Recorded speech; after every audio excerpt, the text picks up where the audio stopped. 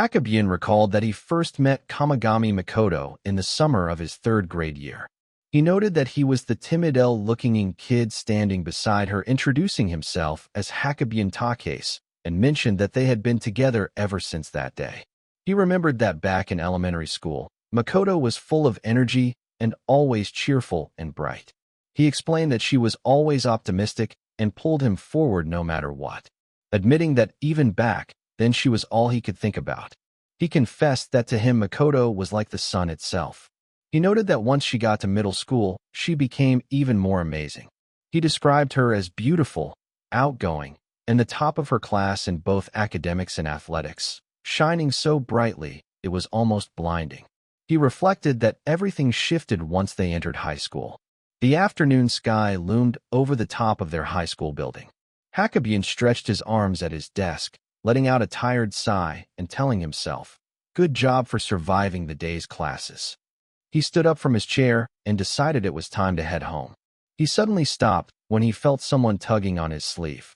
A voice softly called out to get his attention. Makoto nervously asked if he wanted to go home together, quickly asking if that was a no, which made Hakabune realize just how much she had changed. Hakabune noted that Makoto had started acting strange as she nervously asked if he would even want to walk home with someone like her. He quickly assured her that he was perfectly okay with it. Makoto asked if she was really not a bother or a burden to him, leaving Hakabune to realize that her personality had completely flipped, making him wonder if she was even the same person. Hakabune insisted that he really didn't think she was a burden and suggested they go home together. Makoto happily agreed, though Hakabune felt an almost indescribable heavy atmosphere settling around her. Makoto hesitated, adding that there was something else prompting Hakabune to question what she meant. She nervously stammered, asking about what they would do after this. After stumbling over her words, she brought up that the game they played together last time was really fun. Hakabune understood and asked if she wanted to come over and play again to continue where they left off, making Makoto nod eagerly in agreement. Hakabune explained that since they were childhood friends, they had always spent time playing video games together since they were kids. He added that even now they still hung out and played games just like they used to. Makoto plainly announced that she had won the match, leading Hakabune to awkwardly ask for one more round. Makoto giggled and declared that she had won again while Hakabune sat in silence. Makoto shot a quick glance at Hakabune, catching his attention. She teased him, calling him a loser and asking if he was frustrated. Hakabune remembered that Makoto had always been good at everything, realizing that he had never actually beaten her at a game before. Deciding to brush it off, he announced he was taking a quick break to go grab a drink. Hakabune was caught off guard when Makoto suddenly grabbed him firmly from behind. He yelled out in surprise, telling her she scared him. Makoto immediately backpedaled, frantically, explaining that she didn't mean it like that just now. She pleaded with him in a panic, clarifying that she was making fun of him and apologizing profusely for upsetting him, begging him not to start hating her. Hakabune agreed in bewilderment as he noted the absolute biggest change in Makoto's personality. She desperately offered to do absolutely anything to make it up to him, confirming to Hakabune that she was now entirely terrified of being hated by him. Hakabune noted that her eagerness to be useful was honestly to the point of being pathological. He then awkwardly asked if she could grab him a drink since he was feeling a bit thirsty. Makoto happily told him to wait for her, while Hakabune admitted to himself that there was no way he could ever hate her. As Hakabune waited, he wondered if she was okay since she was taking a while. When Makoto finally returned, peeking from the door, he greeted her but immediately noticed her empty hands and asked where his drink was. Makoto looked at him with teary eyes and confessed that she had messed up. She explained that she poured too much into the glass and couldn't carry it. Hakabune asked what the heck she was doing, to which she stammered that she just wanted him to have a lot to drink. Hakabune found himself thinking that despite everything, she was just way too cute. Later at school, Hakabune stood in the hallway wondering if the store still had any of that sawai bread left. When someone suddenly got his attention, he turned to see the class rep, asking her what was up. She pointed out that he still hadn't turned in his cultural festival feedback survey, prompting Hakabune to realize he had completely forgotten about it. Hakabune scratched his head trying to remember where he put the survey. The class rep told him to hurry up while Makoto sat quietly at a desk in the background. Hakabune suddenly flinched in realization. He noticed Makoto staring intensely right at him. He recalled that one of Makoto's specific traits was that she got extremely anxious whenever he talked to another girl. Hakabune panicked, realizing he had to figure out a way to make sure he didn't make Makoto even more anxious. Suddenly, an idea struck him. He confidently decided that he just needed to make it abundantly clear that he had absolutely zero interest in the conversation with the class rep.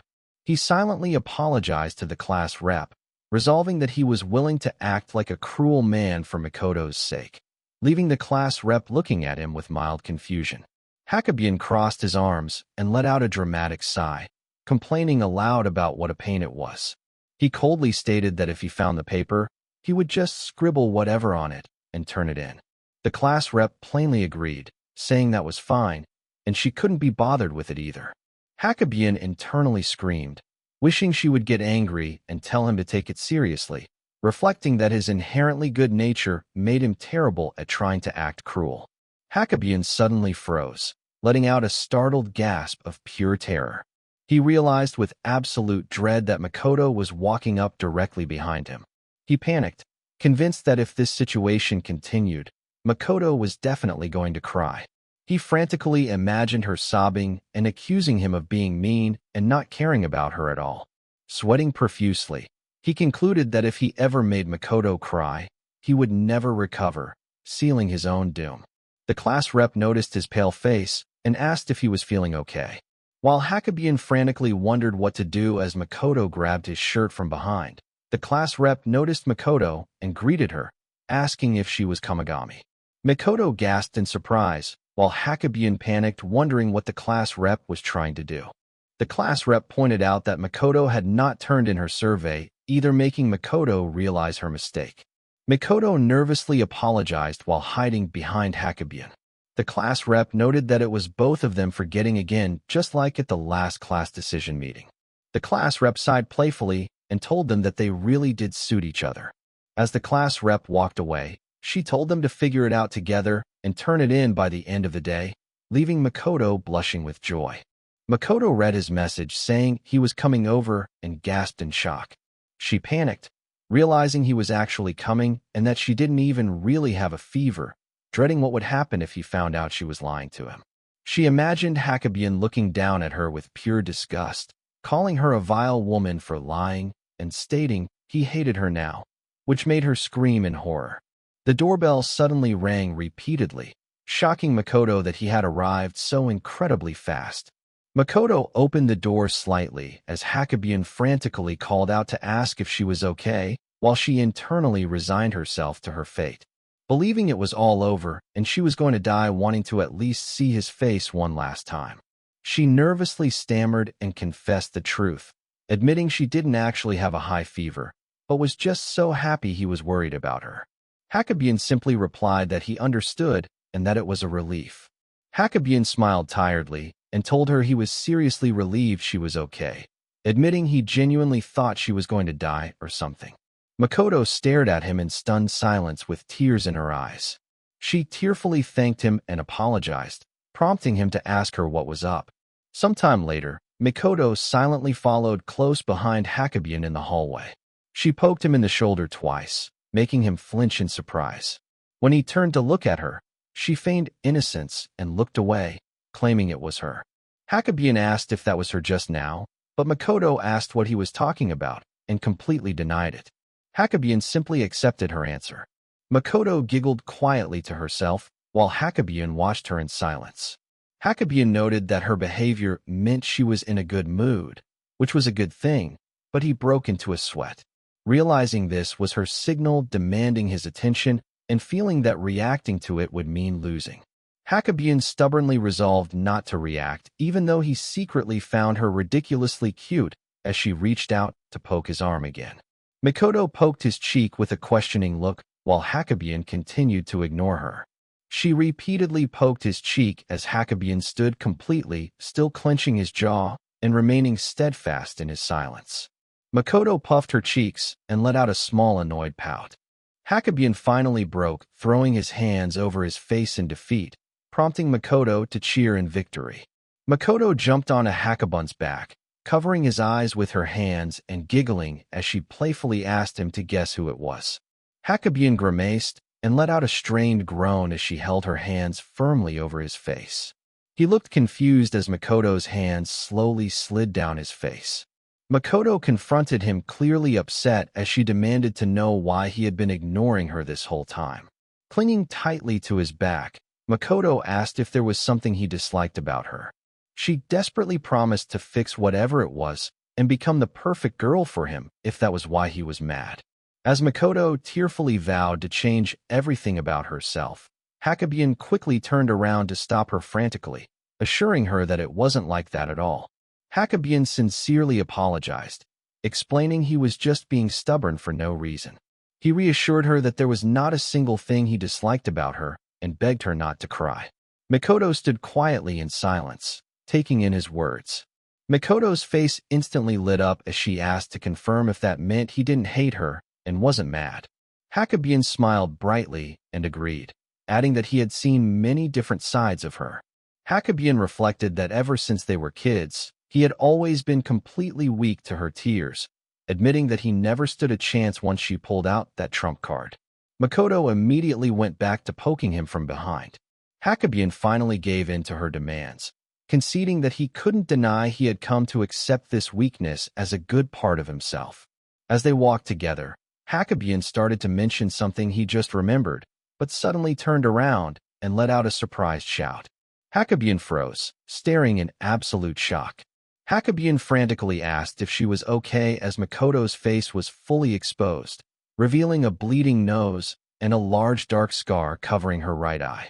Confused, Makoto grabbed her nose as it throbbed with pain. The large scar completely covered the right side of Makoto's face around her eye. Hakabune cursed at himself in extreme distress, blaming himself for letting this happen again because he wasn't careful enough. Hakabune quickly stepped in to wipe the blood from her nose, insisting it was his fault and he would stop the bleeding. Makoto questioned what he meant by again and assured him she was fine, guessing it just bled easily since the same thing happened last night. Hakabune silently noted that the heavy scar on the right side of her face was usually kept hidden from view. Hakabune reflected that the scar was something Makoto got during middle school, explaining that she had a strange pull, almost like a gravitational force that naturally drew people to her. He noted that what that pull attracted wasn't always good, describing how the jealousy, resentment, and envy from others slowly ate away at her. He revealed that her scar was the tragic result of those negative emotions boiling over into a horrible incident. He confessed that Makoto wasn't to blame and that the responsibility was entirely his. He explained that back then he was embarrassed about his feelings for her and intentionally distanced himself, even though he had noticed something was off and that something strange was happening to her. He realized with heavy guilt that the reason Makoto had changed was because he, the person closest to her, didn't protect her. He resolved to protect her before anything else from now on, though he still felt it would be far too presumptuous for someone like him to actually confess his feelings to her. Hakabune checked on her, asking if her nose still hurt since the bleeding had stopped, and urged her to tell him if anything else was wrong. Makoto swayed slightly, claiming she might be feeling a little dizzy while secretly wrying in the feeling of pure happiness. She slightly suggested that injuries weren't so bad and asked if he could stay with her and watch over her for the rest of the day. Makoto thought to herself that whenever she was hurt, Hakabune gave her all of his attention. She remembered that her middle school life was the worst, recalling how Hakabune avoided her and how she wanted to die after getting her scar. However, she noted that the scar brought him back to her as it finally made him start looking at her again. She reasoned that his attention was purely out of pity because her face was all messed up and ugly. Believing there was no way someone like him would ever actually fall for someone like her, she accepted that he was only with her out of pity, confirming to herself that she already knew that fact. She thanked him aloud, making Hakabune blink in slight confusion. Internally, she resolved that she had to make absolutely sure he would never hate her. As she enthusiastically offered to do anything at all to repay him, Hakabune sighed and told her it was his fault this time, not hers. Meanwhile, she frantically thought that she had to make sure he didn't get tired of her, believing she had to remain someone pitiful just for him to stay. Hakabune smiled softly, still believing it would be far too presumptuous to hope she might actually return his feelings. At the exact same time, Makoto stared at him intensely, thinking that even someone like her still desperately wanted to stay by his side forever. Makoto stood outside a building in the evening as an unseen person called out to her. Another girl with crossed arms stood nearby, asking if she was ready yet. While Makoto glanced over silently, Makoto stood by the walkway railing looking at her phone, then smiled warmly as she replied to her friend. Someone suddenly called out to Makoto. A girl named Mitaka, Tak's younger sister, suddenly hugged Makoto from behind and cheerfully greeted her, asking how things had been lately and if she had made any progress with her older brother leaving Makoto. Visibly startled, Makoto nervously stumbled over her words, explaining that Tasis was always so kind and constantly helped her whenever she was in trouble. Mitaka eyed Makoto, suspiciously humming in thought as she scrutinized her. Mitaka bluntly stated that her brother only had an okay face and was completely hopeless otherwise, complaining that she still had to wake him up every morning and that he would be lost without her. She then noted that Makoto had odd tastes, leaving Makoto slightly confused. Mitaka confidently declared that she was used to it and didn't mind, while Makoto just stood there in silence. Makoto smiled fondly and admitted that she didn't care what anyone said about Takis, simply stating that she loved everything about him. Mitaka flinched and stood completely speechless. Mitaka awkwardly gave a thumbs up and stammered that while that might or might not be true, the older brother Makoto knew was just a small part of who he really was. Mitaka tried to give an example but stumbled on her words, prompting Makoto to step closer with an intense stare and ask if she meant how he acted at home when she wasn't around. Mitaka nervously pointed and agreed, praising Makoto for being smart and catching on. Makoto then asked her to because she was very curious, too. Maka smugly agreed to make an exception and tell her, starting to explain that at home, all her brother ever did was talk about Makoto. Halfway through the sentence, Mitaka suddenly realized what she had just revealed and panicked. Mitaka groaned in defeat as Makoto leaned in uncomfortably close, insisting it was fine and urging her to tell her anything because she wanted to know more about Tess. Mitaka shivered and groaned in visible discomfort, leaving Makoto confused. Mitaka suddenly screamed that it was totally unfair, accusing them of always being alone together and doing things without her knowing, complaining that they were leaving her out and making Makoto flinch. Mitaka threw a tantrum, crying out that she wanted to hang out with both of them. Suddenly, a hand chopped her firmly on the head, demanding to know what she was doing. Takes told his sister to stop bothering Makoto, then apologized for being late and for his sister's behavior. As Makoto happily greeted him, Makoto asked Mitaka if she could talk to her for a second, prompting Mitaka to grumpily ask what she wanted. Makoto apologized if she upset her and confessed that she really liked Mitaka too, warmly suggesting that they be friends from now on, which surprised Mitaka. Mitaka teared up and admitted she totally misjudged Makoto, explaining she thought Makoto would be the type of girl who treated every other girl around her brother as an enemy. She called her own assumption mean and asked if Makoto really wanted to be friends. Makoto smiled gently and agreed, explaining it was because she was Tak's little sister. Makoto held a pen in her hand and quietly said, "All right." Makoto stretched her arms above her head and announced that she was finally done. While Hakabune watched her in silence, Makoto breathed a sigh of relief and apologized for dragging him into the assignment, nervously asking if he hated doing it. Hakabune stared silently for a moment before frantically denying it, insisting that it was a great review for him, too. He quickly added that when it was just the two of them, they could easily help each other with the things they did not understand. Makoto giggled and said that if he said so, then maybe it was true. Hakabune let out a quiet sigh as they sat together while Makoto watched him silently. Makoto leaned in closer and asked if she was actually just bothering him. But Hakabune frantically denied it, thinking about who Kamagami Makoto really was to him. When Makoto asked if he was sure, Hakabune noted in his mind that while he would not say exactly what she was incredibly large, he reflected that because she usually wore baggy clothes, it was hard for others to tell. But as her childhood friend, he knew her size was comparable to Mount Everest. Hakabune suddenly slammed his fists onto the table and scolded himself for having dirty thoughts about her, startling Makoto. As Hakabune cursed himself for his perverted thoughts and resolved to protect his precious childhood friend, Makoto worriedly asked if he was feeling sick or if it was her fault. Hakabune tried to force a smile and maintain self-control, telling her that he was completely fine, while Makoto asked if he was absolutely sure. Despite constantly telling himself to stay calm, his composure began to slip. He looked down in sheer frustration, realizing that his physical arousal simply would not subside. He felt incredibly pathetic and powerless because his mind knew better, yet his body refused to listen, getting easily turned on by the everyday presence Makoto exuded. He silently apologized to Makoto in his mind, feeling like complete trash for his thoughts. Makoto broke his train of thought by calling his name and asking if the room felt a bit warm to him.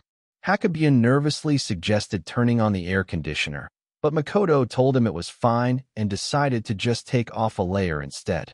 Makoto pulled off her outer layer while commenting on the heat, which left Hakabune staring in absolute shock. He realized right then that trying to forget about his thoughts was completely impossible. At that moment, he came to a firm decision. Later that night, back in his room, he reached for a box of tissues. He let out heavy breaths, completely exhausted and sweating. Suddenly, his little sister barged in to tell him dinner was ready, causing Hakabune to scream in terror and shout at her not to barge in, leaving his current dilemma entirely unresolved. Hakabune noticed Makoto smiling warmly and asked if something good had happened to her, to which she quietly agreed with a giggle. Makoto looked at her phone and explained that her mother had been talking to her a lot more lately and even started messaging her, surprising Hakabune. Hakabune remembered that Makoto's mother was a single mom whose husband passed away when Makoto was in the 3rd grade, prompting her to bury herself in work to escape the grief and leave Makoto largely neglected. He recalled going over to her house, often back in elementary school, but he almost never saw her mother, only finding notes on the wall with dinner money left behind. Hakabune figured her mother had changed, as well, likely realizing she failed to protect Makoto after seeing her scar, and noted he could not blame her since he carried his own heavy regrets, too. Makoto happily announced that her mother had messaged her again and insisted they look together. But when Hakabune saw the barrage of anxious messages, he immediately felt that something was seriously wrong. After waving goodbye to Hakabune, Makoto returned home and was immediately greeted by her mother, Kamagami Makoto, who sweatily expressed relief that she made it home safely, making Makoto remark that it was a bit dramatic.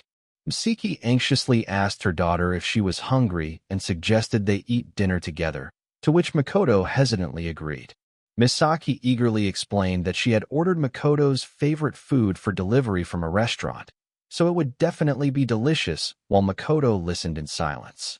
When Makoto thanked her for the meal and offered to wash the dishes, Makoto completely panicked and yelled that it was far too dangerous because she might cut herself on a knife or fork, insisting on doing it herself. When Makoto tried to protest, Makoto leaned in with a wide-eyed stare and told her that she did not have to suffer anymore, leaving Makoto entirely speechless. Makoto continuously hovered over her, offering to help with her homework, read her a picture book, and even suggesting they take a bath together, leaving Makoto feeling increasingly overwhelmed.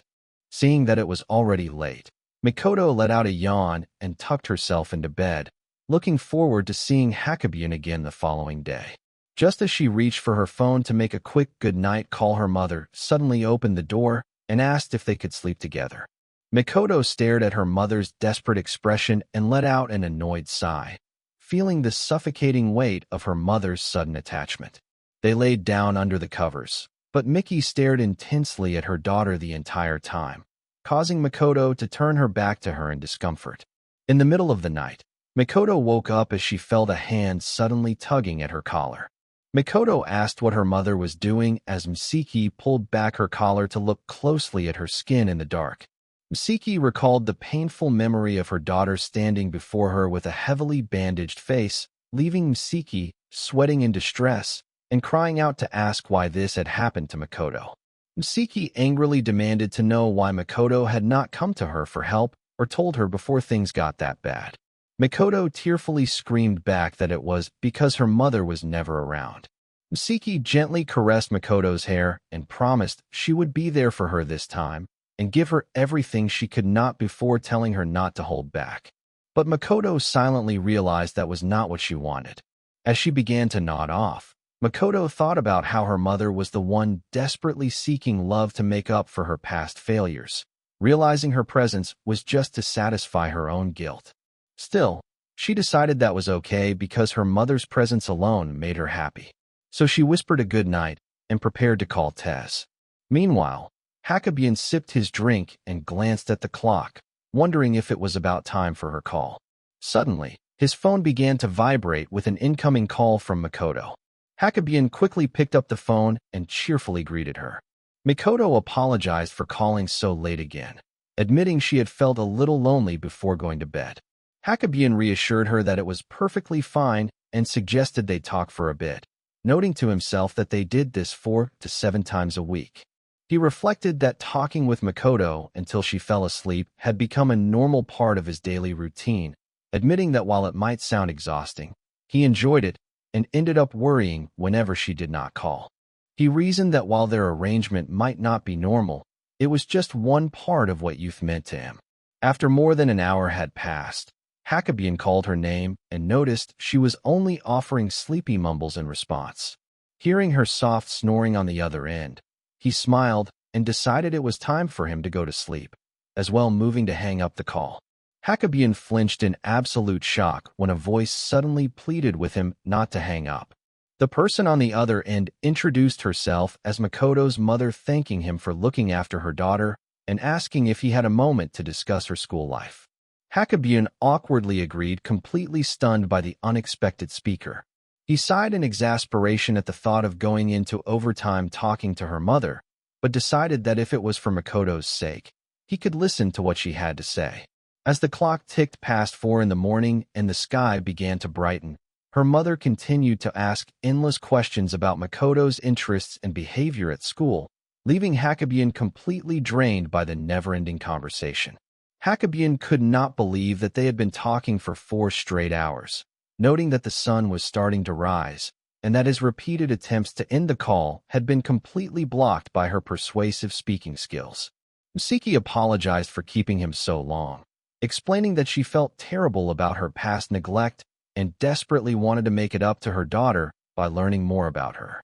Hakabune realized that she was simply trying her best as a mother, so he decided he could not fault her and resolved to stay on the line a little longer.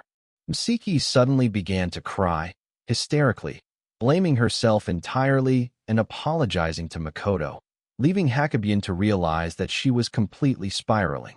While internally begging her to stop, Hakabune gently urged her not to be so hard on herself, reassuring her that her current efforts to connect with Makoto were already very admirable. He was met with sudden silence on the other end of the line, followed quickly by the unmistakable sound of soft snoring. Hakabune reacted in pure disbelief and frustration, screaming in his mind about what was wrong with this woman after realizing she had fallen asleep on him. He let out a heavy sigh as he checked his phone to see it was already nearly 6 o'clock in the morning, deciding to crawl under his blanket to try and get at least an hour of sleep before starting the day. His little sister suddenly burst into his room with a bright smile, loudly announcing that she had woken up early and came to give him a morning wake-up call. Hakabune stared back at her in dead silence with massive dark circles under his eyes, disappointing his sister, who complained that it was no fun since he was already awake. Unable to contain his exhaustion and stress, Hakabune grabbed his sister and bit her on the head, prompting her to scream and complain that he was taking all his frustration out on her. Hakabune stood in his room on Saturday, thinking to himself that the day had finally arrived for Makoto to come over to his house. He reflected on how their typical hangouts usually involved her simply dropping by after school to play games, prompting him to analyze what was actually different about this Saturday visit. Realizing that Makoto would be spending a significant amount of time in his room, Hakabune resolved not to underestimate the situation and determined to do everything he could to prepare while he had the chance. He proudly revealed his first preparation, a memory foam cushion intended to reduce fatigue from prolonged sitting and keep Makoto comfortable. Looking at his empty wallet, he noted that although the cushion cost him 10,000 yen, he did not mind since it was a necessary sacrifice. Next, he set up an air purifier that he had borrowed from the living room, thinking to himself that if Makoto ever complained about his room smelling bad, he would throw himself into the freezing ocean in winter. After turning on the air purifier and sniffing the air to test it, he smiled in absolute satisfaction. Finally, he walked downstairs to retrieve his secret weapon, which was 10 baked puddings bought directly from Makoto's favorite cake shop. Hakabune smiled as he thought about how Makoto would love the puddings, imagining them eating together in sweet comfort and joy. But his expression instantly warped into pure shock. He stared in absolute disbelief at the near-empty fridge, realizing that all 10 puddings had completely vanished. He frantically wondered if some supernatural event or a rift in space had occurred to make 10 puddings disappear when his little sister, Mitaka, suddenly walked in and waved, announcing she was back. Hakabune immediately asked her if she had seen the 10 puddings in the fridge, but she happily gave a thumbs up and admitted she had eaten them all because they were delicious, causing him to rage and call her a gluttonous demon.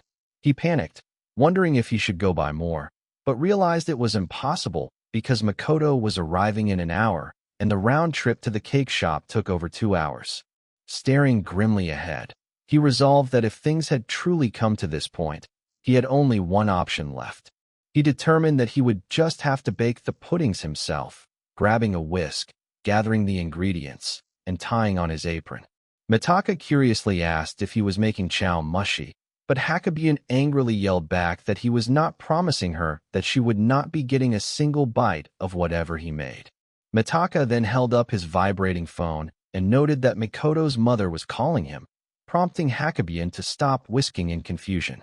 Mitaka remarked that having her number was creepy, making Hakabune frantically explain that he had no choice because she had begged him on her knees before he answered the call to ask what was going on. Msiki answered on the other end, nervously, explaining that Makoto seemed to actually have a real fever this time. Hakabune repeated her words in surprise, while Mitaka watched him closely as the mother confirmed the news. Msiki explained that while she wanted to let her daughter go, her own anxiety would make her sick if anything happened, especially since Makoto was throwing a tantrum and demanding to go, meaning she could not come over today. Hakabune politely accepted this and asked her to tell Makoto that he hoped she felt better soon. After hanging up, Hakabune slowly called out to his sister, making her ask what he wanted in a startled tone.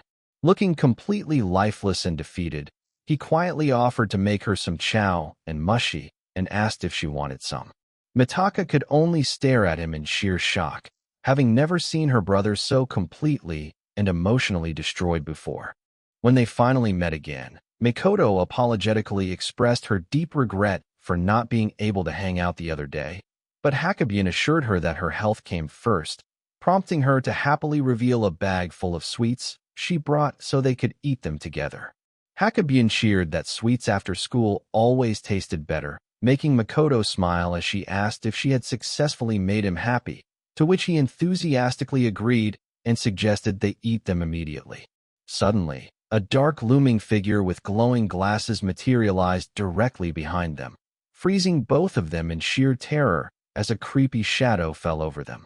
The class representative spoke up from behind them, dryly, commenting on how wonderful it was to have sweets after school. Hakabune screamed in surprise at her sudden appearance, while the class representative stared down at them in dead silence, as Makoto stood quietly by his side.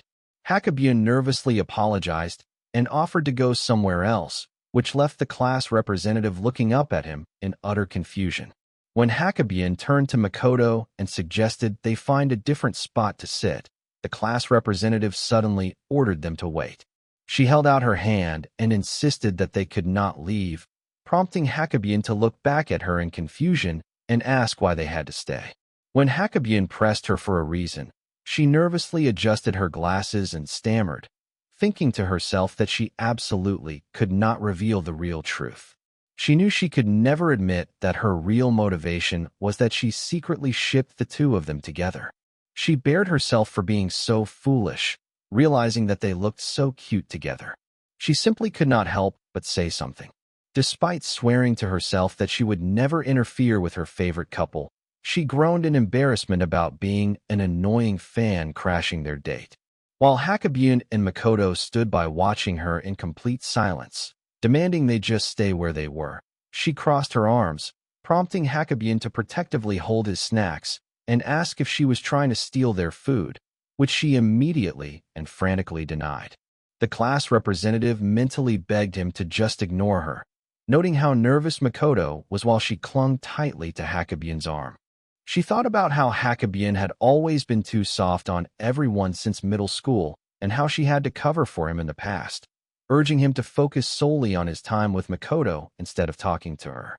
Watching them, she could not help but smile warmly and think about how adorable it was to see Makoto clinging so tightly to his shirt. Hakabune gently reassured Makoto that the class representative was not an enemy, which made the class representative internally scream for them to stop flaunting their cuteness and just get together already. She stared intensely at them, thinking about the two of them. She reasoned that they were both clearly in love, but far too stubborn about it, likely holding on to foolish doubts about not being good enough for one another. She acknowledged that their hesitation was understandable given what had happened in the past, but she respected that they had still chosen to move forward together, even if things were messy. Believing they were only one step away, she wished they would finally break down the barrier between them.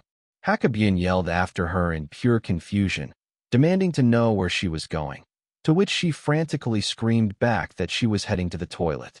Hakabune stood in bewilderment, wondering what that had all been about, while Makoto quietly noted how fast she was, as the class representative desperately prayed in her mind for them to hurry up and start dating already.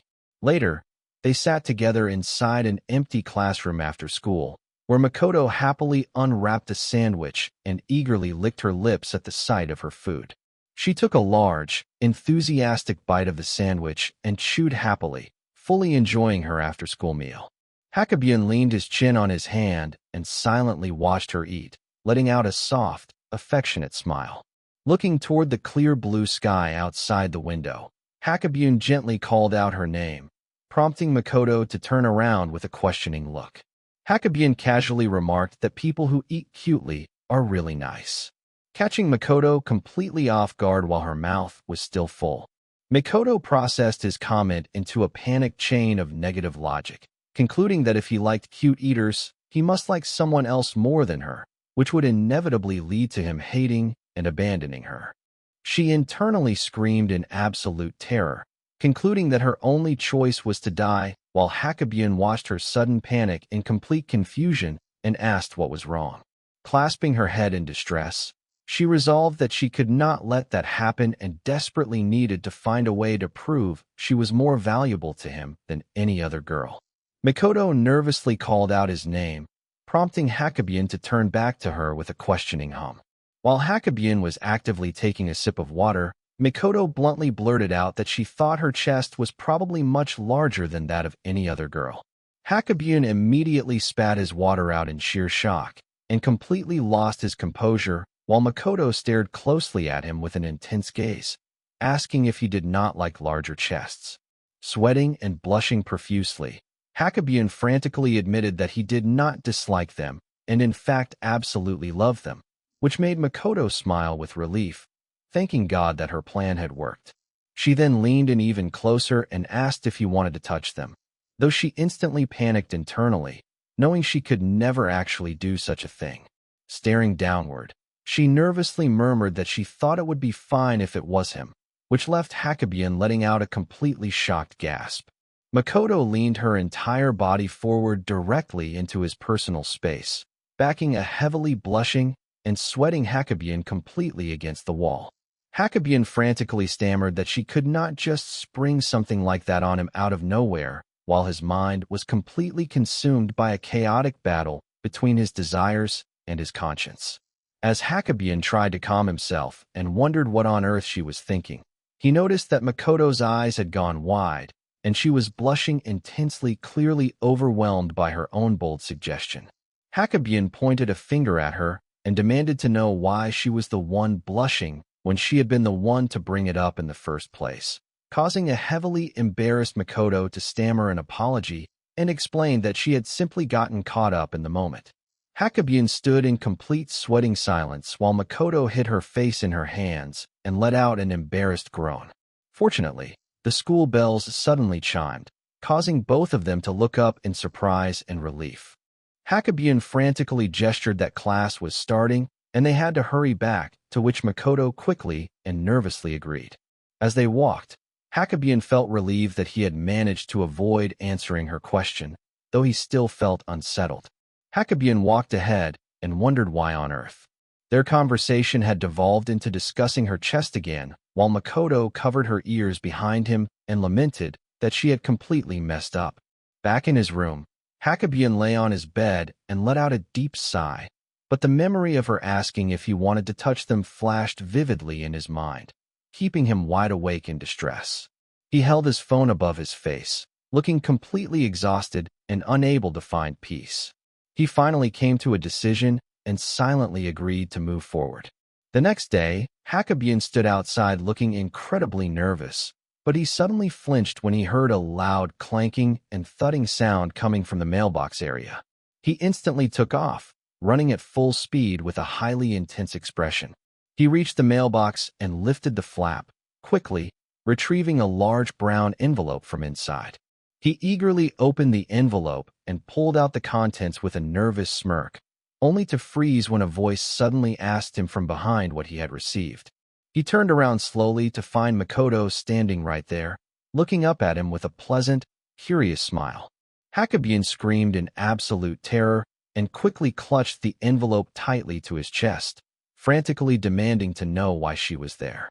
Makoto sheepishly admitted that she had been wondering what he was up to and casually walked over to his house, asking if he found it creepy, but Hakabune quickly assured her it was not. As he frantically hid the envelope behind his back, Makoto peered at him suspiciously and asked why he was hiding something if that was the case, leaving Hakabune sweating profusely as he tried to force a strained smile. When Makoto slightly asked if it was a dirty magazine, Hakabune froze with wide blank eyes as his soul practically left his body in sheer embarrassment. Confirmed in her suspicion, Makoto eagerly grabbed his arm and asked what kind of things he liked, so she could match them to make him like her more, causing Hakabune to blush furiously and yell that she was an idiot for joking about such a thing. Hakabune cried out in alarm as the envelope suddenly slipped right out of his hand. The magazine landed flat on the floor with a thud, fully exposing its cover titled "After a Busted Bangs-Covered Childhood Friend," leaving Makoto staring in absolute shock. Makoto slowly repeated the title under her breath, blushing and stammering in complete bewilderment at what she was seeing. Covering his deeply blushing face, Hakabune defensively argued that it was not that weird and that he was still a normal guy. Makoto paused and looked up thoughtfully, letting out a quiet hum while processing the situation. She blushed and hesitantly asked him if that was indeed the specific type of person he was into, realizing something about herself. Hakabune told her to shut up while covering his face in shame, while Makoto looked at him and worried that she might not actually be the one he loved. She noted to herself that he still looked at her in that way before gently asking if she could borrow his hand, making Hakabune nervously agree while asking why she wanted it. Smiling softly, she reached out and firmly grasped his hand. Makoto guided his hand and pressed it directly against her chest, looking up at him with a blushing, affectionate smile, leaving Hakabune absolutely frozen in a state of pure panic. Suddenly letting go, Makoto quickly dashed toward the doorway and peeked back with a playful smile, while a completely overwhelmed Hakabune shouted after her in a panic. Waving from behind the door frame, She cheerfully said goodbye and promised to see him tomorrow. Hakabune stood completely motionless in his room, his face burning bright red in silence. He slowly glanced down at the newly purchased magazine in his hands, letting out a weak, awkward laugh. He let the magazine slip out of his hand, muttering that it could not possibly beat the real thing before slumping his head against his front door with an exhausted groan. Makoto looked up with intensely dedicated, teary eyes and promised that she would do absolutely anything for him. Hakabune confidently held out his hand with a sparkling smile, proposing that she marry him and promising that he would definitely make her happy. Makoto stared blankly with a warm blush, realizing with a sigh that the romantic proposal was nothing more than her own wild daydream. Makoto covered her blushing face in extreme embarrassment, frantically berating herself for being so conceited and delusional. Makoto tried to cover her eyes and claimed she was not looking and saw nothing, but she could not help but take a sneaky peek before panicking once again. Rin reached forward and handed over a copy of the story, quietly inviting the reader to go through it. She held it up with a subtle knowing expression on her face. When Hakabune had previously touched Makoto's chest during their encounter, the sheer shock caused him to collapse with a high fever shortly after she said goodbye. The cause of his sudden illness was not mere excitement, but rather a severe cognitive conflict as his brain struggled to process the touch as real while his mind insisted it must have been a daydream. This mental friction created so much chaos that his brain completely overheated. His mother, Hakabune Miyako, checked his temperature and ordered him to stay home due to his terrible fever. But Hakabune desperately protested that Makoto was waiting for him, and he had to go. Mako smiled with a menacing, dead-eyed expression and flatly told him that he would die if he went out, threatening to kill him herself if he did not stay in bed to rest. Hakabune sat silently in his bed, clutching his blanket in absolute terror. Mitaka suddenly opened the door to his room and announced that Makoto had arrived, asking what they should do, which shocked Hakabune. Mako calmly offered to handle the situation herself, but Hakabune panicked at the idea and yelled that it was not okay, arguing that Makoto had traveled all this way and he needed to show his care. Mako suddenly put him in a firm chokehold and smiled while telling him that sick people should behave, ignoring his struggles and complaints about her harsh treatment. Meanwhile, Makoto stood nervously in the entryway, worrying about why Hakabune was not coming out and wondering if something had happened, anxiously squeezing her hands to her chest. She sweated in pure anxiety, desperately wondering if she had done something completely outrageous the day before. Mako suddenly slid silently right up behind her, gently calling her name. Makoto let out a startled scream, while Mako simply stood there smiling and humming happily. Makoto nervously addressed her as Hakabune's mother, and Mako explained that her son was currently bedridden because many things had happened. Makoto flusteredly suggested she should go home so as not to cause any trouble, but Mako insisted she come inside, grinning that her son was weak right now, and it was her perfect chance. After apologizing for the intrusion, Makoto stared in absolute shock to find Hakabune standing right there looking perfectly healthy, cheerfully waving and asking what she meant by him feeling sick. When Makoto pointed out that his mother had claimed he was bedridden, Hakabune nervously laughed it off and insisted she was just joking and that he was completely fine. Mako suddenly struck him on the back of his neck, causing Hakabune to collapse flat on the floor with a thud. She coldly advised him that acting tough would only make his condition worse, prompting her groaning son to complain that she was the one beating him up the most. A heavy silence settled over the traditional house under the clear sky. Lying in bed, Hakabune muttered that his mother was completely crazy, making Makoto giggle. However, she quickly grew intensely worried and offered to die with him if anything happened, which made him sweatily reassure her that he would recover soon. Makoto looked down sadly and apologized, explaining that she had really wanted to be helpful to him, but felt she had been no help at all. Hakabune smiled warmly and assured her that was not true, telling her that simply seeing her face made him feel much better, though he silently wondered why her presence was so comforting when she was the very reason he got sick. He softly confessed that she was always in his heart, causing Makoto to stare at him in stunned silence before completely panicking in a blushing frenzy. Realizing what he had blurted out, Hakabune sat up in a panic and tried to play it off as just a dramatic way of showing his gratitude for her coming over, while Makoto looked away in extreme embarrassment. Hakabune hid his face behind his blanket, completely embarrassed for blurting out his inner thoughts and wondering if his high fever was to blame. Hakabune gently suggested that she should head home before it got too dark outside. But Makoto quietly murmured that she would not mind staying over all night, even though her phone was vibrating with frantic, desperate messages from her mother begging her to return home immediately. Hakabune asked Makoto what was wrong, and she groaned that her mother was contacting her. Hakabune noted that he understood the situation. Hakabune told Makoto that she should go home because her mother was worried about her promising that he would be completely recovered by the next time they saw each other. Makoto struggled with his request, finding it difficult to reject a direct appeal from him. Makoto agreed to go home to prevent causing further trouble for his family. But before leaving, she leaned in close and whispered for him to recover, soon leaving Hakabune completely startled. Makoto bid him farewell and ran off. Hakabune sat in his bed, completely overwhelmed by her close proximity, muttering that his fever had only gotten worse from the excitement. Hakabune realized that he truly had strong feelings for Makoto, despite his attempts to deny them. But his train of thought was abruptly broken when his mother slid the door open and asked if they had gone all the way, leaving him shocked and confused. Makoto stood in silence, observing herself. She noted that her chest was indeed quite large and recalled that Taches preferred bigger ones. She wondered if her body could be her greatest weapon. She resolved that if it ever seemed like Tez might begin to dislike her, she could simply use her physical appeal to get close to him. Holding her phone, Makoto decided she had no other choice but to utilize her physical charms.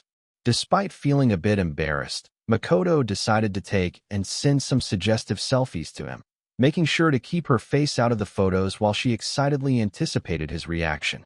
Makoto's mother opened the door to announce that dinner was ready, but she stopped mid-sentence and reacted in pure shock when she found her daughter in the middle of changing her clothes.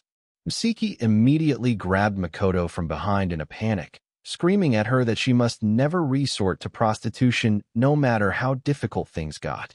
Misaki sobbed hysterically as she held her daughter tight, blaming herself for everything as her mother and begging Makoto not to do this, promising to carry all her pain and take her place. Misaki desperately declared that she would strip instead of her daughter, leaving Makoto completely shocked by her mother's extreme proposal. Misaki frantically tried to strip and struggled against Makoto, who desperately held her back while yelling at her mother to stop and think about her age. After struggling for a moment, Misaki tightly hugged Makoto to calm herself down, eventually admitting that Makoto had amazing breasts while Makoto asked if she was finally starting to relax. Misaki warned Makoto that prostitution was strictly forbidden and pointed out how terrifying digital footprints could be, adding that Taches would be incredibly sad as well, which left a blushing Makoto struggling to explain. Makoto realized her mother mistakenly believed she was doing something dangerous online. But since she could not exactly explain that her actual plan of sending suggestive photos was any more appropriate, she struggled with how to clear up the misunderstanding. Holding her head in distress over the highly serious situation, Makoto decided that she needed to call Tez again to ask for his advice. Suddenly, Makoto stopped in her tracks as she realized something highly suspicious, wondering why on earth her mother even had Take's contact information in the first place. Later that night, unsettling messages from Siki and a record of incredibly long phone calls arrived on Tace's phone, leaving him to wonder what was going on. The class representative handed over a stack of notebooks and told the two of them to copy the class notes from the days they were both absent from school. Takes awkwardly thanked the class representative as she pointed out that the two of them always seemed to be absent on the exact same days, while Makoto silently thought about how pointless going to school was when Take's was not around. The class representative pointed an angry finger at Take's and firmly scolded him not to start thinking that getting notes from her was a normal thing, prompting a nervous agreement from him. She explained that she was only taking notes for them because Makoto was present while Tez apologized and admitted he had gotten a bit too comfortable relying on her. Makoto suddenly spoke up and bluntly asked what the exact relationship was between the class representative and Tez, completely freezing both of them in sheer shock. Tez nervously explained that they simply an inseparable connection from middle school, which made Makoto force a smile and realize that since she was not with him back, then she naturally had no idea. Takes instantly panicked after realizing he had stepped on a major landmine, because discussing middle school was a taboo topic around Makoto, while the class representative frantically waved her hands to reassure Makoto that their relationship was not that deep. In her desperate attempt to explain, the class representative accidentally made things worse by shouting that she was just a convenient woman to him, forcing Tack to point out that her explanation was not helping their case at all.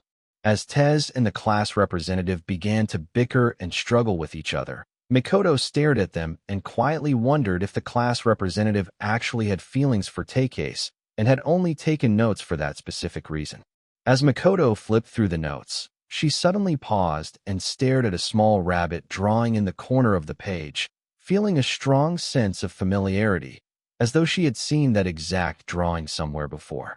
In a flashback, a scarred Makoto apologized to Tez for making him bring her class notes every day, since she was still too terrified to return to school. But he gently assured her it was fine and revealed that he was not the only one helping her. Makoto recalled that Tez had a habit of drawing that exact same cute rabbit drawing in math class, suddenly connecting the doodles in Ren's notebook to him. Makoto gasped as she finally made the connection, drawing the attention of both Tez and the class representative, who stopped there, arguing to look at her in concern. Makoto smiled and declared to herself that she had no intention of giving Tez up to anyone else before casually asking Ren if they were indeed just friends. Ren became incredibly flustered and awkwardly stammered that they were indeed just friends, prompting Makoto to smile warmly and note that she understood. Makoto then turned to Ren and sweetly asked if she would be willing to become friends with her, as well surprising both Ren and Tace. Ren gasped in surprise, prompting Makoto to ask if she was against the idea, though Ren quickly shook her hands and replied that she did not mind in the slightest. Ren explained that from Makoto's perspective, she probably did not seem like a very good person to be around, but Makoto simply smiled and reassured her that it was perfectly fine. Makoto warmly assured her that if it was the class representative, it was completely fine before asking again if they could be friends. Ren happily agreed to be friends, which made Makoto express her joy before casually asking what the class representative's actual name was. Ren introduced herself as Kamaki Run, and Makoto warmly welcomed her new friend by calling her Wrench-chan. Makoto silently expressed her deep gratitude to Ren for helping both her and Tez. Meanwhile, Tez stood nearby and cried tears of pure joy entirely by himself, completely overwhelmed with emotion because Makoto had finally made her very first female friend in high school. Under a bright fiery sunset on a bridge overlooking the city, Takase softly called out Makoto's name, prompting her to reply with a quiet questioning hum. Takes nervously poured his heart out and confessed his love to her, asking her to go out with him. But his heart stopped when Makoto suddenly stared back with a cold, dead expression and asked if this was just convenient for him. Looking entirely distorted with her old facial injuries and a menacing glare, she accused him of being a coward who stood by and watched while she was bullied only to take advantage of her when she was weak, before demanding if he planned to force his own happiness onto her after ruining her future. Takes frantically screamed that he had no such intentions, but she aggressively leaned in with her bloody scar, coldly retorting that what was in his heart meant absolutely nothing if he kept it to himself. As Tesped and repeatedly apologized, she ruthlessly declared that her entire life was ruined and she had been horribly injured solely because of him. With a tearful, venomous glare, she shattered his heart by telling him that everything was entirely his fault and that she could never love him because she had always secretly hated him deep down. Tasis suddenly bolted upright in bed with a terrified scream, panting heavily as he clutched his face and realized that the horrible confrontation had been nothing more than a vivid nightmare. Take sighed in exhaustion, noting to himself that he had experienced that same terrifying nightmare once again. His little sister slid open the door to quietly announce that breakfast was ready, prompting Tasis to reply that he would be downstairs soon.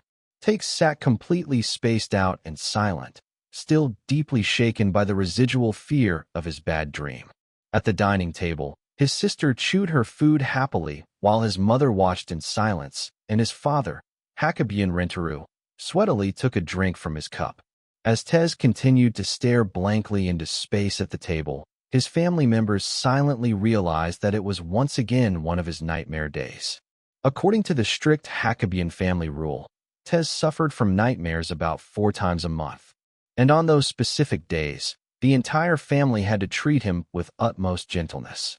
Suddenly, his father, mother, and sister all extended their chopsticks to offer him their sausages, eagerly urging him to eat up. When a sweatily confused Tatches asked why everyone was suddenly piling sausages onto his plate, his father asked if he liked them. His sister cheered that meat would give him energy, and his mother added that they were a great source of protein. Tasis sheepishly admitted that he did indeed like sausages, prompting his sister to loudly call out his name to grab his attention. In an effort to treat him gently, his sister loudly praised him by telling him how handsome and tall he was, adding that her friends talked about him a lot, which left Tasis completely taken back by the sudden compliments. His father joined in to praise him as well, telling Tasis that he possessed a good heart and a straight, unwavering core, leaving Takes to awkwardly offer his quiet thanks. His mother then delivered her own compliment by bluntly declaring that he possessed a large physical asset, causing Tez to gasp in absolute shock. While Tez flinched in utter embarrassment, his sister yelled at their mother to at least give him a proper compliment, and his father agreed that there were far better ways to say it, though their mother defensively argued that it was the highest compliment a man could receive. His mother then calmly stated that aside from that physical attribute, there was something else she wanted to tell him, prompting a sweatily, nervous Tace to ask what it was. Her expression softening, she gently told him that the past was the past and could not be redone, advising him to instead focus solely on what lay ahead. She pointed out that there were still plenty of things he could actively do and change, reminding him that even if he had hurt someone precious to him, he had not actually lost them yet, leaving Tez completely speechless. His sister happily nudged him to finish eating and get ready if he understood, prompting Tesley agree while his father watched with a warm smile. When his sister cheerfully asked if he was going to meet up with Makoto again today, Take smiled softly and quietly confirmed that she was correct. As he prepared to leave, his mother softly called out his name to let him know that she had one more thing to say, making him pause in confusion. Wearing a sweet but terrifying smile, she firmly ordered him to absolutely make sure Makoto was happy from now on, threatening to stab him if he failed, which left a sweatily terrified Takase quickly stammering his absolute agreement. His father quietly warned him that their mother would likely follow through on her threat, and from that day forward, the frequency of Takase nightmares slowly began to decline. It had been about 3 months since starting high school, and while Tasis had slowly grown familiar with his classmates, there was a strange pattern that had recently begun to bother him. He noticed that whenever he looked toward his male classmates, as they casually chatted amongst themselves, a sudden shift would occur. The moment Takis waved and called out a morning greeting to them, with Makoto standing right behind him, the boys' faces twisted in sheer horror before they instantly scattered away like startled rabbits. The situation was not any better with his female classmates, either who simply smiled and walked past him while Tez watched in sheer bewilderment. The girls would completely avoid making any eye contact with him, choosing to completely ignore his presence as they walked by. Tez began to worry if he was somehow hated or if everyone was treating him like he was made of glass. But he quickly realized that this was not the only bizarre thing happening to him lately. When Makoto suddenly got another nosebleed and asked for help, Takis realized in a panic that he did not have any tissues on him, desperately telling her to hold on while trying to figure out what to do. Right at that exact moment, A brand new pack of tissues mysteriously materialized out of nowhere on a desk right beside his hand. He recalled that this was not an isolated incident, and that tissues were not the only items that had mysteriously appeared when needed. On a previous occasion, when Makoto realized she had forgotten her eraser, Takase had quickly offered to let her borrow his moving to open his pencil case. To his absolute horror, he discovered that his little sister had pranked him by swapping his eraser for a poop-shaped curry-scented toy, leaving him sweatily fuming as he remembered her teasing joke about it bringing him luck. He knew there was absolutely no way he could hand such a ridiculous item to Makoto. But since he refused to go back on his word after offering to help, he stood there in an agonizing dilemma over what to do. Just as a heavy silence fell over the classroom, Tez suddenly whipped his head around, wondering if his senses were playing tricks on him. When Makoto curiously asked if something was wrong, Takes quickly played it off as nothing, though he sweatily noted how strange it was to feel a presence right before a hand suddenly slipped into his belongings. He looked down to find a brand new standard eraser sitting perfectly inside his pencil case. Realizing that whenever a situation arose with Makoto, the exact item he needed would somehow miraculously show up. While the unexplained phenomenon was honestly a bit terrifying to him, Takes decided to stop overthinking the bizarre occurrences and focus on helping Makoto, gently suggesting they head to the nurse's office just to be safe. As the two of them walked out into the hallway, a pair of hidden observers quietly watched through the classroom door, whispering to confirm that they had finally left. In the quiet shadows, they proudly congratulated themselves on the successful tissue handoff before preparing to send their usual prayers for the couple. The two of them had absolutely no idea that their entire class was quietly working behind the scenes and closing the net around them to force them together. As they walked together, Makoto could not stop giggling, prompting a sweatily, nervous Teach to ask why she was smiling nonstop, to which she happily replied that she was simply thrilled to have him coming over to her house. Although they frequently hung out after school, their visits were usually disrupted by family members, which is why a sweatily confused Takase noted that she was acting particularly strange as she eagerly offered to open the front door for him. Makoto joyfully anticipated this exam day, since early dismissal meant her mother was still at work, giving them their first true opportunity for uninterrupted quality alone time together. However, their hope for isolation was instantly crushed when her mother opened the door to welcome them home, leaving Makoto staring back in dead silent disappointment as she asked why she was there. Her mother nervously explained that she had quite a few unused vacation days from work, though Makoto desperately wondered in her mind why she had chosen to use them on this exact day. Realizing her plans had been ruined, Makoto let out a heavy sigh and trudged away to get her room ready, leaving Tesley agree while noting that her mood had completely plummeted in an instant. Standing awkwardly alone in the hallway, Tez realized he had been left behind with her mother, who silently watched him before asking if she could help him with anything. Misiki looked down in regret, admitting she had no idea he used to visit so often in the past before calling herself a failure of a mother for leaving Makoto so lonely back then. After a brief moment of silence, Tez gently looked at her and reassured her that it was not too late, and there was still plenty of time for her to make things right with her daughter. A quiet, contemplative silence settled between them as they stood side by side in the hallway. Misiki suddenly looked up and asked him why he was not scolding her more harshly, catching Tez completely off guard. Misiki frantically urged him to insult her more or even punish her. Because of how terrible of a person she had been, prompting a highly startled Tazily ask what was with her sudden outburst. Misiki sweatily explained that at her age, she had nobody left to properly scold her, admitting she felt entirely crushed by her guilt and that even Makoto would be fully justified in hitting her. Tez desperately argued that he was not the kind of person who could ever blame or punish others. But Misiki frantically protested and continued to plead with him to punish her. Misiki went on to describe the specific punishment she wanted, pleading with him to spank her multiple times while insulting her for being a vulgar woman.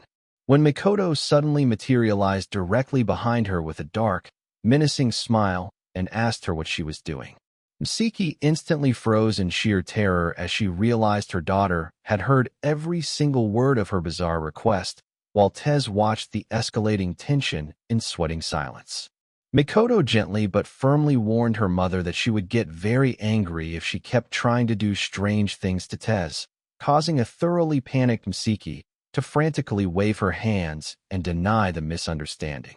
Desperate to save herself, Misaki suddenly blurted out that Taches had asked to stay over for dinner, prompting a sweatily shocked Takes to yell in confusion, while Makoto instantly lit up with a bright, happy smile. Makoto hesitantly asked Takis if he was absolutely sure about staying until late, but she quickly blushed and giggled in excitement at the thought of spending so much time together. While Tez silently accepted being used as a convenient excuse since it had successfully cheered Makoto up, Misaki happily offered to cook anything Tak wanted to eat, and Makoto proudly added that her mother was incredibly skilled at pretty much everything. When Take sweatily suggested hamburger steak, Makoto enthusiastically begged her mother to make it the absolute best, which Mizaki eagerly promised to do, leaving Taces to watch their lively interaction in silent bewilderment. Later, as they sat together in the dark watching a movie, Takes praised her home theater system, while Makoto quietly lamented that they were not actually alone before Tak softly admitted that he felt quite relieved, prompting her to ask what he meant. Tasis explained that he was relieved to see her getting along with her mother much better than he had expected, and Makoto agreed, admitting that while it was awkward at first, she was still her mother after all. She awkwardly confessed that her mother had become completely dependent on her and seemed emotionally unstable compared to how normal she used to be, which made a sweating Tak silently conclude that they were definitely related. Takes suddenly caught the delicious aroma of hamburger steak from the kitchen, though his train of thought was derailed as he realized he could not stop associating her mother with butts after her earlier outburst. When they finally sat down to eat, Taches took a bite of the beautifully prepared hamburger steak and was immediately blown away, blushing with delight as he praised it for being incredibly delicious and just like restaurant quality. Mizuki nervously asked if the food tasted okay, while Makoto happily stuffed her face and cheered that it was delicious, leading Takis to realize that Misaki was a natural-born genius cook, just like Makoto, and worry that the family was going to completely win him over through his stomach. Misaki warmly invited Takes to come over whenever he liked, so she could always cook for him. But Makoto quickly eyed her suspiciously and warned her not to think of anything weird, making Takes note how unsentimental Makoto was toward her mother compared to how emotional she was with him. After finishing his meal, Tez warmly thanked them for the dinner and politely announced that he should head home before overstaying his welcome, which instantly shocked and panicked Makoto. Before he could take a step, Makoto tightly grabbed onto his shirt sleeve and desperately pleaded with tears in her eyes for him to stay just a little longer. Tasis looked back at her with a gentle smile and softly reassured her that they would see each other again the very next day, her eyes widening in pure terror and desperation. Makoto tearfully argued that they could not be certain they would even be alive tomorrow, frantically pleading with him to stay with her right now. As Makoto clung tightly to Tez's arm in a desperate embrace, Misaki stood a short distance away, quietly watching her daughter's frantic distress. Misaki realized that because Makoto had enjoyed so much extra time with the boy she loved today, partying with him was only more painful, leading Misaki to firmly resolve that as her mother, she had to be useful and honor her daughter's deep feelings.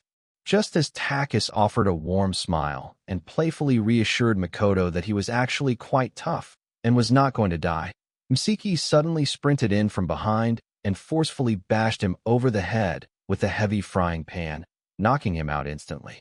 As a panicked, Makoto cradled a dazed Takis and demanded to know why she would suddenly hit someone with a frying pan. A sweatily trembling Misaki apologized and sheepishly admitted that she had only knocked him out so he would not be able to leave, thinking it was what Makoto wanted. Makoto stared back in complete deadpan disbelief, asking if her mother was actually thinking about her before flatly demanding what she would have done if she had seriously injured Takes, and stating that she did not understand her logic at all. Tez woke up rubbing his head and began to complain about his mother's actions. But when he saw Makoto sobbing in distress, he quickly reached out and grasped her hand tightly to comfort her. Looking at her gently, Takes decided that he would not let her say something so heartbreakingly desperate just to keep him around, leaving Makoto to look back at him in dazed confusion. He warmly announced that he had changed his mind and would stay a little longer after all, catching Makoto completely by surprise. Makoto let out a sigh of relief and giggled happily, while Takes jokingly credited the frying pan for changing his mind and assured her that he was completely fine, noting that his own mother's karate chops were much harder than that. Rin held up 2 tickets and explained to Makoto that she had received 2 discount passes to a highly popular theme park called Tokyo Minher Land, adding that she was giving both of them to Makoto before smugly asking if she understood what this meant. Makoto thoughtfully asked if Rin wanted her to resell the tickets for profit, which left Rin flatly refusing her guess. Rin explained that Makoto was supposed to use them to invite Takase out on their next day off, pointing out that it was for a date, which made Makoto blush furiously and frantically stammer in pure panic at the mere mention of going on a date with him. Despite her panic, Makoto eagerly agreed to the plan, and soon the 2 of them arrived at the theme park where Takes looked around in awe, admitting it was his very first time visiting. Takes warmly thanked Makoto for inviting him along, admitting he had no idea they even had discount tickets like those, which made a blushing Makoto smile happily in her mind about successfully securing the date. Makoto resolved to make sure Takase did not get bored since he was spending his valuable day off, with her cheerfully raising her arms and suggesting they enjoy every single attraction, which Takase enthusiastically agreed to. To her surprise, Takes happily bought them both crepes, and the 2 of them walked around enjoying their sweet snacks, completely unaware that Rin was secretly following them in the background. When they walked over to check the park map and find their next destination, they were met with an incredibly massive crowd waiting in front of the main attractions, leaving them both standing at the back of the line, feeling entirely overwhelmed. Feeling overwhelmed by the dense crowds, a tearful Makoto clung tightly to his sleeve, but Tez gently offered her a bottle of water to help her recover. Takase turned to her with a bright smile and happily declared that today had been incredibly fun, only to panic in surprise when he saw that Makoto was shaking and looked as if she was on the verge of crying. Makoto tearfully apologized, explaining that she felt terrible because they had barely gone on any of the rides due to her getting overwhelmed by the crowds, lamenting that she had completely wasted his precious day off and his money. She sobbed that he must have been bored and annoyed being stuck with someone as useless as her, adding that she had desperately wanted him to enjoy himself so much more. Takes immediately stretched his arms and firmly declared that none of her worries were true, loudly reassuring her that he had a wonderful time. Makoto looked up with a sweatily hesitant expression, muttering that he did not have to flatter her since they really had not done much, but tasily smiled and insisted that was not the case at all. Takes crossed his arms and paused to think of how to phrase his thoughts before asking Makoto if she knew about those shooting games featured at festivals, to which she quietly agreed. He explained that he used to play those festival shooting games with his father when he was a child, noting that they never won a single prize and that he had always considered it a completely unproductive waste of money. He added that his father never once complained about the waste, instead simply smiling and expressing a desire to do it again sometime. Makoto stared at him in complete silence, causing a sweatily embarrassed Takase to scratch his head and quickly apologized for bringing up such a confusing story out of nowhere. Sweating and rubbing the back of his neck, Tez struggled to clarify exactly what he meant by his analogy. He gently explained that getting their money's worth or riding all the attractions did not matter, because simply spending his time walking around and chatting about random things with her was what truly made the day fun and meaningful for him. He happily assured her that if she wanted to talk about value he had paid for a wonderful day, meaning he had easily gotten his money's worth with change to spare. Explaining that this was how he truly felt, Tez turned to her and gently asked if she had also found their day together fun. After a brief silence, Makoto smiled warmly and agreed, expressing that she had also had a wonderful time playing together, just like they used to in the old days. Looking out over the beautiful sunset, Tez noted that it would be wonderful if they could visit the park again, prompting Makoto to happily agree that she wanted to return together. Rin watched them from a hiding spot, feeling relieved that her secret stalking had turned out so well, despite her initial worries about overstepping. While it was revealed that she had paid for their tickets entirely out of her own pocket. Lying on his bed later that night, Tez sighed and reflected on how fun the day had been, but he suddenly froze and squeezed his pillow in sheer horror as he began to reevaluate his own actions. He cringed as he vividly recalled himself trying to act cool by dramatically telling Makoto that spending time with her was a greater treasure than money and that he did not need anything else. Sweatily clutching his face in deep embarrassment, he realized that he had said something incredibly lame in his desperate attempt to sound cool. Squeezing his pillow over his face, he tried to reassure himself that Makoto seemed perfectly fine with it, and that since everything went well, it could not have been that bad, happily remembering how she had agreed with him.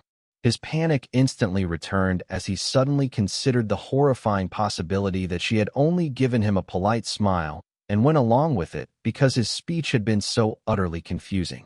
Shoving his head under his blanket in absolute mortification, he bared himself for suddenly bringing up a random childhood story about festival shooting games. Angrily cursing his own stupidity, bolting upright, he resolved that the day being genuinely fun was completely undeniable. Deciding that a single moment of intense shame was a small price to pay for such a perfect day off hanging out with Makoto. Curling up on his bed and blushing deeply, he quietly admitted to himself that he could not help but view the outing as a real date, concluding that even if he had been incredibly cringeworthy, it was completely fine because they both had fun. Tez's eyes suddenly widened as a new unsettling realization hit him. He imagined a horrifying scenario where he had completely failed to suppress his weirdness, grinning creepily at Makoto the entire day. He panicked even further, desperately wondering if his creepy expression was the real reason Makoto had ended up feeling sick during their outing. He realized that if his fears were true, what had been the best day of his life was actually the absolute worst day for her, concluding that every single thing he did today had been totally creepy. Overwhelmed by sheer embarrassment, he groaned in frustration and threw his pillow forcefully against the wall. He sat on his bed, panting heavily as he tried to calm his racing thoughts. He slumped his shoulders in total defeat, feeling incredibly depressed and small. He let out a heavy sigh and curled up on his bed in deep depression, wondering if he had simply gotten carried away and if the day had not actually been fun for Makoto at all. Suddenly, a chime echoed from his desk as his phone received a message, prompting a surprised and nervous TC case to pick it up and see that it was from Makoto. The screen showed a heartfelt message from her thanking him and declaring it was the best day ever, while begging to go again, completely contradicting his drafted message of self-doubt and leaving him staring in absolute shock. Letting out a soft sigh of relief, he scratched his head and smiled happily, feeling reassured that he might not have been so creepy after all. Meanwhile, back in her own room, a heavily blushing Makoto clutched her phone in absolute panic, screaming internally over having actually sent the message and worrying if he would think she was weird. The next day at school, Rin sat quietly at her desk, tapping her notebook before casting a subtle, observant side glance across the classroom. She watched as Tae stood by the window chatting with Makoto, scratching his head and blushing while Makoto happily listened to him. Rin let out a soft smile of pure satisfaction, noting to herself that the distance between the two had definitely shrunk and concluding that her date plan had been a massive success. She quietly hoped that things would continue to progress in a good direction as she watched them interact, noting how warm and bright Tak's smile looked. Rin silently observed Tez's side profile, thinking about how he always looked his absolute best when he was with Makoto and noting how much she liked seeing him make that face. She reflected that what she loved most was how devoted and earnest he was when it came to Makoto. Thinking to herself that Makoto truly deserved the best because of how crazy Tatches was about her, Rin stared forward with a solemn expression, quietly addressing herself as the class representative and contemplating if her feelings for Tez were romantic, though she firmly resolved that she only cared for the Taches who was wholly devoted to Makoto. Rin declared to herself that she would keep shipping the two of them, reasoning that any world where Takis looked at anyone other than Makoto would be a total betrayal of the canon. She reasoned that she was not actually in love with Tez himself, but rather in love with the pure preciousness of the two of them together when Tez suddenly barked her name and made her scream in startle. Rin clutched her pounding chest in a panic, stammering that she had been so deep in thought that she had not even noticed him, only for a pale and distressed Takes to plead with her to help him. Standing before her, Takes sweatily and awkwardly confessed that he currently had an erection, leaving Rin to stare back at him in dead, utterly speechless silence. When Takes sheepishly explained that Makoto had been much closer to him than usual, and that her scent had aroused him, an outraged Rin screamed to demand why on earth he was telling her such a thing. Takes begged her to cover for him with Makoto, so she would not find out he had suddenly hunched over and left because of an erection, crying that his reputation would be completely ruined if she found out. Though Rin dryly reminded him that she was also a girl, Tez intensely pleaded with her to do it for Makoto's sake. But Rin internally raged that this was entirely personal and complained that his handsome face only made things more difficult to refuse. Knowing she could never say no whenever his request involved Makoto's sake, Rin let out a defeated sigh and reluctantly agreed to cover for him this time. Takes cheerfully thanked her and ran off to the restroom, while Rin watched him leave and silently reaffirmed her dedication to their happiness. Rin smugly began to fantasize about being a little selfish, imagining herself giving a heartfelt speech as the friend representative at their future wedding. She continued to daydream about becoming the godparentant to their future children before giggling and wondering how she was actually going to explain Tez's sudden absence to Makoto. Take stood in sweating shock when a deeply worried Makoto ran up and asked how his kidney stones were leaving him, to realize exactly what kind of excuse Rin had fabricated. Later that evening, Makoto soaked happily in her bathtub, blushing as she blissfully recalled Tasis telling her that he had a wonderful time being with her. She happily reasoned that if he truly found their time together fun, it meant he definitely did not dislike being around her. Confirmed in her heart, she giggled and buried her blushing face in her arms, silently repeating to herself how deeply she loved Tez. As she dried her hair with a towel and happily hoped they could grow even closer, her nose suddenly began to bleed once again, causing her to lose her cool and sprint toward the sink in search of tissues. She stopped dead in her tracks as she looked into the mirror, catching a clear view of her heavily scarred, bruised, and bleeding face. Her blissful mood instantly vanished as she stared at her injuries, forcing a painful smile and pulling her hood over her face as she bitterly reminded herself that there was absolutely no way they could ever have a normal relationship. She self-deprecatingly concluded that Tasis only hung out with her out of past childhood goodwill, reasoning that he was simply too kind to abandon someone as damaged as her. She thought to herself that she was desperately clinging to those facts just to keep her hope alive. She feared that if a better girl ever appeared in front of Takis, she would be completely abandoned, crying out in deep despair that she did not want to be hated, separated, or left behind ever again. Weeping hysterically with her scarred face fully exposed, she desperately sobbed that she simply wanted to be with Tez forever. In her room, she suddenly paused her crying as she heard a noise while the soft sound of sobbing continued to drift through the walls. Meanwhile, back in his room, Takes noticed his phone ringing earlier than usual and was highly confused to find that the incoming call was actually from Makoto's mother. Takes quickly answered and asked if something had happened, but Misiki frantically begged him to come over for Makoto's sake, immediately offering to drive over and pick him up. Before he could even process the request, Mickey apologetically revealed that she was already parked right outside his house. Takes slammed his front door open and sprinted outside, looking incredibly worried and sweat-covered. He stared in disbelief at Misiki, waving to him from beside her car on the street, muttering about how incredibly fast she had arrived. Shortly after arriving at the Kamagami residence, Takes nervously greeted her, leaving a shocked Makoto in her oversized shirt to frantically demand why he was visiting her house at such a late hour. Tasis awkwardly laughed and admitted he did not really know himself since he was simply brought there. While Makoto glared at her mother in silent frustration, instantly realizing that her mother had interfered yet again, fearing that Tez was absolutely furious about being dragged out so late at night. Makoto frantically apologized and stammered that her mother's actions must have been a massive bother.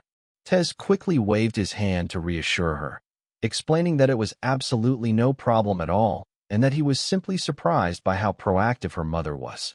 He gently confessed that he was actually far more worried that something terrible had happened to her, making Makoto stare up at him with a warm, blushing gaze. Makoto smiled sadly and murmured that he was far too good of a person, adding that someone as worthless as her did not deserve such immense kindness. Takes looked at her in confusion and asked what she was talking about, pressing her to tell him what had really happened. But she only offered a sad smile and murmured that she was always taking advantage of his kindness. Takes forcefully stepped forward and firmly corrected her, declaring that he had not come because he was a good person, but solely because it was her and because she was Makoto. Clutching his chest sweatily, Tez looked down and softly confessed that she was someone truly special to him, leaving a completely stunned Makoto to ask if she was only special because they were childhood friends or because she had become so damaged. Takes looked directly at her and admitted that while those factors were part of it, they were definitely not the entire reason, prompting a quiet Makoto to ask what the real reason was.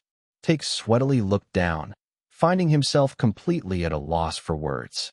Makoto curiously asked what was wrong while Tez's mouth moved to explain that the real reason she was so special to him was because he loved her. It was such a simple short answer. Yet he resolved that he absolutely must not say those words out loud. He silently reflected that he was actually the one who had been selfishly relying on her kindness, calling himself a coward who had only stood by and watched her suffer, only drawing closer to her when she was at her lowest. He felt that since she had stayed with him, even though she would have been fully justified in abandoning him, confessing his feelings to her now would be completely selfish and unforgivable. Deciding that his own feelings did not matter as long as Makoto was happy, he prepared to offer another vague, comforting response that would not cause trouble, even if it meant he might not end up by her side in the end. Unable to contain his bottled-up emotions any longer, Tez suddenly broke down in tears and blurted out that he wanted to be with her forever, completely stunning Makoto. Takes instantly gasped in sheer shock and embarrassment at his own outburst while an intensely blushing Makoto leaned right into his face, desperately demanding that he explain exactly what he meant in clear detail. Takes sweatily panicked because his attempts to hold back his feelings had completely failed. While his sister watched their dramatic confrontation in silence, his sister casually teased that he simply could not hold in all his bottled-up feelings anymore, which made Makoto blushingly ask if he was talking about LWD things, prompting a thoroughly mortified Takase to frantically deny the dirty implication. Completely overwhelmed by embarrassment, Tasis covered his face and yelled that he was going home because it was all too much, while his sister teased Makoto for pointing out the contradiction of him wanting to stay forever, but immediately leaving. Just as Tez turned around to flee, he flinched in surprise as Misaki suddenly appeared before him. Turning back to Makoto with a deeply blushing face, Takes softly promised that they would walk together again the next day, just the two of them like they always did, leaving her completely stunned. Makoto happily agreed before turning to thank her mother, who was currently making weird, overwhelmed noises in the background, while reminding herself to make sure Makoto got a ride home. Back at home, Mitaka sweetly approached her father to beg for some pocket money, but Rentaro sweatily pointed out that he had just given her some the other day. She playfully argued that she needed more money for necessary cosmetics and girl expenses, only to scream in surprise when a hand suddenly grabbed her hood from behind. Takase forcefully dragged her away by her hood, scolding her for mooching off their father because he was already penniless and under their mother's thumb, which made their father silently thank Takase for handing him a lifeline. Mitaka angrily argued that asking their soft-hearted father for pocket money was her standard strategy, prompting a sweatily, nervous Tez urge her to speak quietly so their father would not hear her insults. Maka quickly turned back to her father and clasped her hands with a sweet, affectionate face, desperately pleading for him to help her. Rentaro let out a heavy sigh and looked completely dejected, but he crossed his arms and reluctantly agreed to give his daughter just a little bit of pocket money, making Mitaka cheer in absolute delight. He sweatily reassured them that it was perfectly fine to push himself for times like this before suddenly reaching his fingers deep into his mouth and throat. Takase and Mitaka could only stand back in pure sweating horror as a barrage of grotesque retching and gurgling noises echoed through the room. After hacking and panting on the floor, Rentaro triumphantly held up a small drool-covered pouch containing his secret stash of money, prompting a thoroughly disgusted Takase to scream to ask where on earth he had pulled that out from. Rentaro proudly explained that he had tied the pouch to piano wire wrapped around his mare and swallowed it to hide it in his stomach, highly recommending the method since his previous sandal hiding spot got caught. Though Tez immediately told him not to recommend something so bizarre, Rentaro then happily handed the newly retrieved pocket money to Mitaka, who cheered and happily threw her arms out to hug her father. Takes sweatily asked if he was truly fine, but Rentaro smiled warmly and confessed that since daughters inevitably stopped talking to their fathers, eventually getting her attention now, even if it cost him pocket money, was more than enough to keep him going. The very next morning, Rentaro hobbled into the room looking completely pale, wilted, and drained. Shocking, Tesu weakly admitted that Mako had discovered his secret savings and had subsequently drained even more of his energy than usual, leaving Takase to sweatily note that his father had been stripped of both his money and his life force. Dragging himself away, Rentaro muttered that he would use the very last of his secret savings to buy his wife some sweets as an apology in hopes of being forgiven, leaving a worried Takase to wonder if he was going to be all right. The following day, Rentaro hobbled and looking even more deeply depleted and shaky, prompting a horrified Tesla that he had been drained to an even worse degree.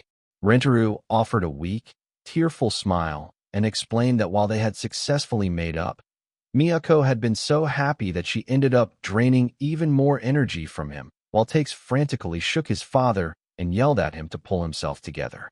Rentaro sweatily complained that Mako was completely insane, but he immediately blushed and smiled happily when confirming it, making Tez ask why on earth he was getting embarrassed. Rentaro recalled that he had found Mako incredibly terrifying when they first met, explaining that she had constantly chased him, controlled him, and even trespassed on his property. He admitted that after being together for so long, her presence had simply become a habit, and before he knew it, he was completely head over heels for her, finding every single aspect of her irresistibly endearing. While Tazily noted that their mother was a highly dangerous person, Rentaro only laughed and replied that her dangerous nature was exactly what made her so great, confessing that he was happily heading back to be drained again. Rentaro waved goodbye and headed off to do some writing, while Mitaka suddenly materialized behind Tez and commented on how perfectly their parents suited each other, leaving Tez when she had arrived. Takase let out a heavy sigh, commenting on how incredibly weird their father was for falling for someone so troublesome, while Takase sweatily wondered if their father found life incredibly difficult. Every day Mitaka smiled quietly to herself, noting that her brother was actually the exact same way when it came to Makoto. Under a bright, cloudy blue sky, a brand new chapter began as summer approached at their high school. Walking down the hallway, Takes let out a sigh and remarked on how hot it had been getting lately, explaining that he had finally changed into short sleeves since summer was just around the corner. As Makoto quietly walked beside him, Tachis agreed with her before sliding open their classroom door only to flinch in surprise as his eyes landed on someone inside. Rin cheerfully waved and greeted them, prompting Takase and Makoto to offer their own morning greetings as Takase noted that Rin had also changed into short sleeves because of the sudden troublesome heat. Take slowly turned around to look at Makoto only to find that she was still fully bundled up in her long-sleeved blazer and sweater. Makoto twiddled her fingers and looked back at him in complete innocent confusion while Takes stared at her in sweating silence. Takes crossed arms and reasoned to himself that commenting on a girl's personal fashion choices would be highly insensitive, deciding that he should definitely keep quiet about it. Before he could say anything, Rin bluntly spoke up and asked Makoto if wearing that heavy sweater was not incredibly hot, completely shocking Tak, who privately cursed Rin's lack of tact. Takes gritted his teeth in sweating frustration over Rin, speaking so shamelessly, furiously, wondering in his mind if she had forgotten how fragile and sensitive Makoto was. Makoto offered a sweatily hesitant smile and tried to find the words to explain her choice of clothing. A nostalgic memory flashed back to the day of their high school entrance ceremony. On their very first day of high school, Takes had warmly urged her to work hard together with him, making a nervous Makoto hesitantly agree while wondering if she would really be okay. Squeezing her hand over her scarred face, Makoto had desperately asked if he found her weird or hated being with her. But Takis had offered a gentle smile and reassured her that she was not weird at all, promising she could always rely on him. Despite his comforting words, a trembling Makoto had still looked deeply hesitant and unsure of herself. When Tez asked if she was wearing a sweater, Makoto explained that the loose fit made her feel calm, prompting Tesli praise her by telling her that it suited her perfectly and looked super cute. Makoto had gasped and blushed intensely at his unexpected compliment, looking up with a radiant smile as she asked if he really thought so. Takes had warmly confirmed his compliment, declaring that seeing her where it made his first day of high school great, which finally made a happy Makoto giggle and conclude that high school might not be so bad after all. Back in the present, Makoto proudly declared to Run that her sweater was her identity and she would never take it off, completely shocking both Rin and Takes, who remained entirely oblivious to the fact that he was the sole reason behind her attachment to the garment. Takes sweatily pointed out that she had actually taken it off when she came over to study the other day, catching Makoto completely off guard. Makoto sweatily made up a weak excuse about her previous actions being on a whim, since she could never admit she was trying to show off her sweaty blouse to excite him, while Rin sweatily urged her to think of her health to avoid getting heat stroke. Makoto twiddled her fingers and quietly mumbled that she really did not want to take her sweater off, prompting Tatches to stupidly suggest bringing icicles to set up around her desk every day, which made Rin remark that his IQ always plummeted whenever it came to Makoto. Takes angrily yelled at Rin to ask what she suggested instead, and if she was just going to abandon Makoto to suffer, but a calm Rin replied that she already had an answer in mind for Makoto's dilemma. Smiling, smugly, Rin held up a duplicate sweater and told them to take a look, which made a panicked Takase mistake it for Makoto's sweater and frantically accuse her of stealing it, though she immediately called him an idiot. Rin explained in close-up that she had actually custom-ordered a sweater identical to Makoto's, except for one key difference. Rin handed the sweater over to a surprised Makoto who took it and immediately noted that something about the fabric felt entirely different. Grinning triumphantly, Rin proudly revealed that she had a special summer version made with highly permeable, breathable fabric, telling Makoto that she should never force herself to suffer through things she disliked. When Tazeli questioned if she would still struggle once the peak of summer arrived, Rin confidently replied that it would not be a problem because she had complete control over the classroom's air conditioning remote. Rin sweatily resolved that she would chill the room ice cold, even if it cost everyone else's lives, making Tez ask if her own IQ was starting to drop, too. Before the two of them devolved into a loud, sweat-covered argument while Makoto watched, Makoto quietly tugged on his sleeve and hesitantly asked if he found her in short sleeves weird or not cute. But a blushing Tak quickly turned around and reassured her that summer clothes were also cute in their own way and suited her perfectly. Makoto stared back at him in dazed, blushing silence, completely overwhelmed by his sweet words. Makoto happily giggled and announced that she might switch to summer clothes soon after, all making a sweatily pocketed Tace yell to ask what happened to her identity, while Rin watched and silently noted that Makoto's identity was completely dependent on Tez's opinion. Back in her room that night, Makoto curled up under her covers, staring lovingly at a photo of Tace on her phone. Remembering his promise that he wanted to be with her forever, she smiled warmly and resolved that she needed to become someone valuable and truly useful to Tace. She giggled and rolled around happily on her bed while clutching her pillow, blissfully repeating to herself that he truly needed her. Suddenly, she sat up and clenched her fists with a highly determined expression, telling herself that she absolutely had to live up to his expectations and must never let him down. She began to sweat in panic as her overactive imagination conjured a horrifying scenario where Tez looked at her with cold disappointment, telling her she was a letdown and demanding that she get out of his sight. Horrified by the thought of being abandoned, she clutched her face in panic before throwing her arms in the air and firmly resolving to work incredibly hard starting the next day. The next morning at school, Makoto approached Takase and held out a large purple folder, politely asking him to take it. Takes took the folder and curiously asked what it was, to which Makoto nervously explained that she had stayed up to make comprehensive preparation notes for every single of their classes today. Takase was sweatily shocked and asked if it was truly all right for him to take all of them, but Makoto blushed and giggled in delight when he praised her intelligence, confirming she had made them just for him. Soon, the school bell rang, marking the end of classes and the start of lunch. Takes gratefully reflected on how helpful her notes had been as they studied when Makoto quietly called out his name and hesitantly approached him. To his absolute shock, Makoto slammed a massive three-tiered lacquer bento box on his desk and offered him to try the meal she had prepared. When her expression suddenly turned dejected and she offered to take it back, Takes frantically grabbed the box and promised to eat every last bite. True to his word, Takes stuffed his face and ate furiously while Makoto watched with a warm, blissful smile. He successfully cleared all 3 tiers, but ended up so completely bloated and stuffed that he sweatily groaned about not even having room for a drop of water. He brightly praised her cooking as absolutely amazing and restaurant level, making an embarrassed Makoto cover her ears and giggle in pure delight. During afternoon class, the teacher in a red tracksuit announced a surprise pop quiz, drawing loud groans from the entire classroom.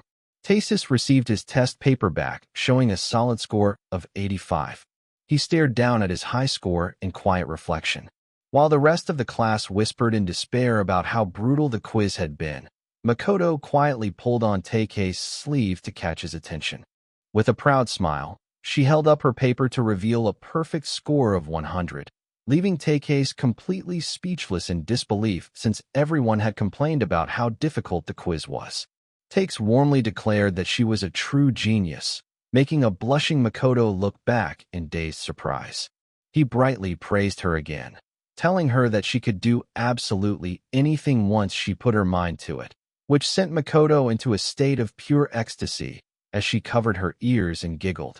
Though she normally suffered from abysmally low self-esteem, receiving a steady stream of sweet compliments from the boy she adored completely turned her mood around. Her heart swelling with confidence, she instantly switched into a cocky teasing mode, while Tazily lamented that he had been so confident since math was his strongest subject. With a smug smirk, she playfully teased him and demanded to know if he was frustrated about losing to her, causing Takase to flinch in sweaty annoyance. Takes turned away with an annoyed grunt, causing Makoto to instantly freeze and gasp in panic. Misinterpreting his silence, she sweatily tried to call his name, but Takes only looked down and softly murmured that since she was so talented and capable of doing anything, she probably did not even need someone like him. Horrified by his dejected words, Makoto suddenly lunged forward and hugged Takase tightly from behind, causing a startled Tak to yell in surprise. Makoto tearfully apologized for getting carried away and promised never to do it again, desperately begging him not to leave or hate her.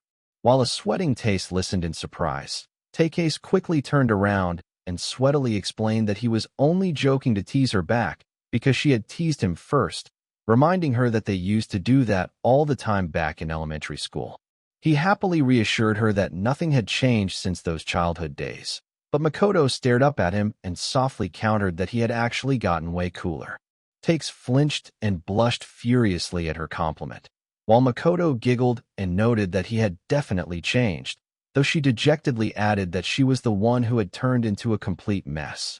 After a brief silence, Takis offered a warm, blushing smile and gently assured her that the current him was perfectly happy with the current her. Takes silently resolved to mend his bond with her bit by bit, hoping he could one day confess his love when Makoto suddenly asked if he had hated the old her, prompting him to frantically wave his hands and deny it. Later, Makoto stared dejectedly at her phone and worriedly wondered why Takase had not read her message, yet instantly spiraling into anxious thoughts about him ignoring her or hanging out with someone else. Suddenly, Tak's voice sounded directly beside her as he smiled and explained that he had not read it because he was already right next to her, completely startling Makoto. Giggling in relief, Makoto happily hugged his arm while a smiling Tez apologized and offered to send a reply anyway as he mentally reaffirmed his love for her. Rentaru successfully drove the family car and parked, prompting Mitaka to cheerfully praise her father for being so good at backing up. Mako looked back with a smug, teasing grin and bluntly agreed that his father was indeed extremely good at going in from the back. Suddenly, Rin gasped in pure shock as the wet wipe she was using flew right out of her hand and drifted away in the wind.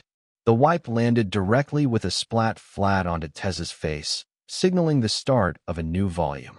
During a hot day, Makoto sweatily suggested they play rock, paper, scissors to decide who would go to buy drinks.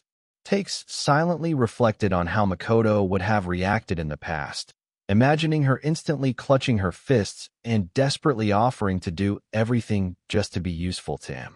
As he walked down the hallway to get the drinks, Takase wondered if they were slowly making progress, remembering that he had actually never beaten Makoto in rock, paper, scissors before.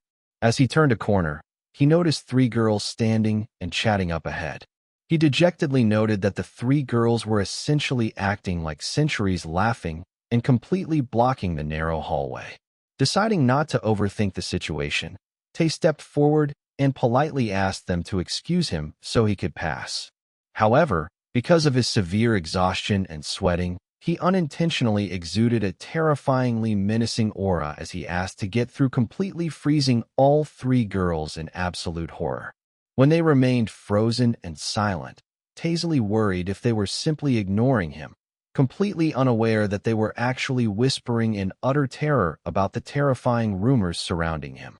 Suddenly, a handsome, short-haired girl placed a hand on Tak's shoulder and sharply addressed the group, startling all 3 girls. She firmly scolded the girls for blocking the hallway and pointed out that they were clearly causing trouble for him.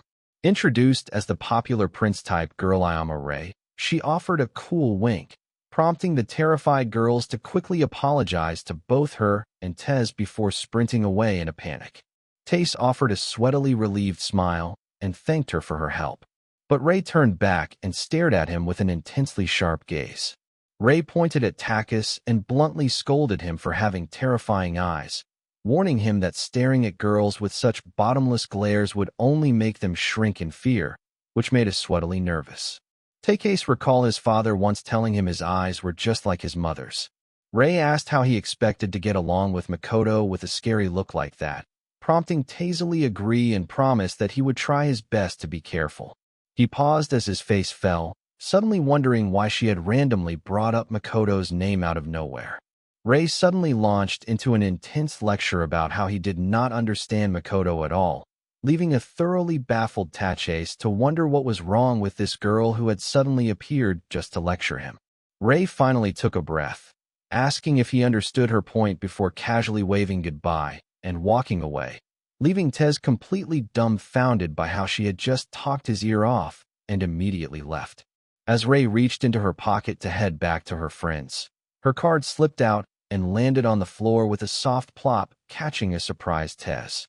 Tace called out to her, and when she tried to brush him off by repeating that she was busy, he held up the card and pointed out that she had dropped her student ID. To his absolute surprise, Ray suddenly lunged forward at blinding speed and aggressively snatched the card out of his hand. As T stood there completely stunned, sweating and panting, Ri clutched her card tightly, desperately asking if he had seen what was on it. Trembling violently with tears in her eyes, she desperately begged and pleaded with him to never ever tell anyone about what he had seen. Completely taken aback by her sudden panic, sweatily confused, Tez hesitantly agreed to keep her secret. The student ID card revealed a photo of her looking completely plain, wearing glasses and a standard girl's uniform, leaving Takase to wonder what her deal was. Back with Makoto, she struggled to open her coffee can, but Takase gently called her name and took it to effortlessly open it for her, making her smile warmly. Makoto happily took a sip and praised the flavor, and Tez offered a soft smile as he agreed with her. He quietly watched her drink, falling into a contemplative silence. He dejectedly looked away, struggling with a strong desire to ask Makoto about her relationship with Rei.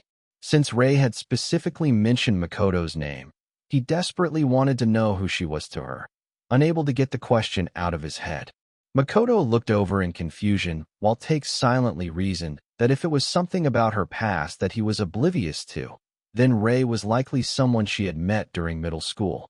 Staring at his dejected reflection, he worried that asking Makoto about her middle school years might bring back painful memories of her bullying and end up hurting her.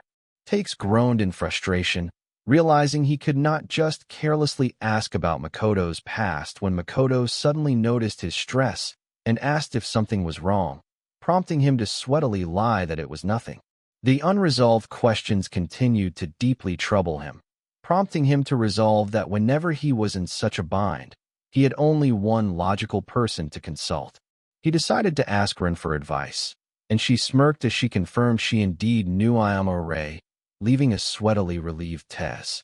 Rin suddenly lunged in extremely close to glare at him, demanding to know why he was suddenly showing interest in someone other than Makoto, forcing a sweatily startled Takase to explain that Rei had brought up Makoto first, making him curious if they knew each other from middle school.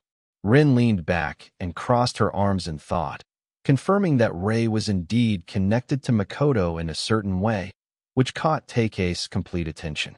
Rin airily summarized that, to put it simply, Ri was a deluded fence-sitting suck-up, forcing a sweatily taken-back Takase to suggest that her description was a bit too harsh. Rin explained that back in middle school Makoto was highly charismatic and that Ri was simply one of those drawn to her charm, hanging around near Makoto and likely believing they were close friends. Rin dejectedly revealed that when Makoto eventually got cornered, Rei ran away out of fear of getting targeted herself, subsequently playing nice with the bullying group while pretending not to even know Makoto, which left Takase listening in grim silence. A heavy contemplative silence settled over them as Takase processed the grim details of Makoto's past. Suddenly, Rin aggressively pinched his cheek and forcefully yelled at him not to get all mopey, reminding him that he was the one who had stayed, faced the situation, and ultimately reached out to save Makoto. Rubbing his sore cheek, Tak sweetly pointed out the logical inconsistency, asking why she happened to know so much about Makoto's personal past, completely flustering Rin. Rin sweatily screamed that she had thoroughly investigated everything about both of them, furiously declaring that the fact that someone like Ri was now making a flashy high school debut as a prince type pissed her off, before angrily declaring the conversation over. Rin turned away with an annoyed grunt, prompting a sweatily apologetic Taste to offer his sincere gratitude and acknowledged that she truly always helped him out, which made her quietly look back. Twiddling with her braid, a deeply blushing Rin turned away and quietly mumbled that he was a dummy. Later that evening, Makoto cheerfully waved goodbye as they parted ways for the day, prompting Tasis to smile warmly and offer his own farewell. Makoto blushingly called back that she might call him tonight, and after a smiling, Tez promised not to forget, she cheerfully ran off toward home. As he walked down the street under the warm sunset, Takase suddenly froze in a panic, realizing he had left his phone back at school and would have to return to retrieve it. He quietly slid open the classroom door, intending to quickly retrieve his phone, only to freeze in utter surprise when he saw a lone figure sitting in Makoto's desk in the darkroom. Take stood frozen in the doorway in absolute sweating horror, watching Ri with and pant heavily while sitting directly in Makoto's seat, desperately muttering her name and craving her residual warmth. Staring in complete sweat-covered disbelief at the bizarre scene, Tez could only ask himself what on earth she was doing. Takes opened his mouth to say something, but paused and quietly called out to her, catching a sweatily, startled Ray off guard. Ray instantly sat back down on the chair in a stiff, awkward posture, sweatily gesturing and assuring him that there were absolutely no abnormalities there, and that it was simply a great chair.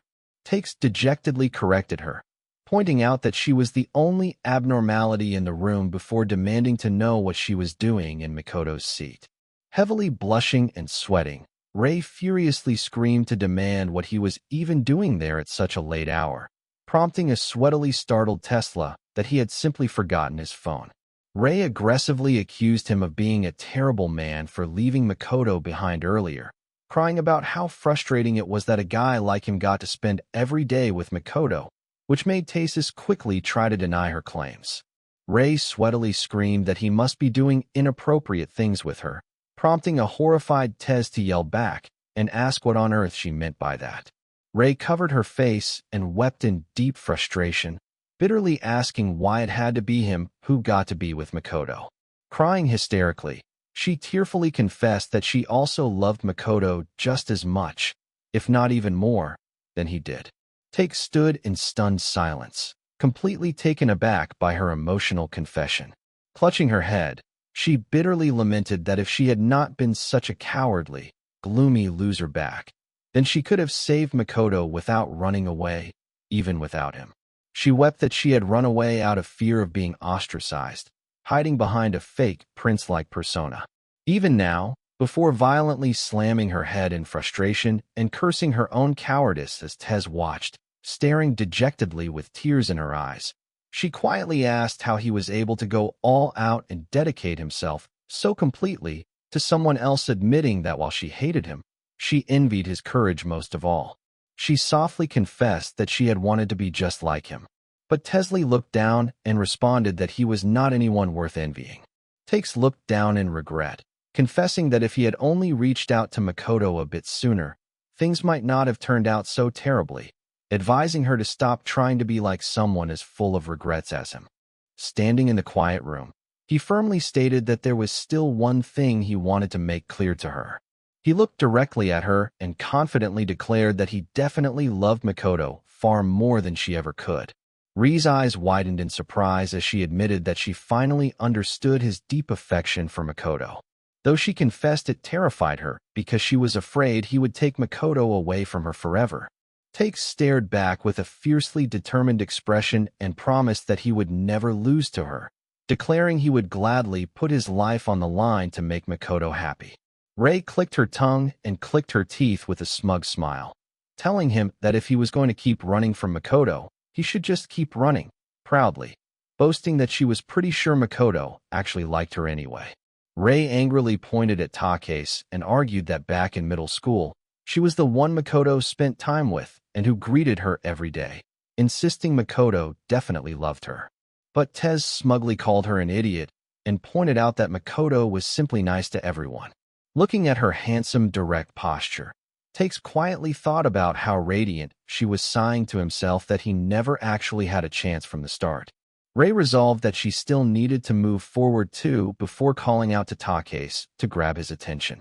Looking down sadly, Ray confessed that she wanted to apologize to Makoto and finally stopped running away, prompting Tasis to smile gently and tell her to do whatever she wanted. Ray smiled warmly and agreed that she would do what she wanted, though she hesitated as if she had a further request.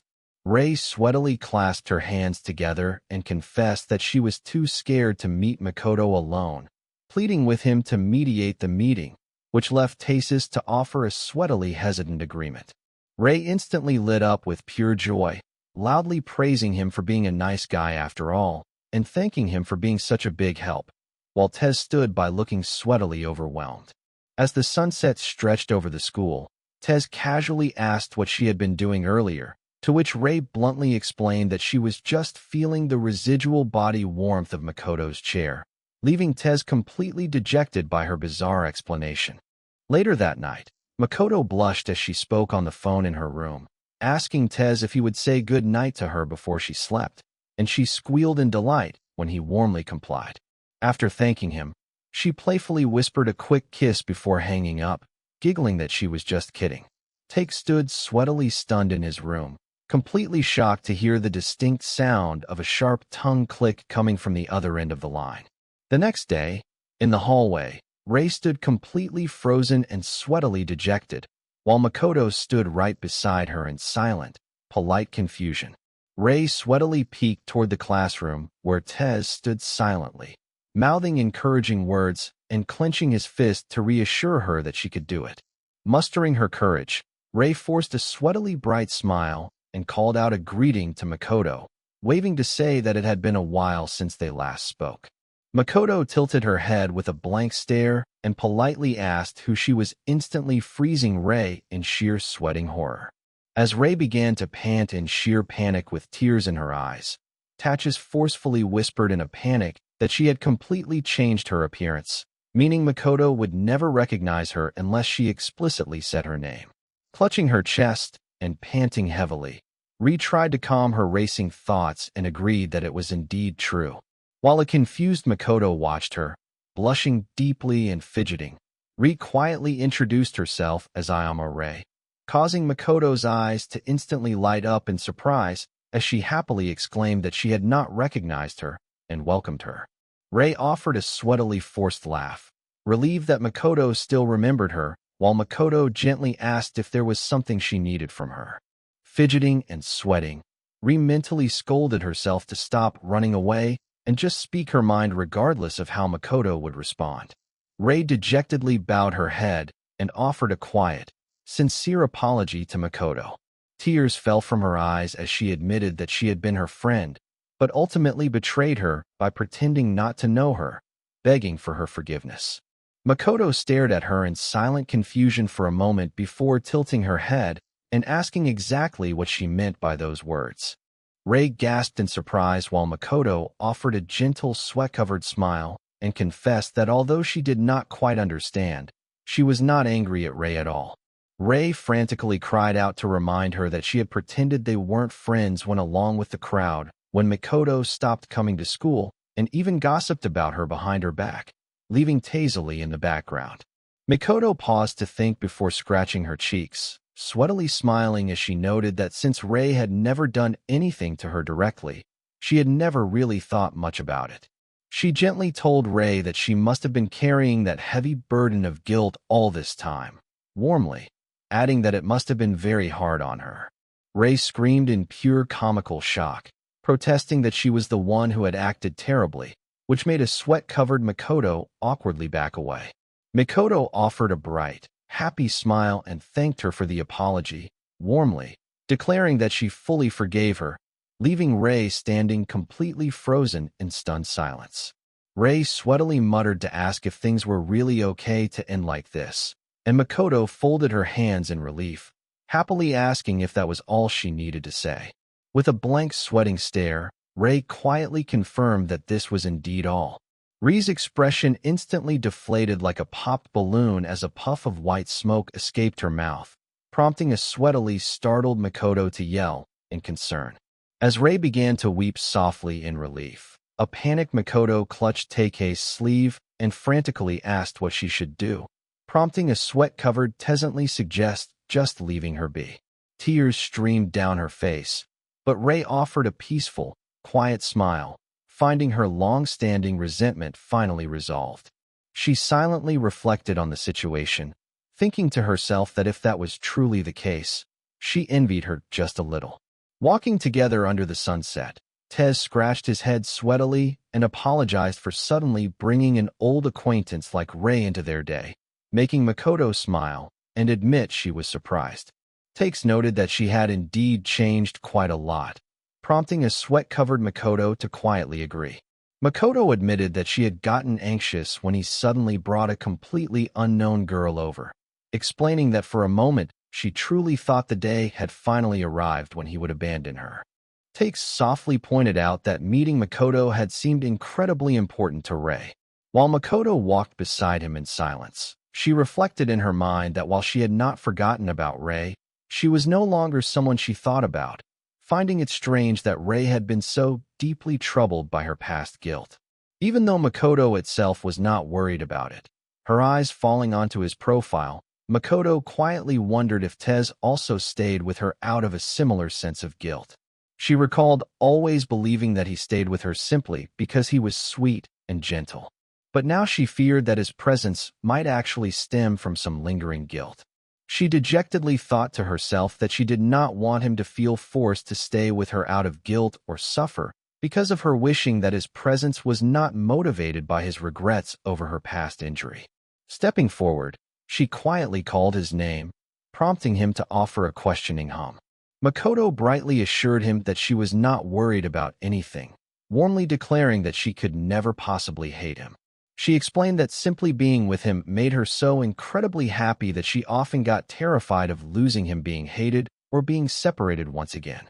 While Tasis stared back in stunned silence, revealing a warm, scarred smile, she declared that she simply did not want him to hate her, playing her fears off as her just being insecure for no reason.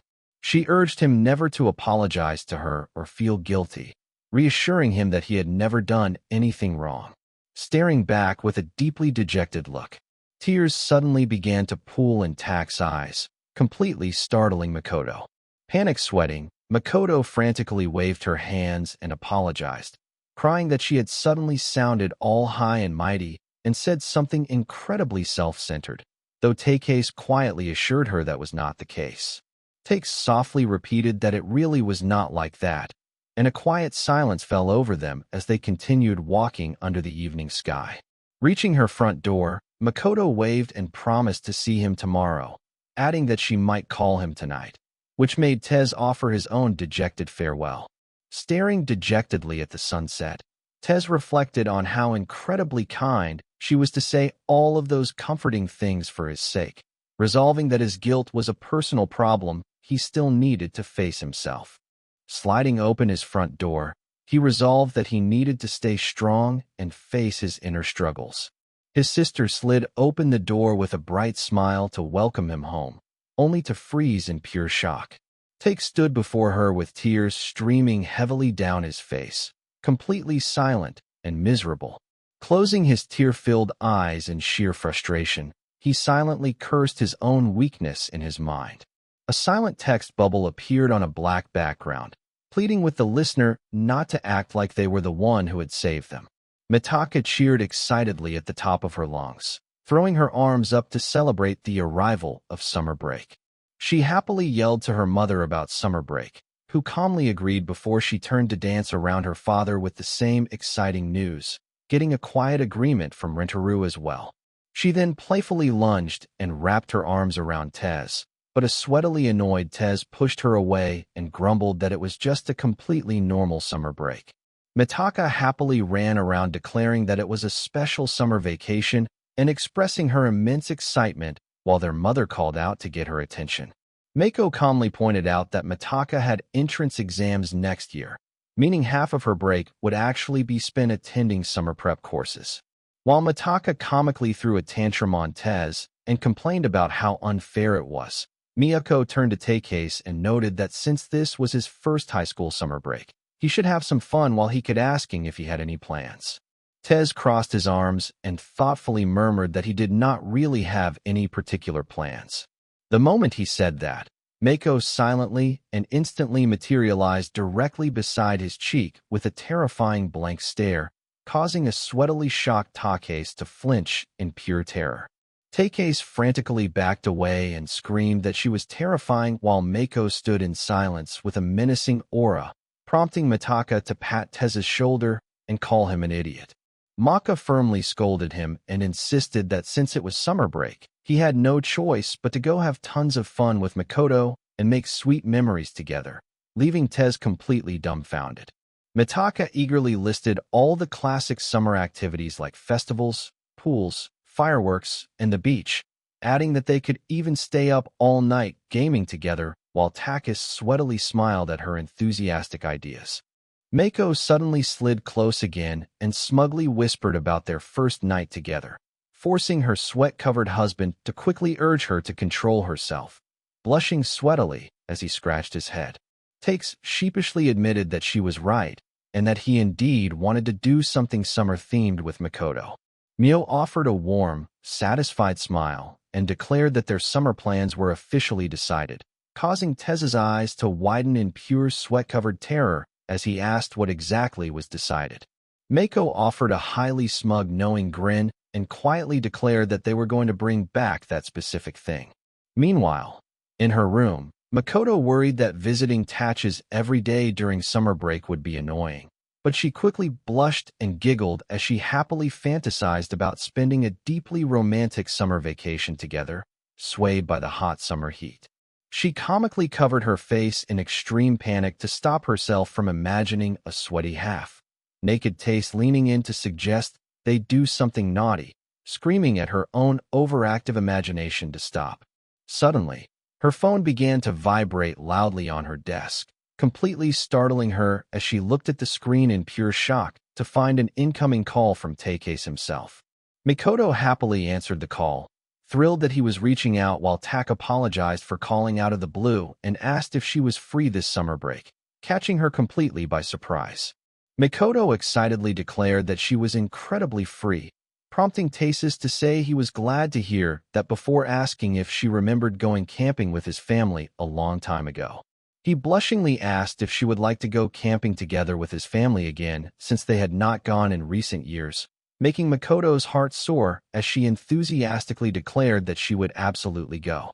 Back at Take's house, Mako smugly handed over Rintrah's tiny allowance, leaving her dejected husband to stare at his empty wallet while Mitaka sweatily commented on how pitiful he was. Mako delivered a highly outrageous and smug declaration about how she even controlled her husband's physical desires, prompting a sweat-covered Mitaka to yell at their father for being so pathetic. The school bell rang to mark the end of the day, and the teacher stood at the podium to announce that summer vacation started tomorrow, warning everyone not to get too wild before dismissing the class. Fidgeting and blushing, Makoto asked if their summer plans were finally starting tomorrow, and a sweat-covered T-surd a nervous, blushing smile as he confirmed she was right. Rin silently watched the two of them walk ahead as Makoto excitedly suggested they talk as much as possible on the way home, noting how incredibly restless and eager they both seemed. Rin sweatily grumbled about how extremely restless they were, quickly deducing that there was definitely a massive, incredibly romantic event planned for the two of them during their summer vacation. Smiling smugly, she huffed in pure satisfaction as she anticipated how deeply their relationship would finally progress over the summer break.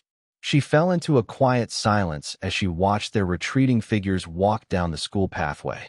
Clasping her head and clenching her teeth, Rin quickly spiraled into absolute sweating frustration over how intensely curious she was to know what they were doing, struggling to resist her urge to follow them. Unable to restrain her intense curiosity any longer, she wept and yelled that she was a troublesome fan as she suddenly sprinted away at full speed, leaving Takase and Makoto to watch in surprise. In her room, Makoto happily packed her bag for the upcoming trip when her mother slid open the door and enthusiastically asked if she had packed sunscreen, offering to lend her some. Makoto paused and sweatily asked her mother if she was planning to come along on the family camping trip, completely freezing in shock when Msiki sweatily asked if she was not allowed to go. A completely deadpan sweating silence settled over the room as mother and daughter stared blankly at each other. They both remained completely speechless, letting out synchronized, confused gasps. A white car sped down the highway as Tez looked out and remarked on heading to a summer resort with a lake. Takes commented on how nice it was that the resort was on her grandfather's land, noting from the map that it looked like a beautiful spot with fresh air, while Msiki happily added from the driver's seat that she had always wanted to visit a hidden gem tucked away in the mountains. Makoto let out a heavy sigh as Tez silently noted that despite her earlier complaints about only being the driver to drop them off, Msiki had indeed come along for the entire trip. Humming happily in her sunglasses, Msiki asked if they really needed two separate cars, noting she could have easily gotten a larger vehicle to drive his entire family together. Taiseli insisted that their arrangement was completely fine, silently horrified at the thought of putting her mother and his own mother in the exact same vehicle together. Makoto clutched her fists in panic and yelled at her mother to not cause any trouble for Tez and his family, firmly reminding her that she was not supposed to be there and would have to sleep in the car at worst. Mski happily revealed that she had already booked the villa right next to theirs so she could rush over if anything happened, making a panicked Makoto yell at her to focus on the road, while a pale Tez noted that she was a monster of pure initiative. Trying to shake off his worries, Takes resolved to pull himself together and focus on enjoying his precious summer vacation with Makoto. He thoughtfully reflected on how long it had been since they last spent summer vacation together, remembering their gap in middle school and how their last summer in their third year of middle school was far from fun. Resolving to make this the best summer ever and fill her life with wonderful memories.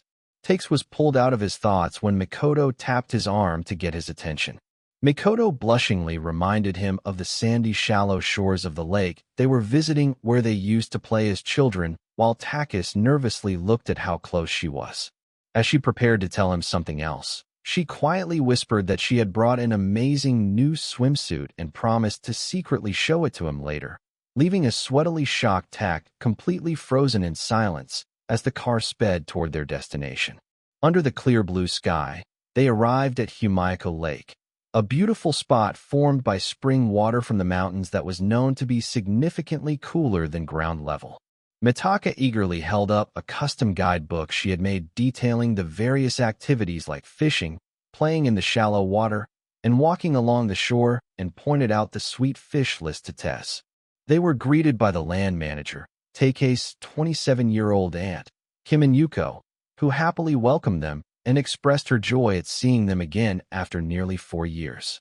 Tez offered his greetings, and a smoking Yuko complimented him on how big he had gotten before noting that Makoto's overall vibe had completely changed since she last saw her. Yuko comically laughed and made a highly inappropriate comment about wanting to grab Makoto's breasts, forcing a sweat-covered Takei to tell her to have some tact, while privately noting that she would probably remain single forever. When Mitaka asked where Makoto was, Tez explained that she had gone to drop off her luggage with her mother. But he sweatily panicked when Mitaka pointed out that their parents might be crossing paths and meeting each other right at that very moment.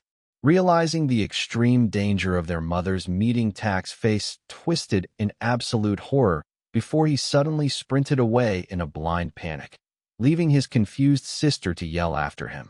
As he sprinted away, Mitaka frantically asked what he meant by things being bad and what was wrong with Makoto and their parents. Takes screamed back that it was not about Makoto, but rather about Makoto's mother. Panicking about the worst-case scenario where his mother might attack Misaki on the spot, Takes desperately reflected that his mother had always adored Makoto and definitely did not have a good impression of Misaki after everything that had happened. He cursed himself for letting his guard down, having originally planned to act as a buffer between them when they finally met. He arrived to find his mother, Miyako, staring silently and blankly ahead, while an intimidated Misaki and a confused Makoto stood frozen in front of her. Completely out of breath, Takes dropped to his knees as he and Mitaka finally caught up, finding themselves caught right in the middle of the intense standoff between the two mothers. He nervously called out to his mother, paralyzed by the horrific realization that the two absolute worst people to ever cross paths had finally met. To his absolute shock, the two women simply bowed to one another, politely, introducing themselves as Takei's and Makoto's respective mothers and exchanging completely normal greetings. Takes stared in bewildered disbelief as he noted how surprisingly normal they were acting, while Maka smiled in relief and suggested that their mother was just being considerate and acting like a proper adult so Makoto would not feel bad. Mako suddenly turned to Tez with a bright closed-eye smile and cheerfully ordered him to take Makoto elsewhere and have fun with her immediately. Maintaining her polite smile, Mako added that she had some things she needed to discuss in private with Makoto's mother, prompting a terrified Tatch to freeze in utter shock. Mako sharply glared at him and demanded to know why he was still standing there, forcing him to quickly agree to leave, while Mitaka quietly promised her brother that she would keep a close watch on the two mothers. As they walked away together, Makoto curiously wondered what their mothers were talking about, prompting Taches to nervously suggest they were discussing dinner plans. When Makoto proudly mentioned her mother had brought good meat that she had picked out herself, Taches forced a polite smile and agreed he was looking forward to it while internally screaming in sheer terror. Makoto stared at him in concern, timidly asking if he was feeling unwell or if he simply did not want to be with her, which made Taches quickly snap out of his panic and brightly assure her that was not the case at all. He warmly resolved that there was no point in worrying about their parents anymore, and that what truly mattered was the present moment. Walking closely side by side, their hands gently brushed against each other as Tez silently pressured himself to come up with something interesting or funny to say to her. Take's quickly apologized, thinking he had accidentally bumped into her, but a deeply flustered Makoto frantically waved her hands and insisted she was the one who should be apologizing. Blushing profusely, she timidly looked up at him and nervously suggested that since they were finally alone, her hand was feeling a bit lonely. Takes awkwardly laughed and asked what she meant by that, playfully teasing her by asking if she was actually joking about wanting to hold hands before suddenly freezing as he realized what he had just casually said out loud. A heavy, completely awkward silence fell between them as they both stood frozen and blushing furiously. Makoto frantically grabbed her head and screamed apologies, crying that there was something wrong with her for saying something so weird and sudden, while a deeply embarrassed Take yelled at her to just forget it and pretend the interaction had never happened. Makoto suddenly interrupted their panic by loudly insisting that they should indeed hold hands. Overcoming his embarrassment and deeply blushing, Take extended his hand toward her, frantically rationalizing that they used to hold hands all the time as kids, so it was not weird at this point, before boldly asking her to take his hand. As they finally clasped hands and continued walking, Tez silently marveled at how soft her hand was. Beside him, Makoto shyly looked at their linked fingers and noted how big his hand felt, offering a quiet, nervous agreement. They strolled together along the scenic lake shore with Makoto, anxiously praying in her mind that her hands would not get too sweaty during their peaceful walk. Reaching the water's edge, the two of them happily waded into the shallows and playfully began splashing water at each other under the calm evening sky. Looking around with a nostalgic smile, Makoto happily recognized the location and pointed out to Taches that this was the exact spot where they used to play in the water together as children, prompting him to look around and casually ask if this really was the place. Makoto giggled and reminisced about when Taches was much shorter. She recalled scaring him from behind, causing him to panic and fall on his rear in the water, completely soaking his underwear because he had not changed into his swimsuit yet. While the young Tak cried out for her in tears, Tez gasped in embarrassment at the sudden reminder, prompting Makoto to panic. She frantically waved her hands and apologized, explaining that she had gotten carried away and was not trying to tease him, but was simply feeling nostalgic. Takes quietly agreed as the memory returned to him, noting that he had indeed been smaller than her at the time. Makoto added that the shallow spot was perfect, making it safe enough even for someone as small as she had been back then.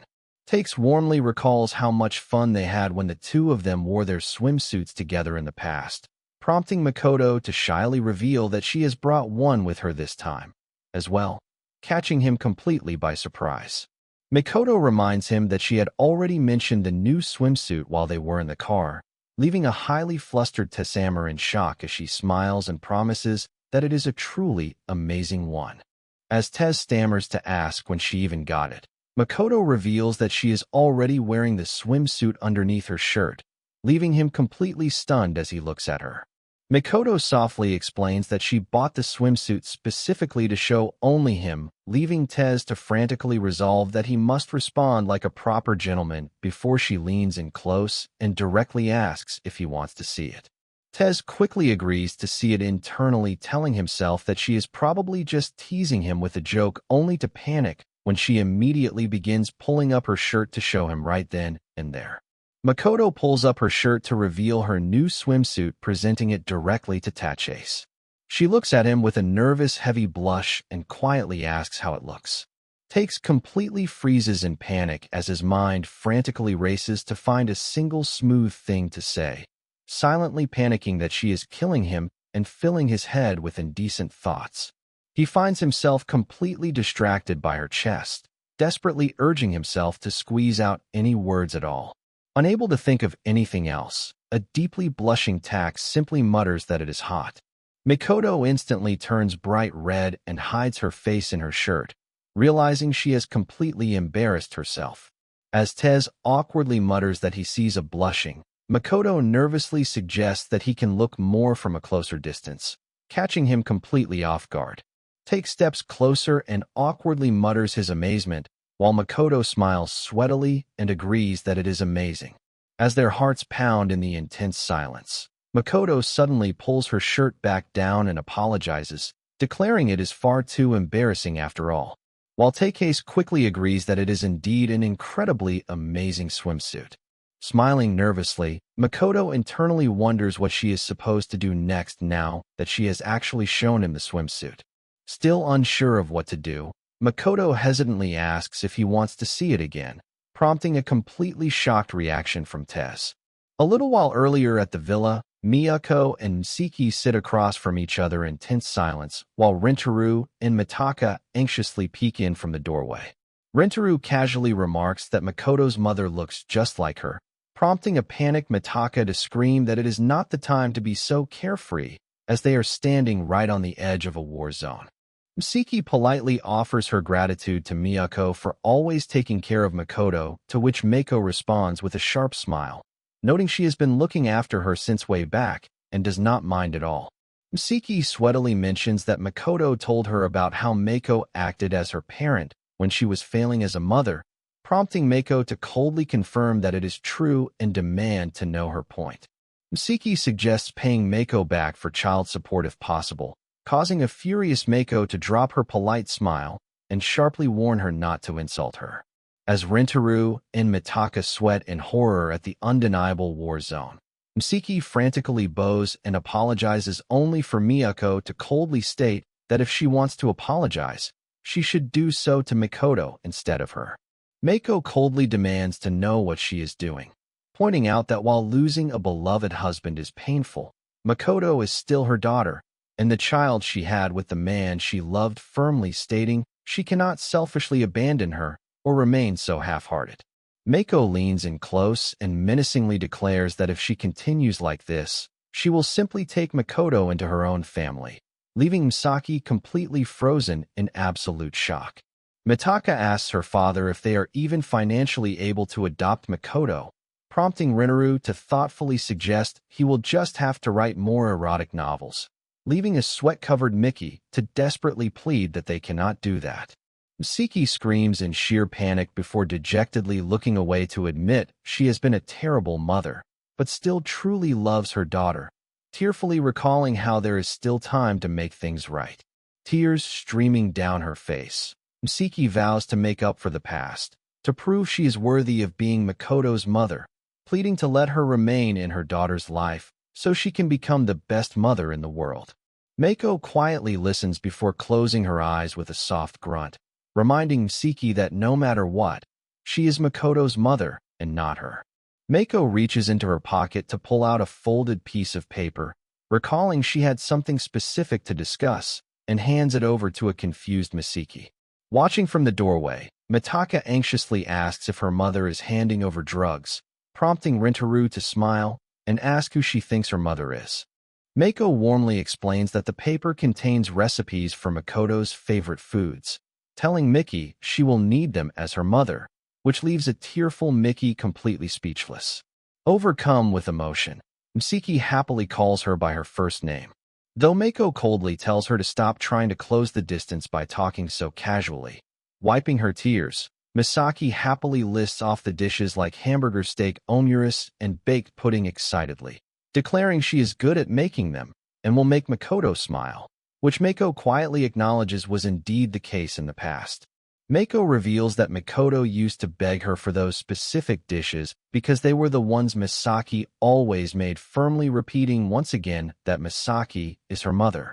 While Miyako turns away with a quiet grunt, Misaki weeps into her tissue to apologize to Makoto before gathering herself with a serious and determined expression. As Misaki enthusiastically thanks Miyako and promises to do her best, an aggressive growling sound interrupts them, leading Mitaka to sheepishly rub her stomach and apologize for being hungry. Mitaka aggressively flatters her mother by shouting that she is a gorgeous, legendary beauty, though Miyako simply smiles and responds that her useless compliments will not work on her. Mitaka continues her extreme flattery by calling her parents the most perfect couple in the world, successfully prompting a smiling Miyako to reach for her wallet. With a highly smug expression, Mitaka proudly holds up a 5,000 yen bill she successfully managed to squeeze out of her mother. Mitaka happily skips away with the grocery bag, excitedly chanting about premium marbled beef and beef tongue. Back at the table, Aunt Yuko and Mitaka stare in pure excitement at the massive spread of food, while a smiling Misaki warmly tells them she bought plenty and urges them to eat as much as they like. Mitaka enthusiastically lunges to wrap her arms around Misaki and screams that she wants to be her child instead, instantly causing a menacing vein to pop on Mako's smiling face. Mako calmly points out that marbled beef is high in fat and calories, warning that it will cause weight gain and is the absolute worst enemy of beauty, quickly bringing a halt to Mitaka's excitement. Mitaka wonders aloud if that is why Makoto's mother has a more voluptuous body than her own mother, leaving Misaki to sweat in silent worry. While Mako wears a dark, closed-eye smile, Mako suddenly strikes Misaki from behind, loudly declaring that she has an undisciplined body, which causes Misaki to scream out in pain. Mitaka puffs her cheeks and tells her mother to stop the violence before apologizing to a sulking Misaki and trying to cheer her up by explaining that she is simply too funny to resist. Misaki blushes heavily and shyly confesses that she does not mind because it actually felt really good, leaving a completely dumbfounded Mako to mentally brand her as a perverted woman. Hearing approaching footsteps, Mitaka excitedly announces that the two of them are finally back, while Aunt Yuko playfully suggests they must have been lured in by the smell of meat, leaving Mitaka sweatily staring in shock. Tez and Makoto return to the group looking extremely embarrassed and sweatily flustered, creating an incredibly awkward vibe that leaves everyone else completely confused. Miyako instantly clings to Tez with a smug smile, repeatedly asking if they actually did it, while an excited Mitaka demands to know what happened as Rentaro watches sweatily as Aunt Yuko presses Makoto to tell them how it went. To deeply blushing, takes sweatily looks away and begins to explain what actually happened. Miyako reacts with a terrifyingly blank stare as a completely dumbfounded Maka asks if he is kidding about just staring at Makoto's swimsuit. For over 30 minutes, which a sweat-covered Tachace silently nods to confirm. When they ask why nothing else happened after all, Makoto did, a deeply blushing Tachace furiously screams in his defense that he cannot just do those kinds of things, insisting that such intimacy is meant for after they actually start dating. Mako glares at him with absolute terrifying contempt, harshly calling him a big useless ornament with a pair of cowardly balls. While Renu quickly pats her shoulders to try and calm her down, Renu warmly supports his decency, revealing that he similarly waited until his wife turned 18, even when she ran at him naked, but gently advises Tachace that ignoring Makoto's feelings is not good, either asking if he at least properly complimented her swimsuit. Takes nervously admits that he might have come off a bit creepy, prompting Rentaro to sweatily reassure him that everyone has at least one creepy trait before Mitaka, Mako, and Aunt Yuko jokingly bring up Renner's own writing habits and cheerfully lead the group away to start the barbecue. Turning to her daughter, Misaki quietly calls out to Makoto and warmly asks if she managed to successfully show him the swimsuit. Makoto blushes happily and giggles as she confirms she did, repeating how he said it was hot before warmly confessing that she simply did not want him to hate or abandon her and was originally willing to accept any kind of relationship just to stay together. Makoto happily confesses that she has realized she wants to be greedier, leaving her emotional mother to touch her cheek and tearfully murmur about being a bad girl. Misiki wipes away her tears and warmly offers her complete support, but she instantly deadpans and flatly rejects the idea when Makoto playfully mentions she brought another swimsuit for her to wear as well. As Makoto watches with a warm smile, meat sizzles on the grill until Aunt Yuko suddenly snatches the last remaining piece right out from under a sweatily shocked Tez, fully announcing she will take it if he is not eating. As Tez furiously screams that he was saving that specific piece of meat, Aunt Yuko smugly declares that meat is war before Mako claps her hands to draw everyone's attention to something more important. Tez asks what could possibly be more important, only for Mitaka to suddenly present a large pack of fireworks and excitedly yell for them to play with them. Rentaro waves them off, promising the adults will handle the cleanup so the kids can go have fun, prompting a waving Mitaka to thank her father. While a sweat-covered Tesset, the adults are another anxiety-inducing group. Yuko remarks on how reliable adults are, prompting Tak to point out that she is an adult too, though she counters that people in their 20s are basically still kids before a cheerful Mitaka suggests they get started on the fireworks. Mitaka asks Makoto if she prepared a bucket of water, prompting a confused Makoto to wonder if they really need one and if it is fine to play without it.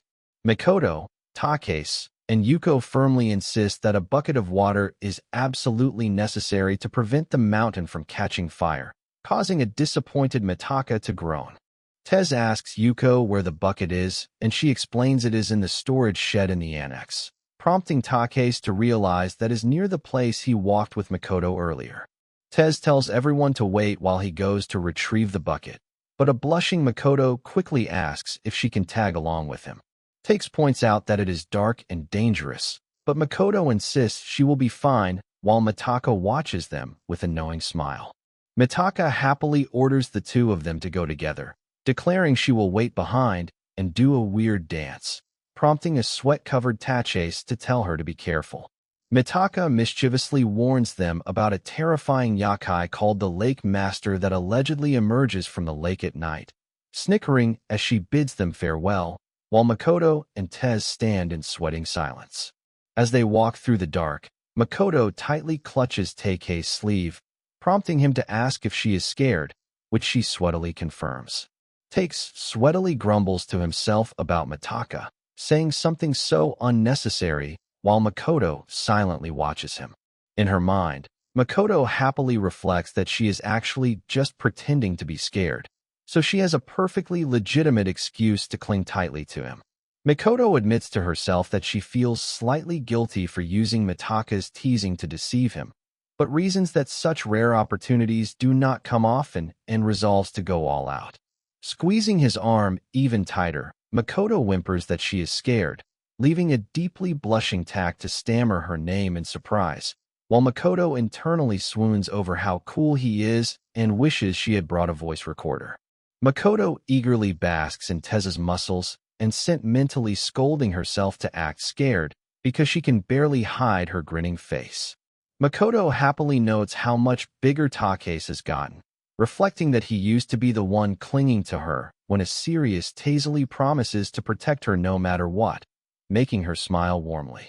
Makoto happily reflects that his protective cool side has never changed, recalling how he was always there for her, and thinking to herself that even though he has grown, he is still the one she deeply loves. Makoto's gaze drifts downward as she reflects on how much bigger he has gotten, leading her to stare directly at his crotch in surprise.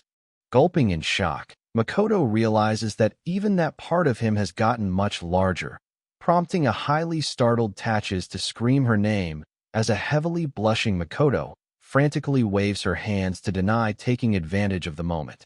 Takes firmly tells Makoto not to leave his side, no matter what, prompting her to respond with a confused hum. Makoto suddenly stops and stares at the ground in front of them, shocked to see dark red splatters covering the rocks. As Takis shines his flashlight on the mysterious substance, a nervous Makoto stammers and asks him if the dark stains are actually blood. Takes casually pokes the substance with a stick and notes that he is unsure, but adds that even if it is blood, it is already quite dry, reassuring Makoto that they at least missed whoever left it there moments earlier. Makoto nervously points out that the stained bushes are right next to the shallow water area where they were playing earlier, which Tatches acknowledges with growing concern. A terrifying realization washes over Makoto as she asks if it is possible that whoever left the blood had been hiding in the bushes and watching them play. Trying to ease the tension, Tatches forces a calm smile and suggests they are just overthinking it, rationalizing that their imaginations are simply running wild, and they do not even know for sure if the substance is actually blood. A sudden rustling noise erupts from the nearby dark foliage, causing a terrified Makoto to scream and hide behind Takes while he sharply aims his flashlight toward the tall grass. Driven by his intense determination to protect, Makoto Tez shifts into maximum combat readiness, focusing all of his heightened senses on whatever is hiding in the dark brush. Meanwhile, hiding safely behind his back, Makoto breathes heavily and becomes intensely excited by the entire thrilling situation. As Tatch tightly aims the flashlight and wonders if the noise belongs to a person, an animal, or even the rumored lake monster, Makoto presses tightly against him and excitedly wonders if the hard object pressing against her stomach is actually his crotch. A tall, dark silhouette suddenly snaps a branch and rises from the tall grass right in front of them. The figure quickly vanishes into the night, leaving a bewildered Takes to question what on earth that thing was, noting that it appeared to be walking away on two legs. Makoto looks down and realizes that the hard object pressing against her stomach was actually just the bottom handle of Tez's flashlight. Tez loudly assures her that they are safe now, while a deeply disappointed Makoto casually agrees that it was scary, silently lamenting that her intense excitement was cut short right before its peak. Takes urgently suggests they find the bucket and get back to the others quickly since the area is clearly dangerous, and Makoto quickly agrees. They step out of the dark woods and slowly open the door to the cluttered storage shed. T sifts through the messy cardboard boxes looking for the bucket, while Makoto glances around the room and mentions that she thinks she spotted it. Makoto tells him to look right behind his back, prompting Takis to turn around and happily thank her as he successfully grabs the blue bucket. Takes stares in shock as he suddenly spots Ren's face looking back at him from outside the window, letting out a confused gasp. Takes yells out the window to ask if it is the class rep, causing a panicked Ren to gasp before she immediately sprints away into the dark night. Makoto asks what is wrong and why he suddenly called out Ren's name, while a bewildered Take stares out into the silent night and notes that she disappeared into the darkness in an instant. Sweating in pure panic, Tez wonders what on earth he just saw and questions if he simply imagined it, terrifyingly, concluding that the rumored lake master might actually be real. Hiding in the dark, bushes a frantic Ren curses and worries that she has been discovered, confirming that the mysterious entity was indeed her the entire time. It is revealed that the true identity of the mysterious bloodstain they found earlier was actually just Ren's nosebleed, which was caused by her extreme excitement while secretly spying on Tez and Makoto by the lake. Ren rationalizes that her situation is fine since she at least got to witness a good romantic scene between them before she crawls inside a small green tent to spend the night sleeping outdoors alone in the woods. Back outside with the others, Makoto crouches down and notes how pretty her sparkler is, prompting Tatches to comment on how much she likes them while she gently agrees that they are calming. Mitaka interrupts to complain that sparklers are far too gloomy and boring, excitedly declaring that she prefers loud explosions and holding multiple fireworks at once in both hands. Aunt Yuko casually tosses Takis a lighter, but as he struggles to get the flame to ignite, an impatient Mitaka violently shakes his arm and demands that he light her fireworks immediately. Mitaka excitedly thanks Yuko as she successfully lights her handful of fireworks using the tip of her aunt's lit cigarette, while Yuko casually tells her it is no problem. Mitaka smugly tells Yuko she should quit smoking or guys will never come near her, causing a strained Yuko to drop her cigarette before she angrily retaliates by throwing a spinning ground firework at her niece's feet leaving Tez to sweatily observe that the two of them are as close as ever. Hearing the click of a camera, Tez turns to see Makoto holding her phone and asks if she is taking pictures, prompting her to warmly explain that she already took a few earlier and wants to make a photo album. T smiles and calmly agrees that it sounds like a nice idea. But Makoto suddenly begins rapidly snapping continuous photos of him, causing a flustered Tease to wave his hand and tell her to stop. Makoto giggles and playfully tells him to take that as she continues snapping even more photos while a heavily blushing Tez frantically shields his face and begs him not to take so many. Staring down at her phone screen with a deep blush and a loving smile, Makoto silently wonders to herself if it is truly okay for someone like her to be this incredibly happy. As a montage of joyful photos from their summer trip flashes by, Makoto continues to warmly question if she really deserves to feel so incredibly spoiled and cherished.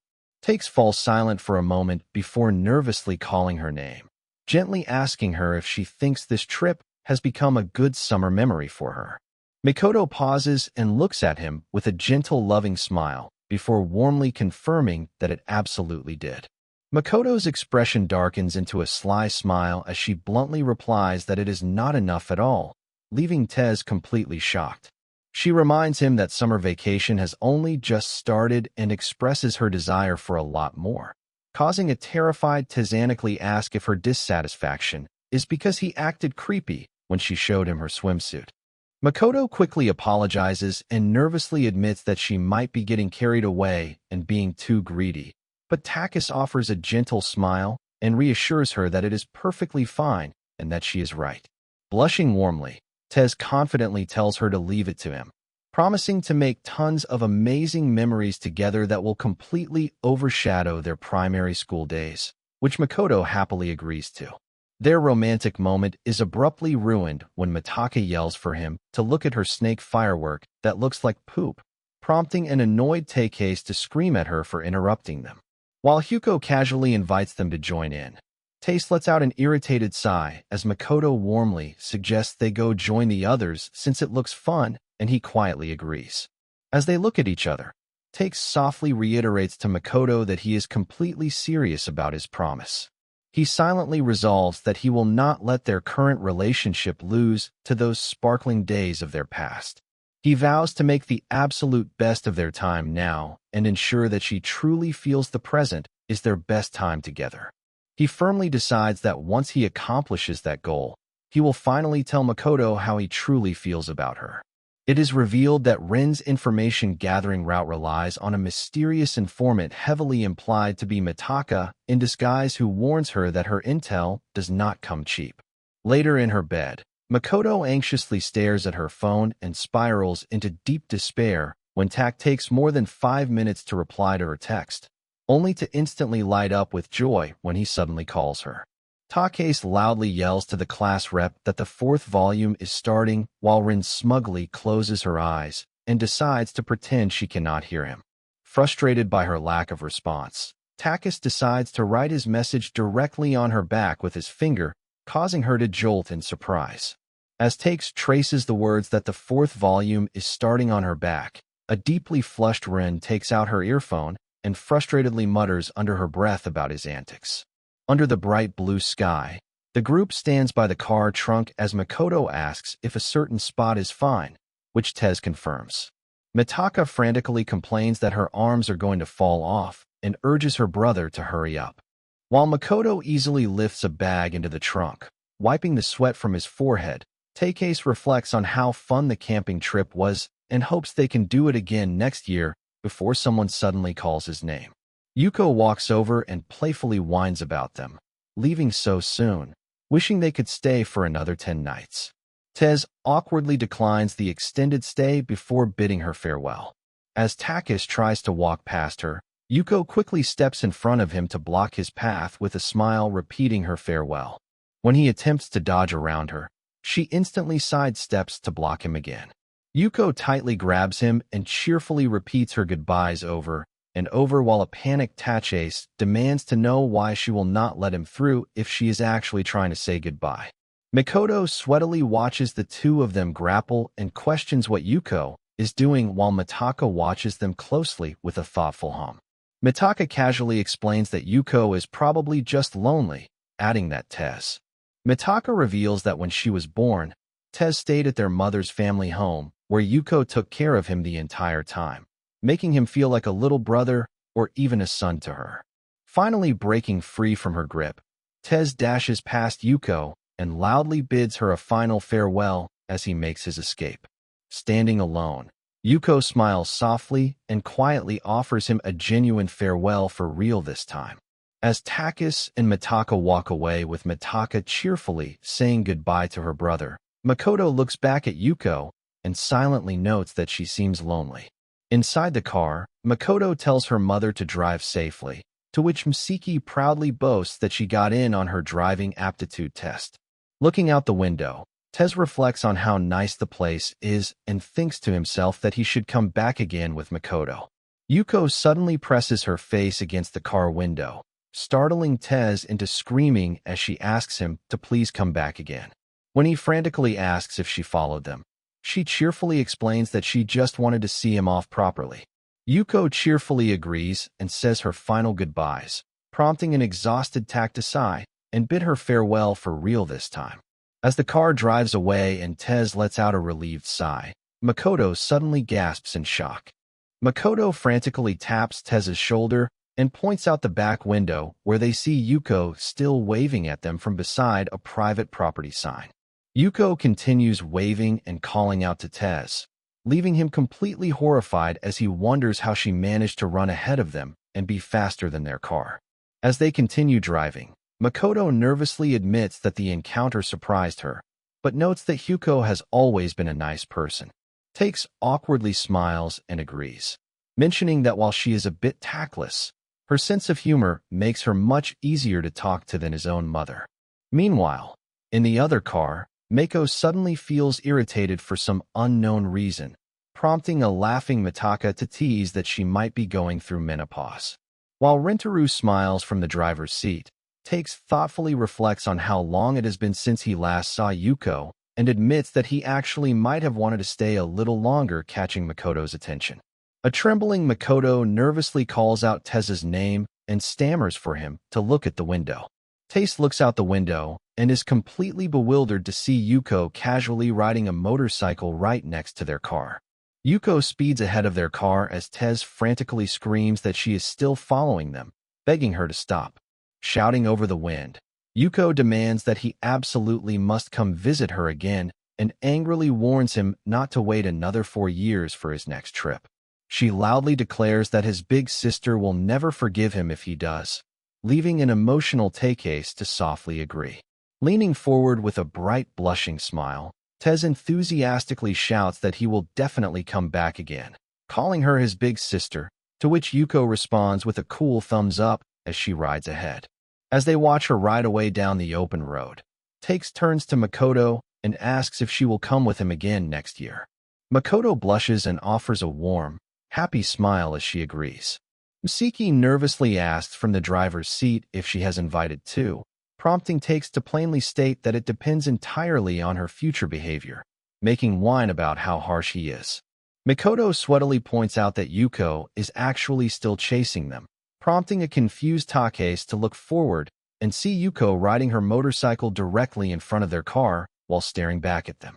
In the middle of summer vacation, Takes reflects on how he was originally fired up to make it the best summer ever on the first day, but now he questions what they have actually been doing since then.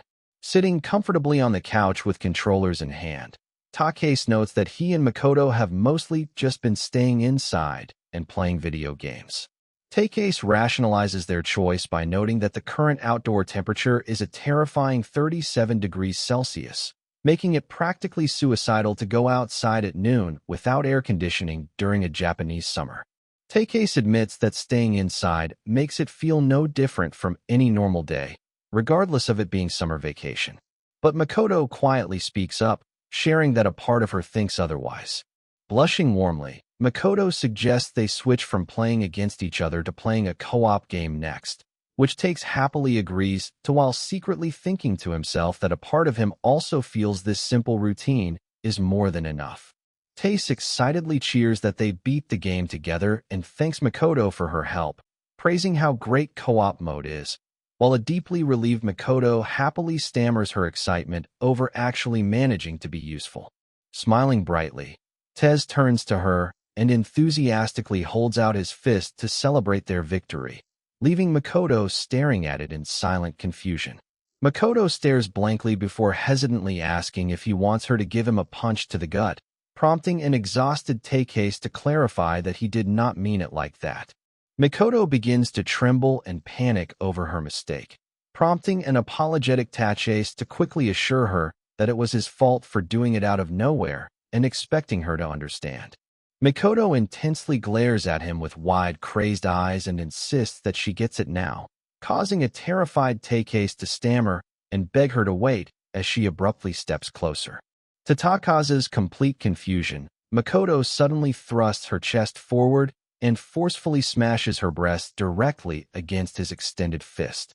Deeply flustered and blushing furiously, Tez frantically excuses himself to go to the bathroom, leaving a bewildered Makoto to quietly agree. When Tez returns, a trembling Makoto tearfully apologizes for being an oblivious woman and begs him not to be disappointed in her, while a smiling Tace gently explains that it was just meant to be a high five and not a big deal. Tace demonstrates by asking her to put her fist against his, and when their knuckles gently bump together, he happily cheers that they did it perfectly. Makoto stares at him with wide eyes and a heavy blush, completely struck by the intimate contact. Trembling with extreme excitement, Makoto enthusiastically swoons over the amazing sense of unity with Takase, feeling like they are perfectly synced through a secret cue and happily relishes how incredibly good it feels. She sways happily from side to side, completely enveloped in a fuzzy and warm feeling while Tez watches her with a sweat drop. Makoto suddenly thrusts her fist out and intensely demands to do it more, leaving Takase to nervously agree. As they continue playing with Makoto, eagerly demanding another fist bump every time they clear a level. They repeatedly bump fists over and over again as Makoto continuously calls his name and Takase obediently obliges her demands. Later that night at dinner, a trembling Makoto cries that her hand hurts too much to hold her chopsticks properly from all the fist bumping, prompting a panicked Takase to frantically yell to call an ambulance. Makoto calls out to Takase. Makoto catches up to him and apologizes for making him wait. Takase reassures her that it is fine and suggests they head inside to the library since it is already getting hot outside. As they discuss their summer homework, Makoto secretly decides to keep quiet about already finishing all of her own work, just so she can enjoy the special opportunity to study together with Takase. Takase leads the way up to the second-floor study room, but suddenly stops in surprise. They run into Run, their class representative, who is already at the library. Takase happily asks if she is also studying there today. Takes enthusiastically suggests they all study together since 3 heads are better than 1, much to Makoto's silent disappointment. Rin flatly rejects the invitation, explaining that she is the type of person who can only focus when studying alone. Rin tells them to go do their best together, and Tez understandingly cheers her on to do her best as well. Makoto is caught completely off guard when Tez and Rin casually exchange a fist bump. Makoto begins to growl and tremble with extreme jealousy, leaving Rin completely confused by her reaction. A highly determined Makoto psyches herself up while a nervous Tace watches her in silence. Makoto turns back to Takase and aggressively holds up a horn-like hand gesture. Takase and Rin stare in complete bewilderment, silently wondering if her strange hand gesture is supposed to represent a Doberman or a sea slug. Makoto eagerly nods to encourage him, prompting a confused Takase to tentatively mimic her hand gesture. Makoto and Tace face each other and hold up the hand signs while Rin watches from between them. Makoto brings their hand signs together, so they mimic a kiss, making a squealing sound. Tace completely freezes in blushing shock and embarrassment while a smug Makoto smiles triumphantly at her successful move. Rin stands in complete silence with a massive, terrifying nosebleed running down her face. At home, Mitaka notices her father, Rentaro, looking completely exhausted, and asks if he is okay, prompting him to explain that he pulled an all-nighter because he was struggling to make progress on his manuscript. Rentaro tries to reassure Mitaka that he is fine since it was only a single all-nighter, while privately trying to think of a more emotional or nonchalant term to describe his sleepless night. But a worried Mitaka firmly insists that she must report his state to their mother so they can force him to rest before he gets sick. Mitaka runs to call out to her mother, loudly declaring that her father had a one-night stand, leaving a completely bewildered Miko to ask what she means. Takase happily walks back home, reflecting that he managed to finish all of his summer homework thanks to Makoto and is now completely free to relax for the rest of the vacation. Takase is absolutely horrified when he opens the front door and finds Rentaro bound tightly with ropes and subjected to heavy stone-pressing torture. Takes frantically demands to know why his father is being subjected to such inhumane torture, while Mako and Mitaka casually welcome him home. When Mitaka explains that Rentaro is being punished for having a one-night stand, Tez instantly agrees that his father is at fault, prompting a panicked Rentaro to scream that it is all a misunderstanding. Rentaro furiously protests that he would never engage in a one-night stand. But a cold Miyako simply orders Mitaka to add another heavy stone slab to his lap, causing him to scream out in pain. Mitaka desperately pleads with Renu to just admit his guilt for his own safety, while Mako coldly demands to know if his secret exploits are the real reason he is getting sick. Renu screams at the top of his lungs that the only woman he has ever loved is his wife. Mitaka is completely confused by his dramatic confession, pointing out that love has absolutely nothing to do with a one-night stand. While Renu continues to frantically deny her accusations, Mayako glares at Rentaro with an icy smile, suggesting he must have had quite a lot of fun, leaving him to desperately wonder how his situation got so terribly out of hand. Mitaka warns her father that risking his health is not worth it, even if he manages to produce something good, which leads Mako to darkly question if his actions resulted in an illegitimate child, prompting another frantic denial from Rentaro. A suspicious takes steps closer to Mitaka and quietly asks her what exactly she thinks a one-night stand actually means.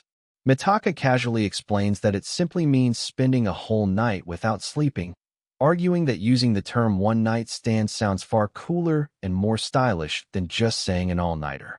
As T sweatily tries to explain the actual meaning of the phrase, an irritated Mitaka furiously yells at him, demanding to know if he is trying to criticize her sense of style.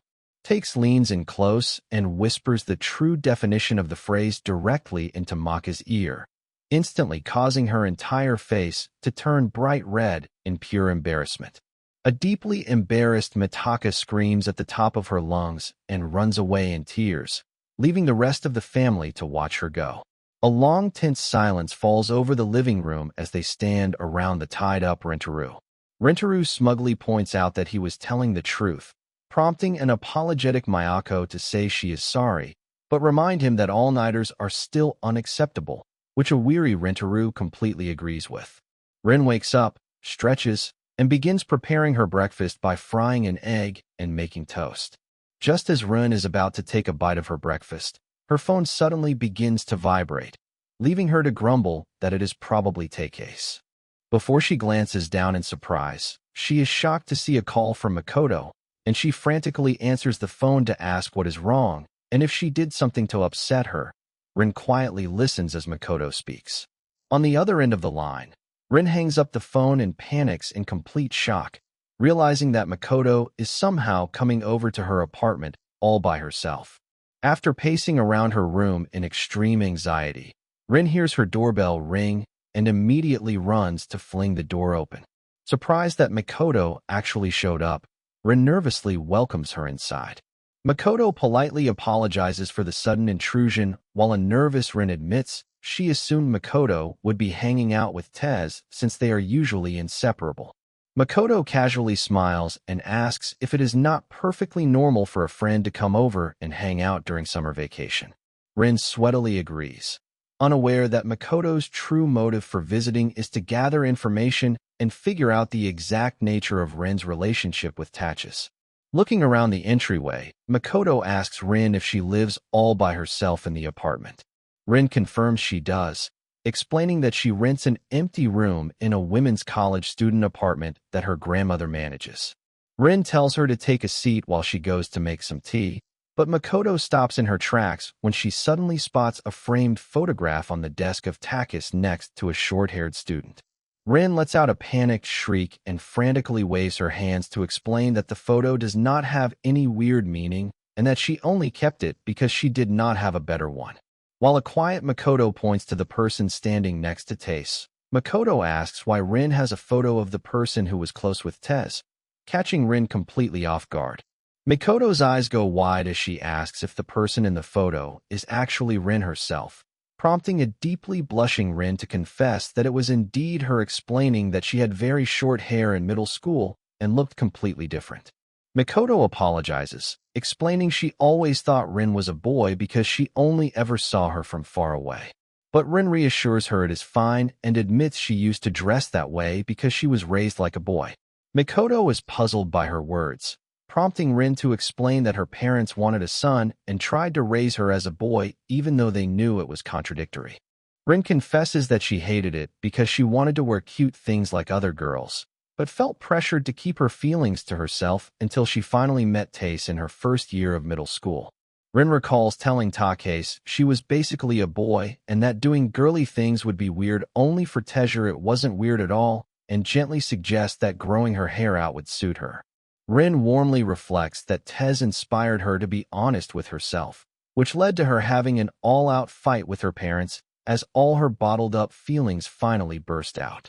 Makoto asks if that fight is why she lives alone, and Rin confirms that they decided to put some distance between themselves for everyone's sake, quickly panicking to clarify that they have not cut ties, but are merely in a ceasefire.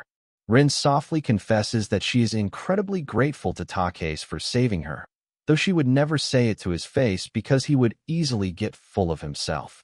Rin reveals that there was a time in the past when Tez was completely falling apart, vowing that she never wants to see him look like that again and simply wants him to keep smiling and be happy.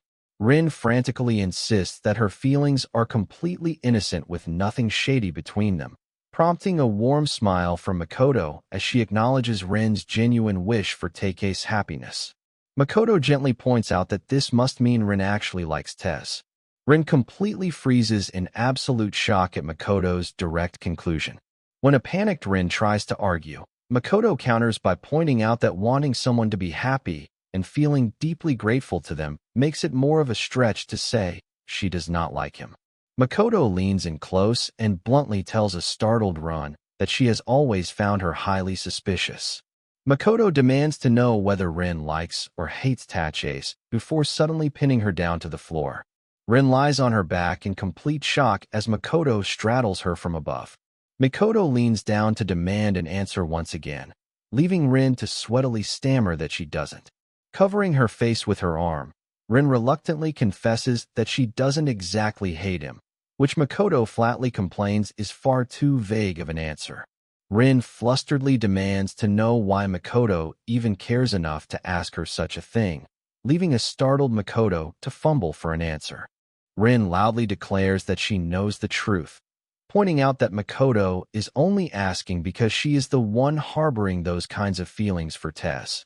Makoto nervously stammers that she and Tez are childhood friends and wonders if she actually likes him, while Rin flusteringly yells that asking if it is romantically is completely unfair, prompting Makoto to accuse her of dodging the question. As Rin gulps in nervous anticipation, Makoto blushes and admits that she does think it would be great if she and Takase ended up in that kind of relationship. Makoto leans in with a sly grin and asks Rin if she ever thinks about wanting to have sex with Tez, sending a shocked Rin into a screaming panic. Rin frantically flails her fists and calls Makoto a __ and a __ for thinking that way, insisting she would never look at Takase in such a vulgar way. While Makoto argues that Rin is just being stubborn since it is normal to look at someone you like that way, Rin furiously screams that she is still a virgin, prompting a startled Makoto to yell back that she is a virgin too and point out that she did not even ask her about that. Rin points out that Makoto snapping at her like this means she must tesmically suggesting that it is about time Makoto is honest with herself too, leaving Makoto to tremble and stammer in response. An embarrassed Makoto screams at Rin to shut up while pushing her chest directly onto Rin's face, leaving a smothered Rin to silently gasp that Makoto's breasts are so big that she cannot breathe and is going to die. Makoto groans in frustration before she suddenly realizes that Rin has stopped responding and frantically asks her what is wrong, panicking when she sees Rin has completely passed out with drool running down her chin. Makoto loudly screams Rin's name in sheer panic. Some time passes as the clouds drift lazily across the sky. Rin suddenly gasps as she wakes up in her bed, and a relieved Makoto gently puts her glasses back on, admitting she thinks she accidentally caused her to faint. Rin reassures her that she is okay and admits that she also got pretty heated, which Makoto quietly agrees with, noting that it feels like they both managed to vent their feelings. Makoto calls out to Rin and softly confesses that her initial desire to become friends with her was actually because she wanted to match Tez. Makoto explains that she used to force herself to like or hate whatever Tak did just to match him, but clarifies that it is different now because being around Rin makes her feel like she can someday be truly honest with herself, leaving a surprised Rin in silence. Makoto looks at Rin and repeats her request, sincerely asking Rin if they can be friends. Rin looks at her for a moment before warmly accepting her request. Makoto apologizes for the sudden intrusion as she prepares to leave, mentioning that it was interesting to get to know her, while a blushing Rin waves goodbye and happily reflects to herself that she has become friends with someone from her favorite romantic ship. After the door closes, Rin stands in quiet reflection, happily noting that she has made a new friend before letting out a relieved sigh and telling herself to focus on something else. Rin trots down the hallway and opens her door, letting out a sigh of relief as she looks at a wall completely covered in secret photos of Takase and Makoto, reflecting on how close she came to being finished if Makoto had seen that room. Later that evening, Makoto enthusiastically bursts out of the bathroom after finishing her bath and eagerly checks her phone, giggling to herself that it is finally time to call Tak again tonight. Makoto suddenly looks down in silence when her phone begins to buzz with an incoming video call from Tachis. Realizing that he is trying to video call her instead of just sending a regular voice call, Makoto excitedly thinks to herself that she really wants to try a video call since she would get to see Tez's face and be 50% happier, but quickly realizes there is a massive downside to it. Makoto anxiously reflects that a video call means Tez will be able to see her bare face too, sighing as she worries about how she looks in a close-up right after her bath, and ultimately deciding that maybe they should just stick to a regular voice call instead. Makoto suddenly gasps in shock as she notices something unexpected.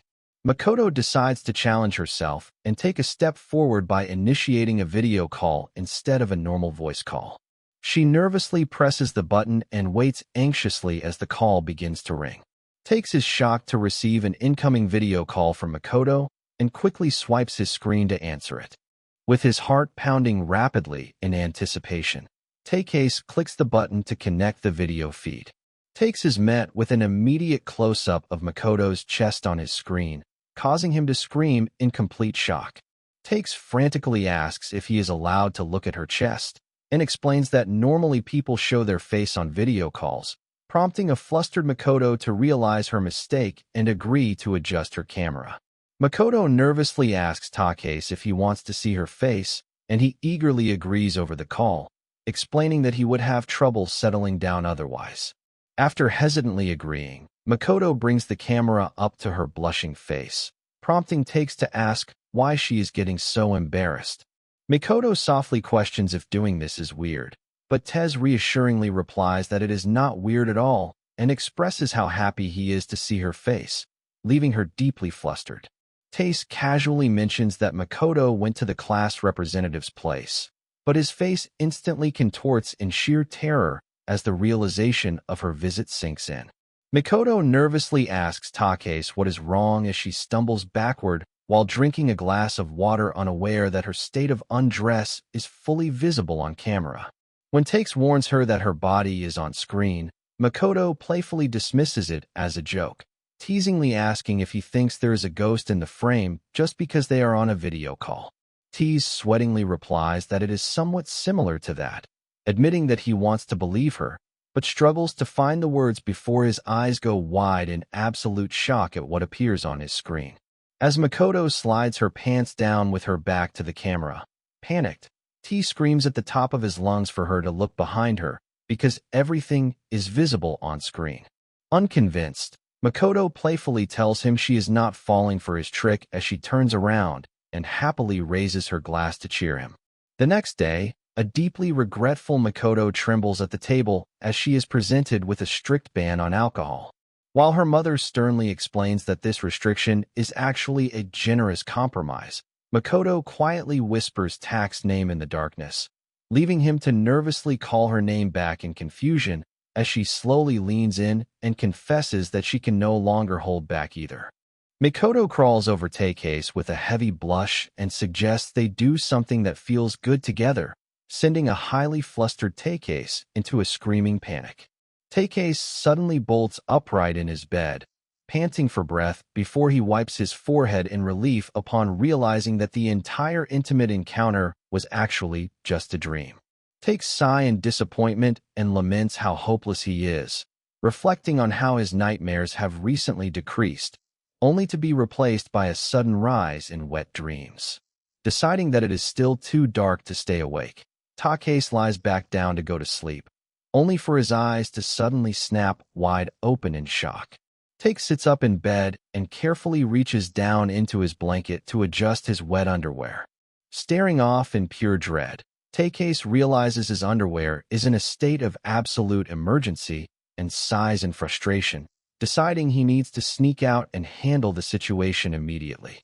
Noticing it is 1 o'clock in the morning, Takase reasons that everyone else should be asleep and slowly opens his bedroom door, resolving to move as quickly and quietly as possible to reach the bathroom undetected. Takase turns around to find his sister Mitaka standing in the dark with a wide-eyed stare, holding her phone and creepily asking him what he is doing. A terrified Tez stammers that he is doing nothing and fears his secret is ruined, while a creepy Mitaka notes that staying up late is not good, leaving him to desperately wonder why he had to run into her of all people.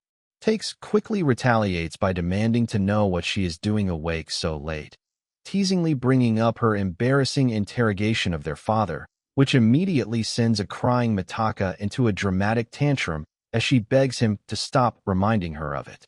When Tez asks what she is actually doing, Mitaka defensively declares she has a very good reason and proudly pumps her fists, explaining that she is staying up to study and prepare for her summer classes.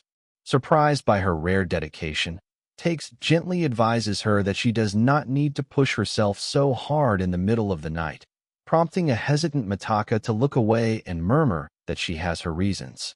Mitaka apologizes and confesses that she is actually quite stressed, explaining that she is terrible at studying but desperately wants to get into a specific high school, despite her teacher warning her that it is currently impossible for her to make the cut. Maka quietly admits that she knows staying up late to study does not really help and is just a desperate attempt on her part, leaving Tez in a thoughtful silence before he asks her if she truly wants to get into that high school that badly. Mitaka enthusiastically declares that she wants to go to that high school because it is the exact same school that Tez and Makoto attend, which leaves a startled Tez. Maka explains that although they were her inspiration, she ultimately chose that school of her own volition and is not just going because they attend, while Tez gently advises her that she does not have to make her choice based solely on where they go. Mitaka states that she simply wants to follow through on her own decision, prompting Tesli reflect that she has the same stubbornness as their mother, though she proudly boasts that she has an indomitable spirit. Mitaka playfully points out that there is one big problem she does not understand and asks him to teach her, to which Tez agrees, while his underwear dries stiffly in the background. As the new semester begins, Takes sits at his classroom desk and lets out a massive yawn. Takes reflects on how quickly his summer vacation passed after meeting up and hanging out with Makoto, feeling like there were still so many other things he wanted to do. A classmate comments on how deeply tan Takase has gotten, prompting a smiling Takase to quietly think to himself that his summer felt short only because it was so fulfilling. The tan classmate smiles and admits she had not even noticed her tan, agreeing that track club is rough with no days off during summer break. While Takase quietly observes how busy club members are before a classmate calls out to him. His classmate Yuchi hands over a manuscript he finished over the summer and asks Tez for his thoughts, explaining that he is submitting an auto manga called Love Kira, which another classmate remarks does not suit him at all. Yuichi notes that it is quite surprising that a former middle school soccer tournament ace striker is now in the manga club, while another classmate points out that Yuichi chose what he liked over what he was good at before asking Tez if he plans to join a club again.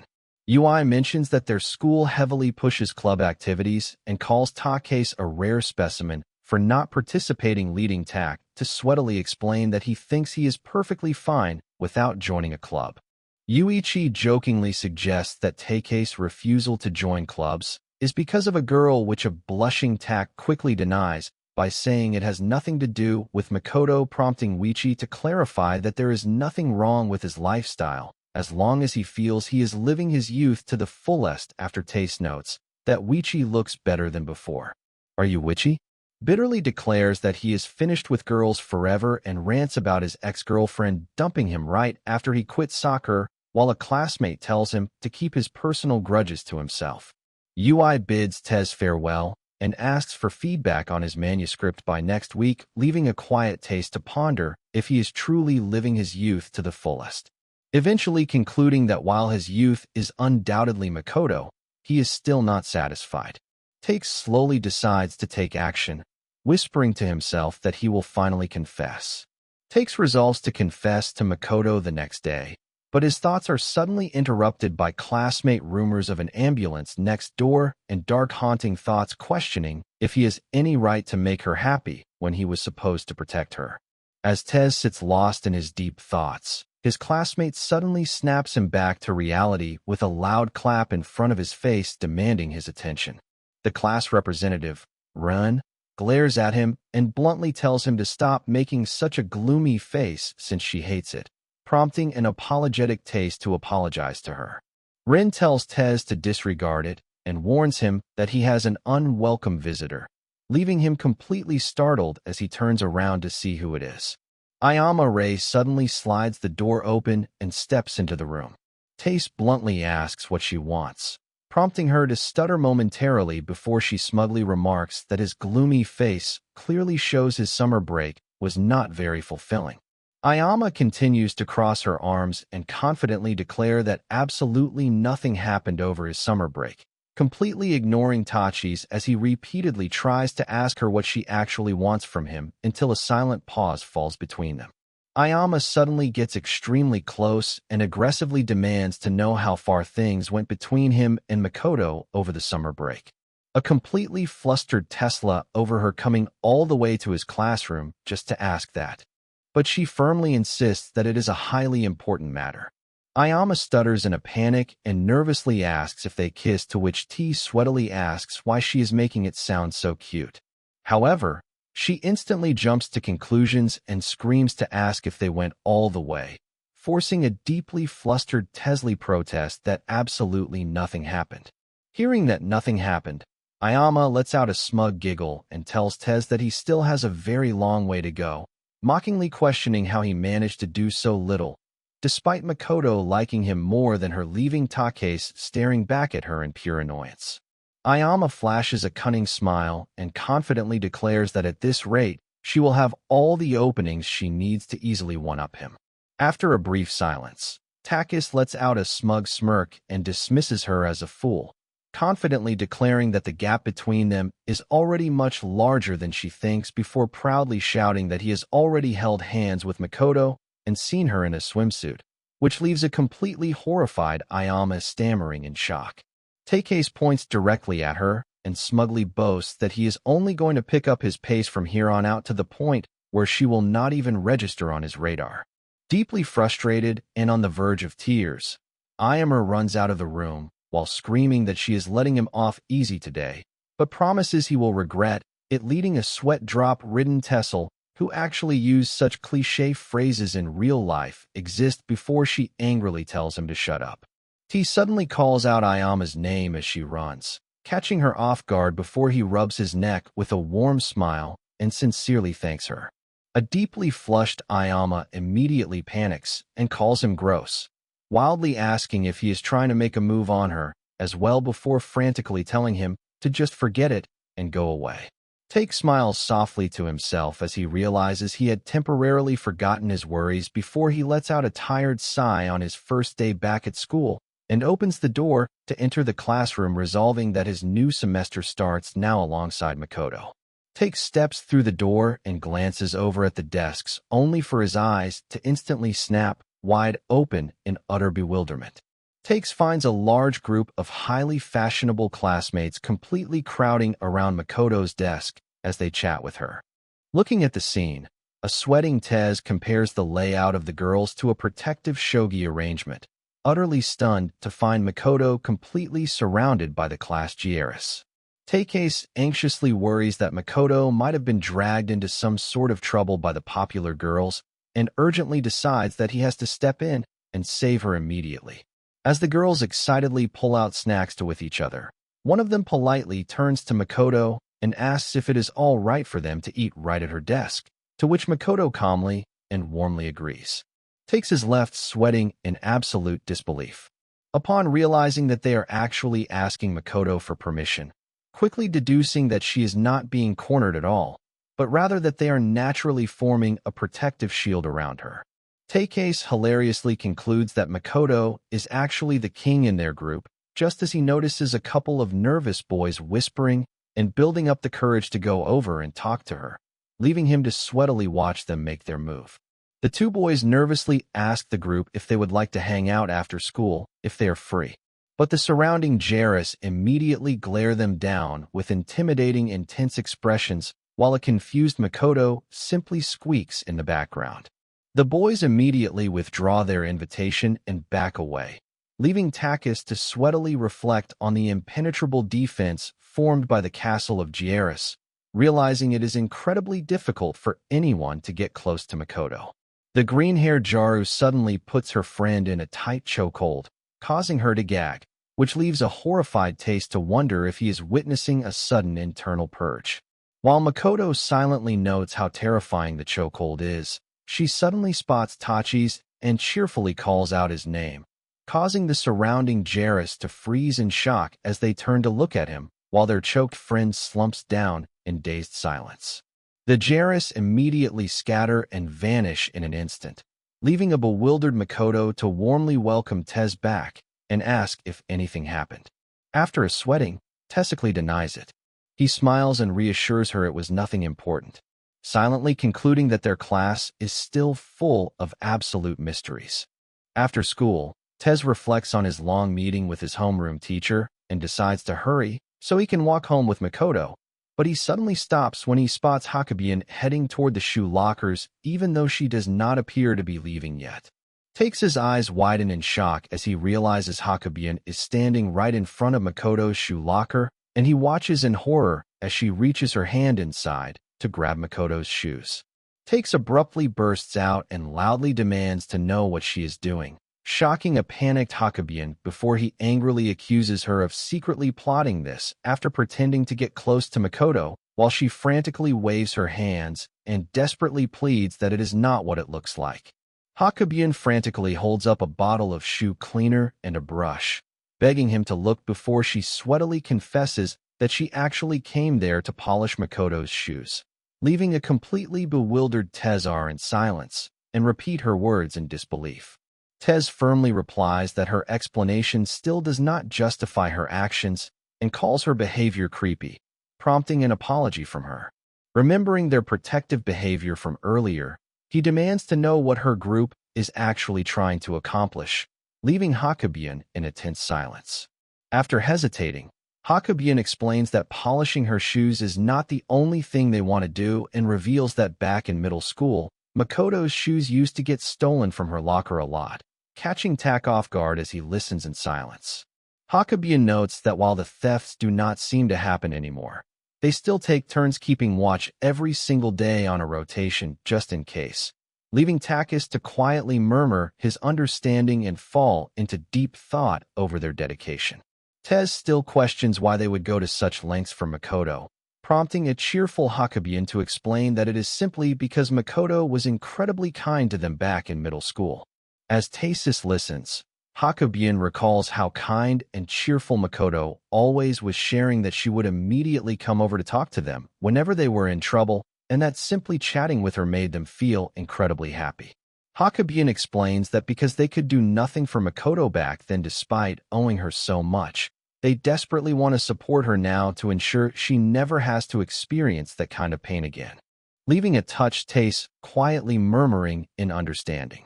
Takes thoughtfully reflects that he had only ever focused on the painful aspects of Makoto's middle school days, realizing now that she did not just attract darkness back then, but also gathered beautiful light. Hakabune winks and points a finger at him, telling him to do his best as well, and pointing out that Makoto looks the absolute happiest whenever she is with him, leaving Tace highly startled by her encouragement. When a blushing Tez asks if that is true, a smiling Hakabune confidently confirms it, prompting Takis to think that this is indeed the warmth Makoto gathered. Though Hakabune suddenly asks if she can warm Makoto's shoes against her chest, leading an annoyed Takis to flatly reject the idea while dryly questioning if this still counts as light. Tez sigh in deep stress over the upcoming academic tests scheduled right after the summer break, while Makoto stands beside him in silence. Makoto quietly tugs on Tez's sleeve to get his attention.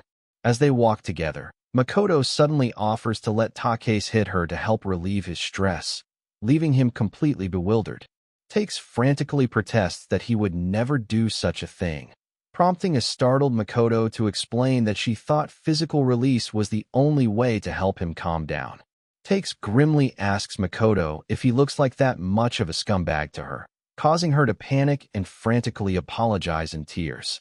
Takes gently explains to Makoto that she does not need to go to such bizarre extremes, because simply being with her already helps him relieve his stress. Makoto is momentarily confused by his words before she suddenly assumes he wants to take out his carnal desires on her, calling that a true extreme.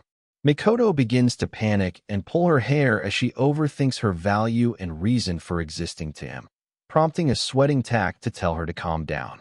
Makoto's thoughts spiral even further into despair as she blankly declares that she has no value and should die. Takis loudly protests that she absolutely has value, causing Makoto to turn around and quietly ask him to explain how. Tez hesitantly stutters that she has many cute sides to her instantly, sending Makoto into a flustered state of pure joy. Makoto suddenly doubts him by asking if he says that generic line to everyone, which Taches furiously denies. When Makoto dismisses the word cute as an easy compliment that anyone can say, an irritated Tache screams that she is cute anyway. Takes continues to aggressively shower her with compliments about how cute she is while Makoto pouts and tries to process it. Makoto's face completely flushes bright red as she becomes entirely overwhelmed by his relentless compliments.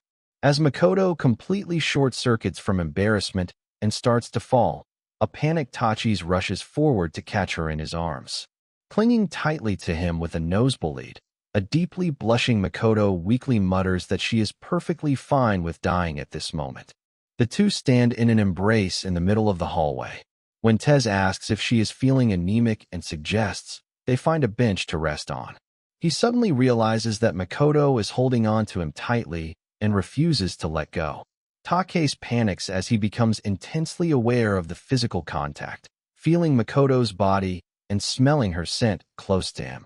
Takes is filled with absolute dread as he realizes that she is bound to notice his physical arousal if they stay in this position. Tez frantically begs Makoto to let go, but she holds on with surprising strength and refuses to budge. Makoto desperately wants to pull away so she does not annoy him, but she finds his embrace completely irresistible. With both of them stuck in an awkward panic, Tez decides he has no other options left and must take drastic action. Deciding to try pulling instead of pushing, Takes hugs Makoto back with all his might, catching her completely off guard. The two of them suddenly flinch and jump away from each other in extreme embarrassment. A blushing Takase nervously points out that Makoto has a nosebleed and asks if she is all right, while a dazed Makoto quietly replies that she is fine while thinking how incredible the hug was.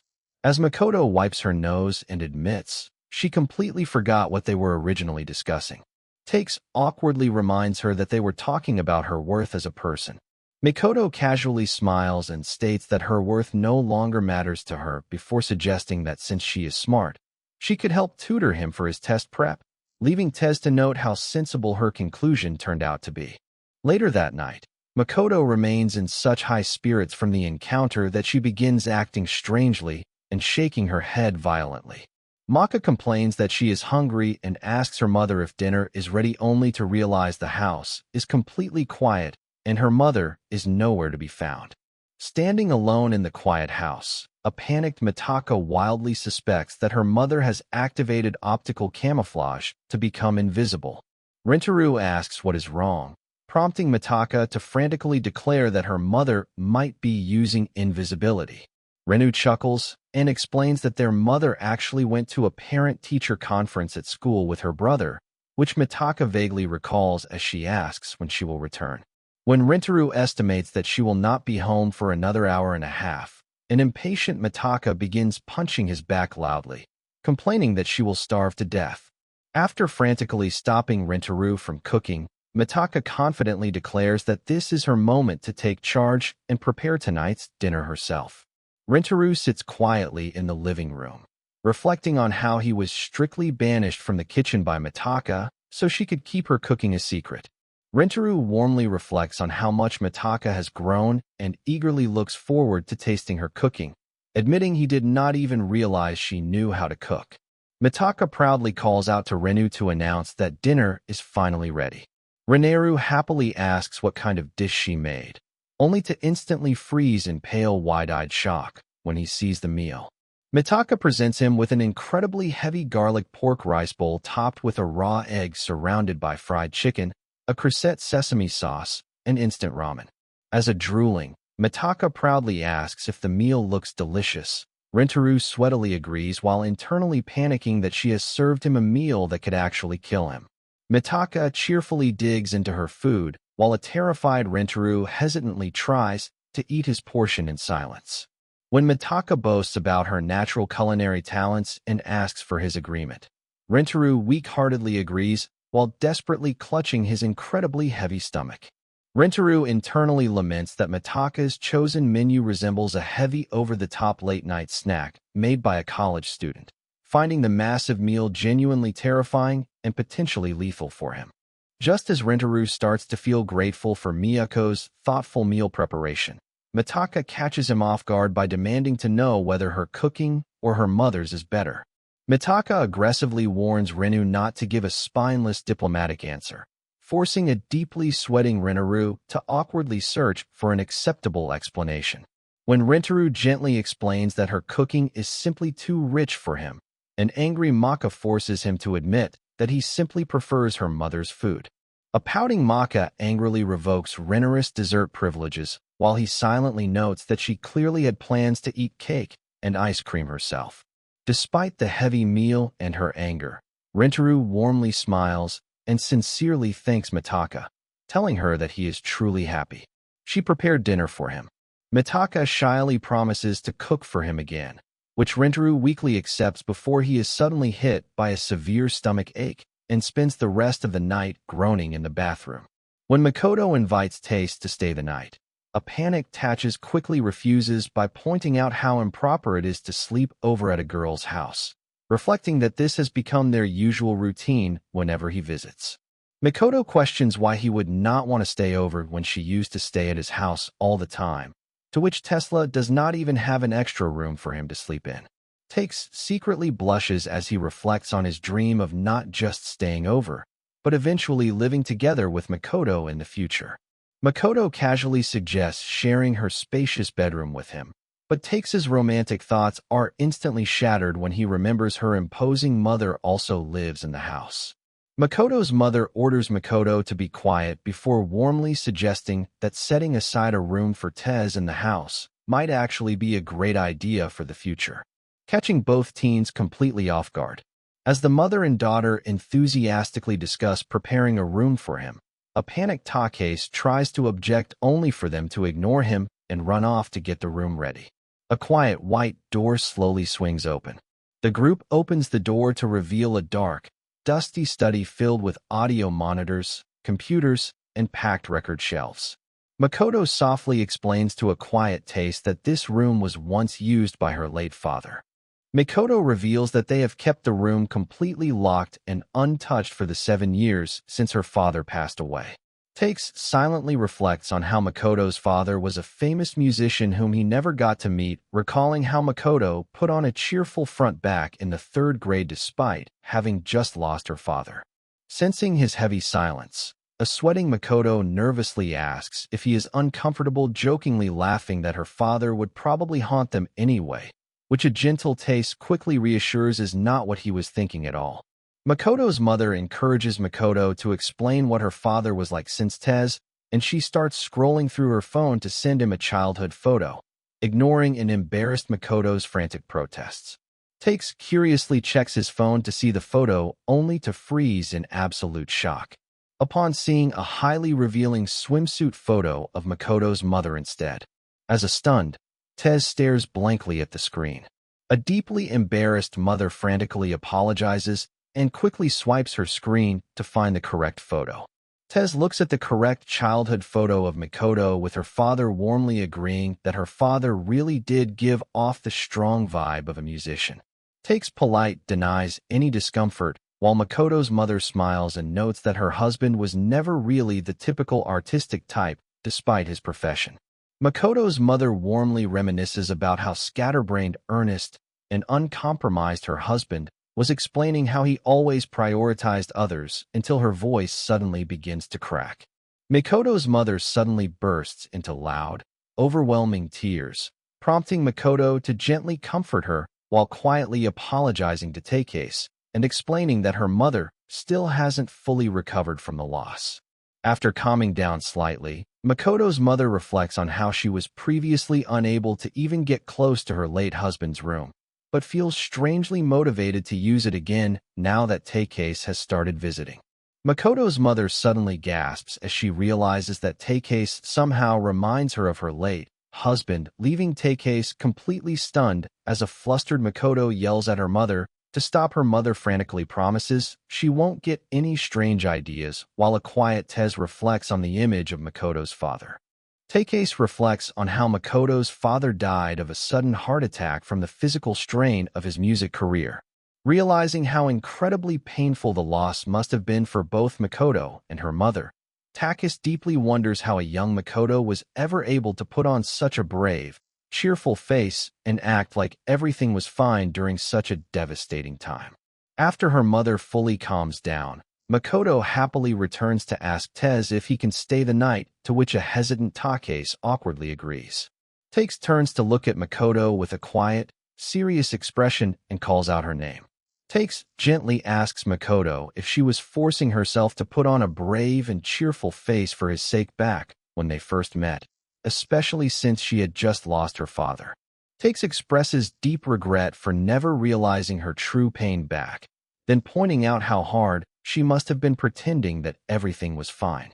Takes notes that she had neither of her parents around to support her back, then lamenting how lonely and hurtful it must have been for her to bottle up all her feelings. To Tez's absolute shock, Makoto flatly denies his assumptions and cheerfully replies that she wasn't hurting or putting on a brave face at all. As a completely bewildered Tez asks how that is possible, Makoto simply giggles and plays dumb, claiming that she does not even remember why. Tez looks up as Makoto explains that she was fine because he was there with her. Makoto recalls that while there were many painful and difficult things going on during that dark period of her childhood, his presence changed everything. Makoto looks back on how she was able to endure the hardships of her childhood simply because she had him by her side. Makoto warmly reflects on how Tez was always there caring for her, confessing that back then he was the only thing she could think about. Makoto softly compares Teza's warm presence in her life to the sun itself. Makoto giggles and expresses how happy she is that he has returned to be by her side like this, leaving a blushing Tak completely flustered. Makoto quietly admits that she is deeply terrified of them being separated again or of him growing to hate her. Despite her lingering fears, Makoto resolves to change her outlook. Makoto silently promises herself that she wants to take another step forward in their relationship from where they currently stand. Though she is still scared, Makoto holds on to the hope that someone like her can someday truly be together with him. Makoto softly sighs as she feels the warmth of her own feelings. Makoto gazes forward and silently wishes that she can someday build up the courage to tell him about these feelings honestly. Takes slumps heavily back into the desk chair in Makoto's father's old room to relax. Takes sits in disbelief, questioning if he is actually staying over when Makoto has already gone to take a bath and her mother is enthusiastically preparing a massive dinner. Tez looks down in exhaustion, struggling to process that they went as far as preparing a dedicated guest room just for him.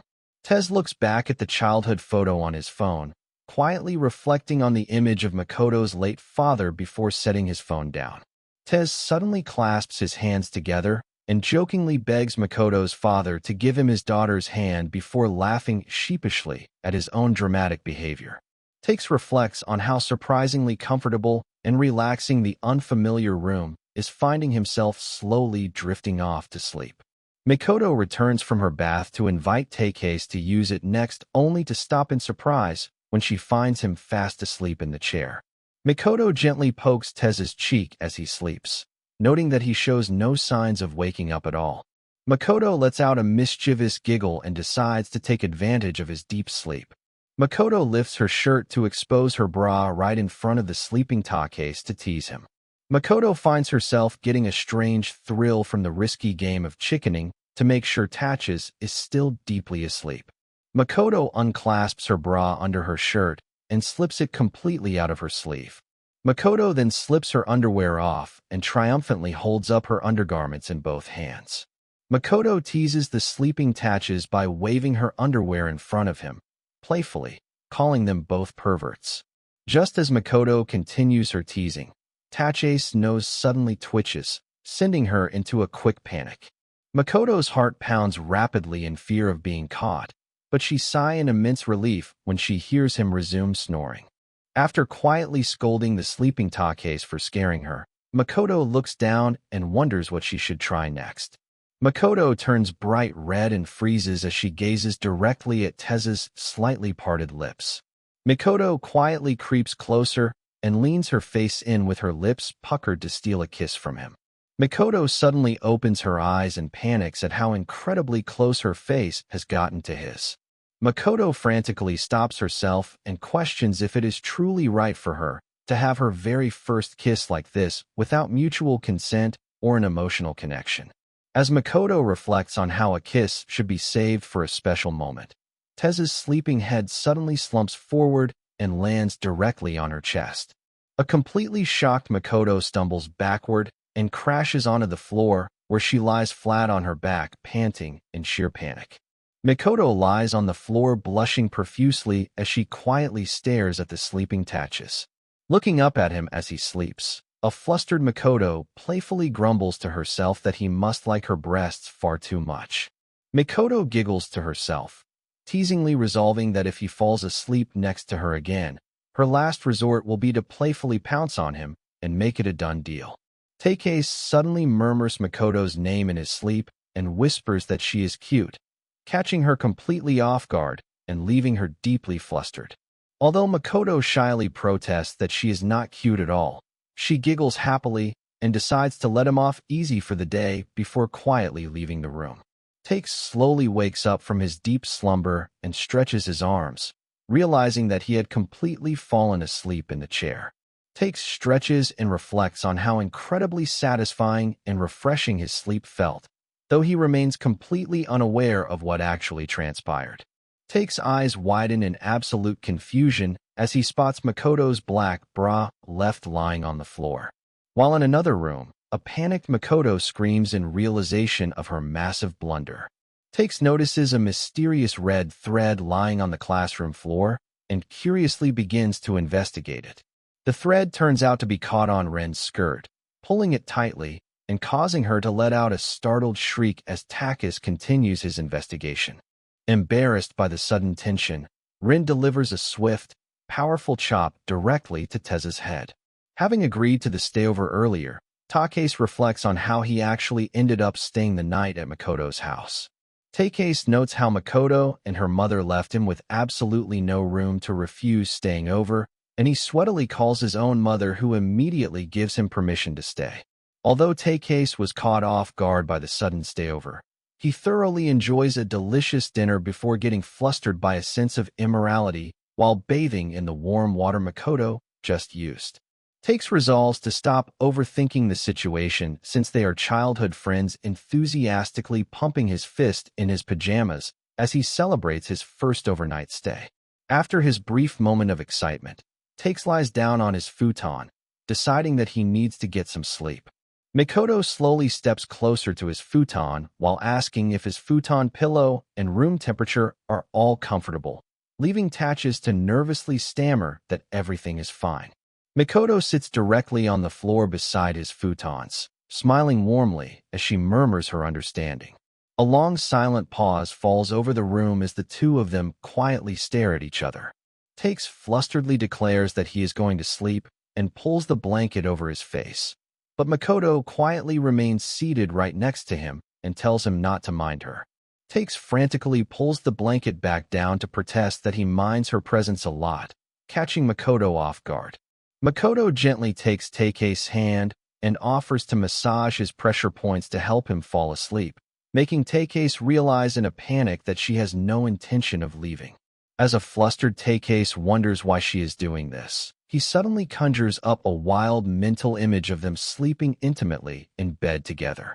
Takes enters a state of absolute inner chaos, desperately trying to reject his own wild thoughts while realizing he has no idea how to handle the situation. Deciding that escaping into sleep is his only way out, Takes shuts his eyes tightly to pretend he has passed out, which successfully convinces Makoto that he has fallen asleep. After quietly observing him for a moment, Makoto lifts the edge of his blanket and climbs directly into the futon beside him, leaving a terrified Takei screaming in silent shock. Lying side by side with her under the blanket, Takei panics over whether this is acceptable, but realizes he cannot move without exposing his fake sleep. Just as Tez's racing heart begins to calm down, and he starts to drift off, the door suddenly cracks open to reveal Makoto's mother smiling inside. Takes panics over the absolute disaster of being caught by her mother in her late father's study, fearing that her impression of him will hit rock bottom. Takei worries that even Makoto will be completely confused by the situation, while Makoto herself continues to sleep peacefully next to him. Tez tenderly notes how cute Makoto looks while asleep, resulting in him staying awake in a nervous sweat for the rest of the night. Young Takei warmly tells Makoto that she does not need to worry about having a massive group of friends. Young Makoto stares back at young Tez in absolute bewilderment over his sudden words. When a puzzled Makoto asks if it is bad to make friends, a panicked Takei quickly scratches his head and apologizes for saying something so confusing. Tez thoughtfully explains that having even just one person who genuinely stays close and understands you from the bottom of their heart is more than enough to make you incredibly happy. Takes proudly pumps his fist and declares that having such a person means you have essentially won at life, causing Makoto to smile softly. Makoto happily beams that she is already perfectly fine because she has him, and her mother proudly declaring that she has won at life, which Takei warmly agrees with. When Tez tentatively points out that nobody knows what will happen in the future, a determined Makoto passionately demands that he stay with her forever, prompting a flustered Takei to promise that he will try his best. In the background of her father's study, the memory of her mother calling out that the car is waiting cuts their conversation short, forcing her father to prepare to leave for his music schedule. Her father warmly waves goodbye as he heads out the door, while a cheerful Makoto happily wishes him a safe trip. The scene abruptly shifts as a heavy gray rain begins to pour down over the house.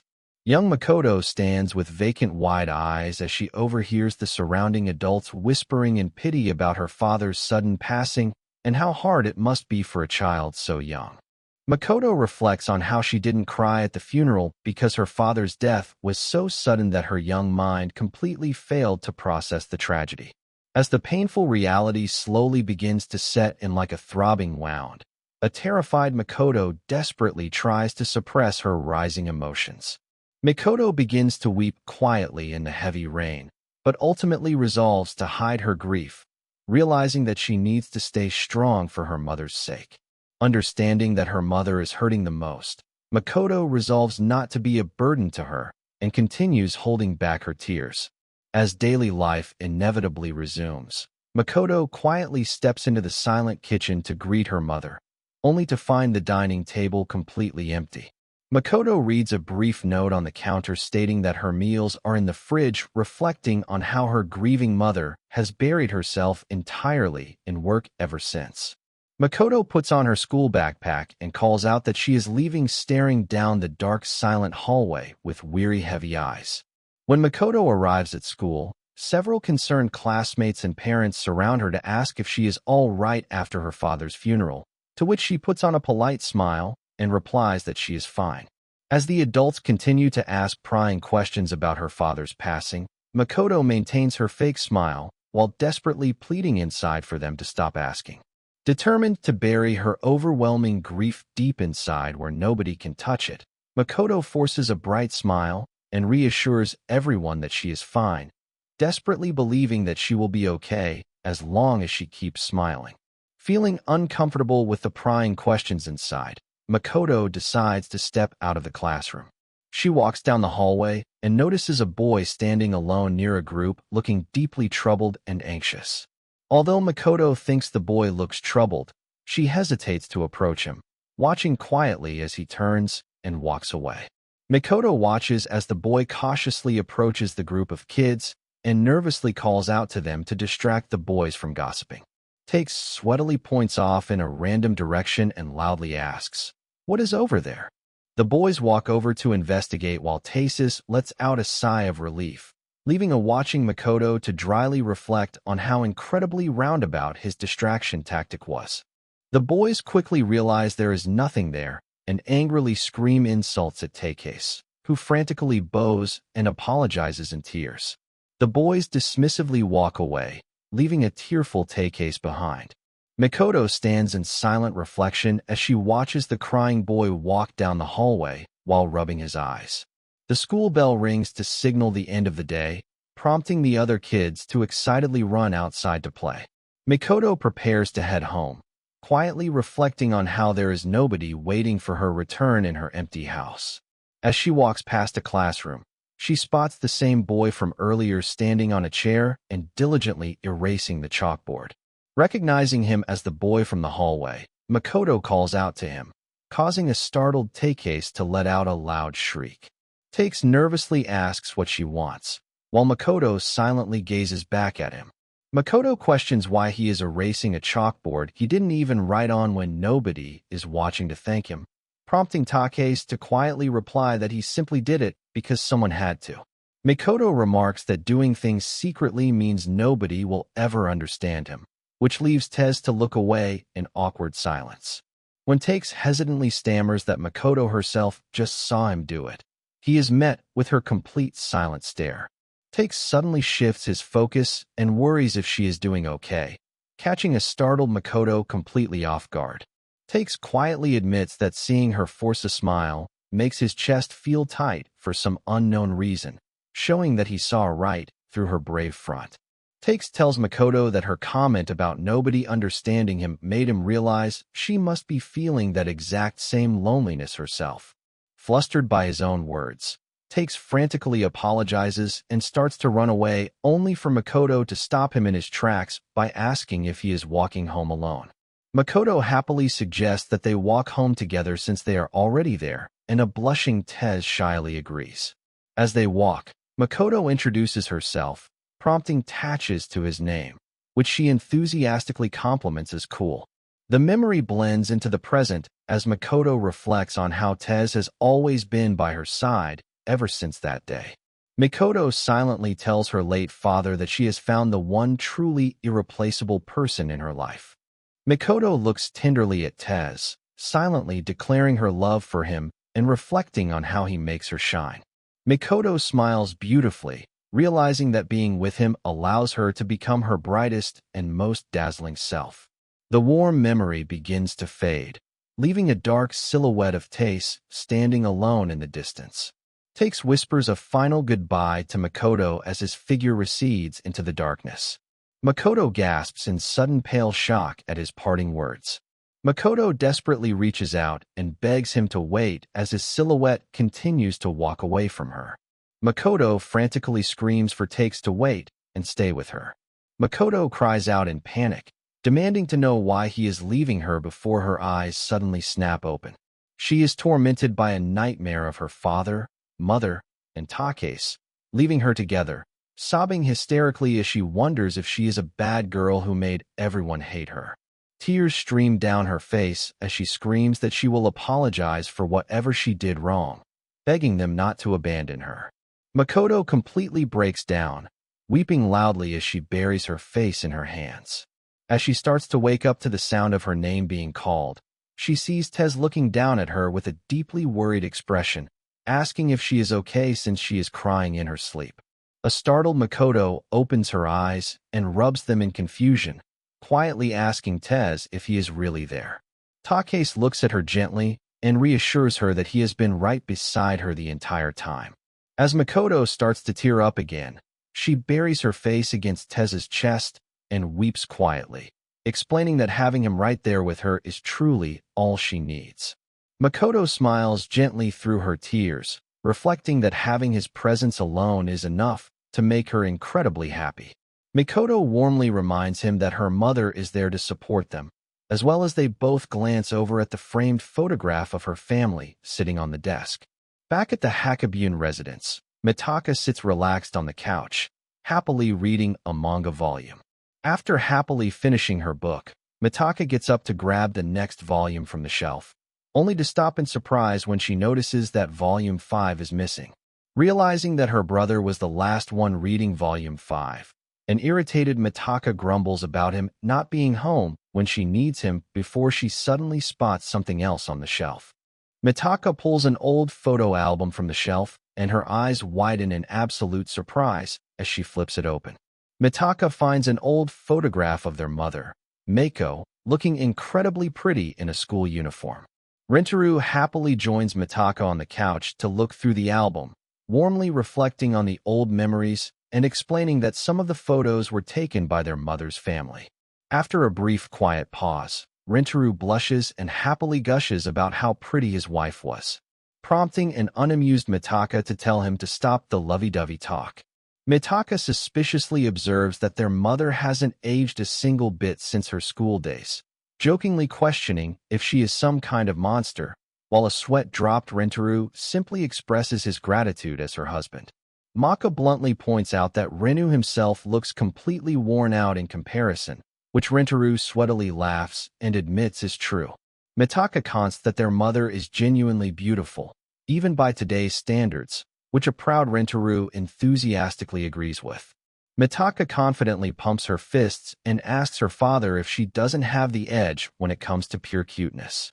Rentaro sweatily hesitates to answer, while a cheerful Maka points to her own cheeks to emphasize how cute she is. Just as Rentaro is about to answer, Meiko suddenly slides silently into the room right behind his shoulder, terrifying him with her icy presence. Rentaro screams in pure terror before frantically trying to play it cool, inviting his wife to look at the old photo album with them while she icily asks about the cuteness they were discussing. Meiko maintains her calm, terrifying smile as she directly asks them what exactly they were saying about cuteness. Mitaka cheerfully throws Rentaro under the bus by declaring that her father said she completely wins over her mother in terms of cuteness, leaving a panicked Rentaro and an icy Meiko in stunned silence. Rentaro sweatily tries to make a bizarre sports metaphor to explain why he compared their cuteness, but Mako coldly cuts him off by stating she does not need his logic. Mitaka continues to tease her mother by saying her constant intimidation and lack of charm make her completely uncute despite her beauty. Mako lets out an irritated click of her tongue and falls into a dark, tense silence, leaving Rentaro to tremble in utter dread over what she might do. Mako clenches her fists, but to Rentaro and Mitaka's shock, she simply turns around and lets out a massive childish pout. Mitaka's memory of her mother as a schoolgirl shows her striking a similar cute pose with her fists against her cheeks. Present day, Mako rests her chin on her fists and lets out an adorable flustered pout. While a disappointed Mitaka dryly complains that her mother's pout is not cute at all, a deeply smitten Rentaro looks on with starry eyes, completely captivated by his wife's cuteness. Back in the classroom, the class representative, Rin Kamaki, stands by the blackboard after writing a reminder that the school festival class surveys are due after classes. Rin sighs in annoyance as she reviews her sheets, noting that the only ones who haven't turned in their surveys are Tak and Makoto. Rin marches over to Takei's desk to demand his survey, so she won't be stuck doing extra work, only to freeze in sudden surprise when she looks at him. Takei looks completely pale and sleep-deprived as he weakly mumbles a morning greeting to her, prompting a startled Rin to point out that it is already past noon. Looking at Tesla, Rin realizes that his terrible state is because Makoto is absent from school today. As Tez mutters melodramatically about having a hole in his heart, Rin sighs in irritation over how incredibly easy he is to read, concluding that collecting their surveys today is a lost cause. Deciding to put his idle state to use, Rin barks at Tez moping and help her with her class representative duties instead. Tez weakly questions what her work is before flatly declining, but Rin firmly snaps back that she wasn't asking for his permission. After school, the two sit together to tally the class votes, noting that the choices of a haunted house and a maid cafe are tied, which they both agree sounds like a massive hassle. When Tezpan asks if she will have to wear a maid outfit if it gets chosen, a deeply blushing, Rin panics before reluctantly admitting that she would indeed have to do so. Takes suddenly breaks into a wide, mischievous grin and snickers, instantly sending an embarrassed Rin into an angry panic. Tez happily teases her by stating that it would be absolutely hilarious and that he will be taking pictures, prompting a red-faced Rin to clench her fist and accuse him of making fun of her. Takes chuckles mischievously as he looks at one of the surveys, but suddenly freezes in shock. Rin asks what is wrong, noting his unusual reaction. A sweating Tez points out that the survey isn't just for a regular maid cafe, noting the tiny print. The paper reveals that someone wrote bunny in tiny letters right next to the maid cafe option. A shocked Rin yells out questioning what kind of idiotic idea that is, and if they are serious. Takes frantically confirms it is real, explaining that everyone carefully wrote bunny in tiny letters. Tace nervously asks Rin if she's going to wear a bunny costume, causing her to angrily declare that of course she will not. Takei points out that judging by the votes, the Bunny Maid Cafe will probably win. Rin grabs her head in distress, wondering what they are supposed to do, while Takei nonchalantly notes that if it wins, it wins. Takei then seriously suggests that they should test whether the idea will actually work, prompting Rin to ask how. Tace flatly tells Rin to put on a bunny outfit, causing her to freeze before yelling out in pure shock. A few minutes later, the door cracks open and Takei tells Rin that she can come out now. Rin steps out wearing a highly revealing black bunny girl outfit, trembling with embarrassment and anger. Takes cheerfully confirms that it definitely works and asks where she found it, to which Rin explains that she borrowed it from a girl she met in the drama club, questioning why they even had one. A deeply flustered Rin then simply begs for death. Tez smiles and notes that while the class is pushing it, the idea would definitely be a massive attraction before he suddenly freezes in realization. A sweating Tesla's that if the idea wins, Makoto will also have to wear a bunny suit, admitting to himself that it would make him happy. However, he imagines Makoto standing in the revealing outfit, surrounded by people. Takes breaks into a terrified, angry sweat as he realizes that the entire school would be perving on Makoto. Takes stares in nervous silence, prompting a suspicious Rin to ask what is wrong. Takes quickly backpedals, telling Rin that bunny maids are a terrible idea and citing standards of public decency. He suggests they just stick to regular maids and apologizes for making her wear the costume. Enraged by his sudden change of heart after making her dress up, Rin violently punches Takase while screaming at him to go die before standing in annoyed silence. Later, Takase arrives at Makoto's front door to check on her, asking how she is feeling. Makoto warmly smiles and reassures him that it is just a cold and she should be well enough to attend school tomorrow. Takes hands her the class notes for the day, which Makoto accepts with gratitude and an apology. Tez tells her not to worry about it and urges her to rest up, which she agrees to. Takes states that he should get going and bids her farewell until tomorrow. A surprised Makoto agrees, but quickly asks if she can call him later, to which he happily agrees. Takes smiles and promises to see her then, while Makoto warmly agrees. After the door closes, Makoto stands alone in the silence of her entryway, sadly reflecting that it truly is lonely without him around. Makoto decides to contact Tez right away, but stops when she spots a gray bag on the floor and realizes he accidentally left his gym clothes behind. Staring intently at the bag, Makoto realizes that the gym clothes inside are likely the ones he wore earlier today, causing her to freeze completely. Makoto scurries down the hallway and suspiciously checks her surroundings before tightly clutching the gym bag to her chest, pressing herself against the wall, heavily panting and sweating. Makoto breaks into a wide, feverish smile as she holds the bag close. Makoto fiercely tugs the bag open and pulls out his white shirt, burying her face directly into the fabric to deeply inhale its scent with wide manic eyes. Overwhelmed by the scent, a highly flushed Makoto swoons and declares that Take's strong scent is practically knocking her out. Treating the clothes with reverence, Makoto places them on a shelf and respectfully bows down to worship them before triumphantly hoisting the shirt high above her head and declaring it a national treasure. Later that night, a deeply flushed Makoto tucks herself into bed right next to the gym clothes, happily wishing them a good night before letting out a creepy giggle. Makoto suddenly shoots up from her pillow in sheer panic, clutching the blanket as she frantically realizes she nearly cheated on Takase with his own gym clothes. Standing proudly in the doorway, Makoto confidently flips her hair and laughs, playfully, clarifying that the only one she truly loves is Takase himself. A panicked voice cries out in terror, desperately wondering what to do because Makoto has completely lost her mind from her fever. Makoto's mother tearfully talks on the phone, frantically apologizing and declaring that she must report this incident to Tez, while a deeply feverish Makoto stands behind her with a completely delirious expression. The narration notes that the household fell into a highly dangerous state that night. As Makoto's mother weeps on the floor while a delirious Makoto laughs wildly above her, having severely worked herself up over the gym clothes, Makoto predictably develops a severe fever and ends up bedridden and panting under her blankets.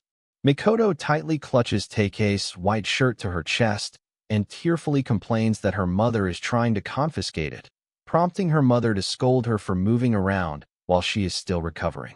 Her mother confirms that the fever is genuine and warmly promises to stay by her side to nurse her back to health, but is immediately met with a terrifyingly hostile glare from a deeply annoyed Makoto. Makoto's mother happily presents her with a hot bowl of rice porridge, cheerfully declaring it the best remedy for a sickness, to which Makoto forces a polite smile and thanks her. Makoto repeatedly blows on a spoonful of hot porridge to cool it down, falling into an awkward silence as her mother stares intensely before finally telling her that is enough. Her mother suddenly bursts into tears out of an irrational fear that Makoto will burn herself on the hot food, prompting a sweating Makoto to quickly promise to eat it immediately. Her mother frantically protests, terrified that rushing will definitely cause a burn. Makoto's mother carefully feeds her a spoonful of the porridge, prompting her to open wide. As Makoto quietly chews, her mother nervously asks if it tastes good, to which Makoto simply confirms that it does. As Makoto continues to chew, she silently realizes that the dish she is eating is actually a heavy rado, not traditional rice porridge. Relieved by her daughter's approval, Makoto's mother excitedly urges her to eat up, offering seconds. While a sweating Makoto notes that the heavy meal is far too filling for a sick person, her mother cheerfully insists she eat more, revealing she made an entire pot.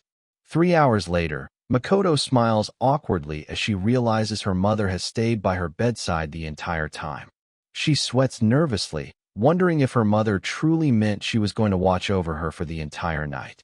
Makoto glances over at her phone resting on the bed, noting how badly she wants to call Tace right now.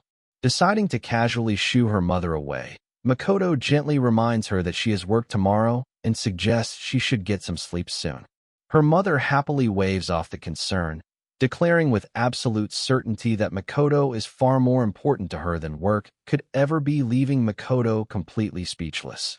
Determined to call Tez, Makoto violently pulls her blanket up over her head to pretend to sleep, causing her startled mother to frantically ask what is wrong. After her mother quietly closes the bedroom door from the outside, Makoto peeks out from under her covers with a small tear in her eye, genuinely touched by her mother's care. Meanwhile, Mitaka holds her hand up and firmly warns Renu that her friends are coming over after school tomorrow, ordering him to be on his best behavior. Rentaro stares back in deadpan silence while holding a piece of paper, prompting Mitaka to laugh loudly and tell him to mind his own business. Rentaro silently reflects on how Mitaka has a lot of genuinely good friends, respecting her natural cheerfulness and strong communication skills. He decides not to praise her out loud, so she won't get a big head, while Mitaka continues to brag about her friends being GIAs and demands to know why he is smiling. The next day, Renu notes Mitaka's return as she walks through the door and announces she is home.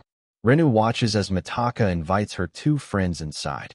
He recalls her earlier warning that she would be having company over today. Rentaro looks at the two girls in confusion as they stare back at him with noticeable blushes. Mitaka quickly interrupts, leading her friends away to her room. Renu holds his phone and guesses that the three of them are probably going to play video games together. While Mitaka glares at him from the slightly open door, suspecting he might try to hover and watch them play. Renaru smiles warmly to himself, concluding that having friends who want to hang out with her is a genuinely good thing regardless of what they do. Renu suddenly looks up at the ceiling as he hears a highly suggestive moan coming from Mitaka's room above. Rentaro freezes in shock as another explicit moan echoes through the ceiling. Deciding it is best not to get involved, he forces a smile and firmly covers his ears to pretend he heard absolutely nothing. Rentaro nervously tries to rationalize the situation, noting that there is absolutely nothing wrong with a same-sex relationship before frantically wondering what kind of game they could possibly be playing. Rentaro breaks into a cold sweat as he realizes that the main issue with the situation is that they are having a threesome.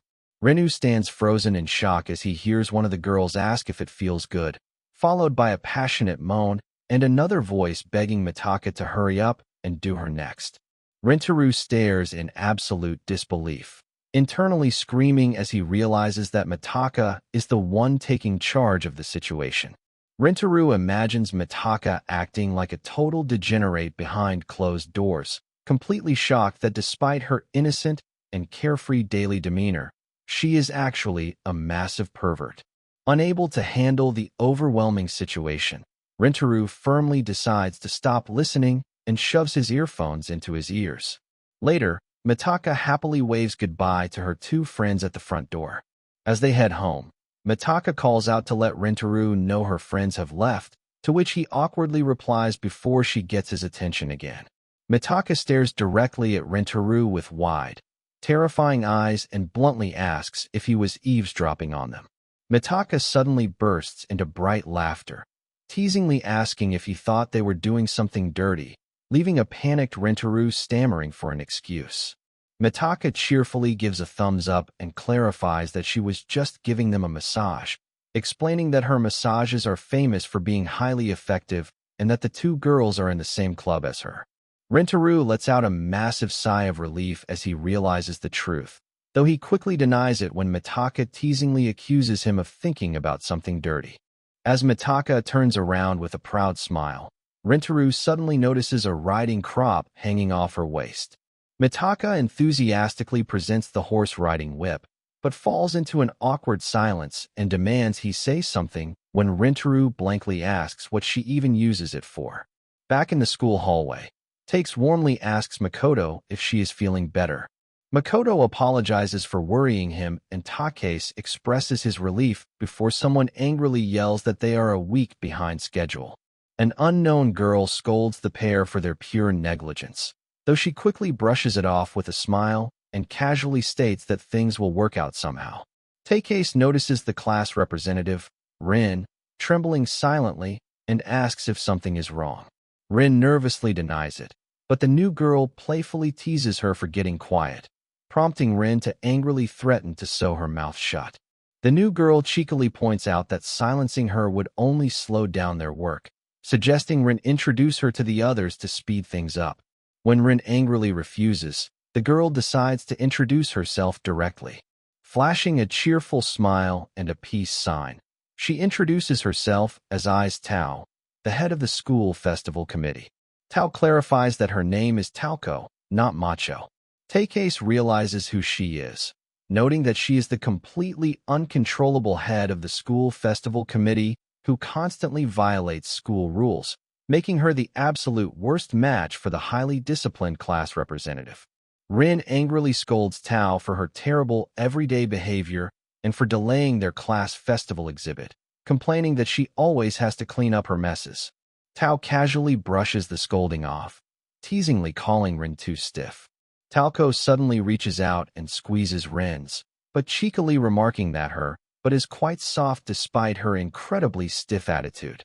An enraged Rin completely snaps, pulling out an aramid fiber rope and threatening to kill Tao.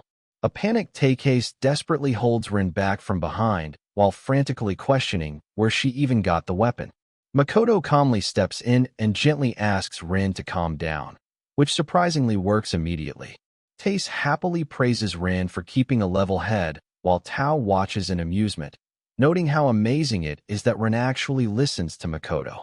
Takase instantly snaps and violently restrains Tao while threatening to kill her. A frantic Rin desperately tries to hold him back, screaming at him to keep a level head like he just told her to do.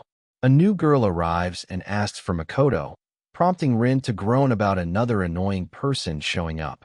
When the newcomer arrogantly questions if anyone could possibly be more annoying than her, Rin points directly at Takase. The new girl stares in blank absolute confusion as she watches a furious Tez aggressively restraining Tao, while Makoto stands happily behind him. Rin watches in surprise as the notoriously annoying newcomer suddenly becomes completely meek and terrified at the chaotic sight.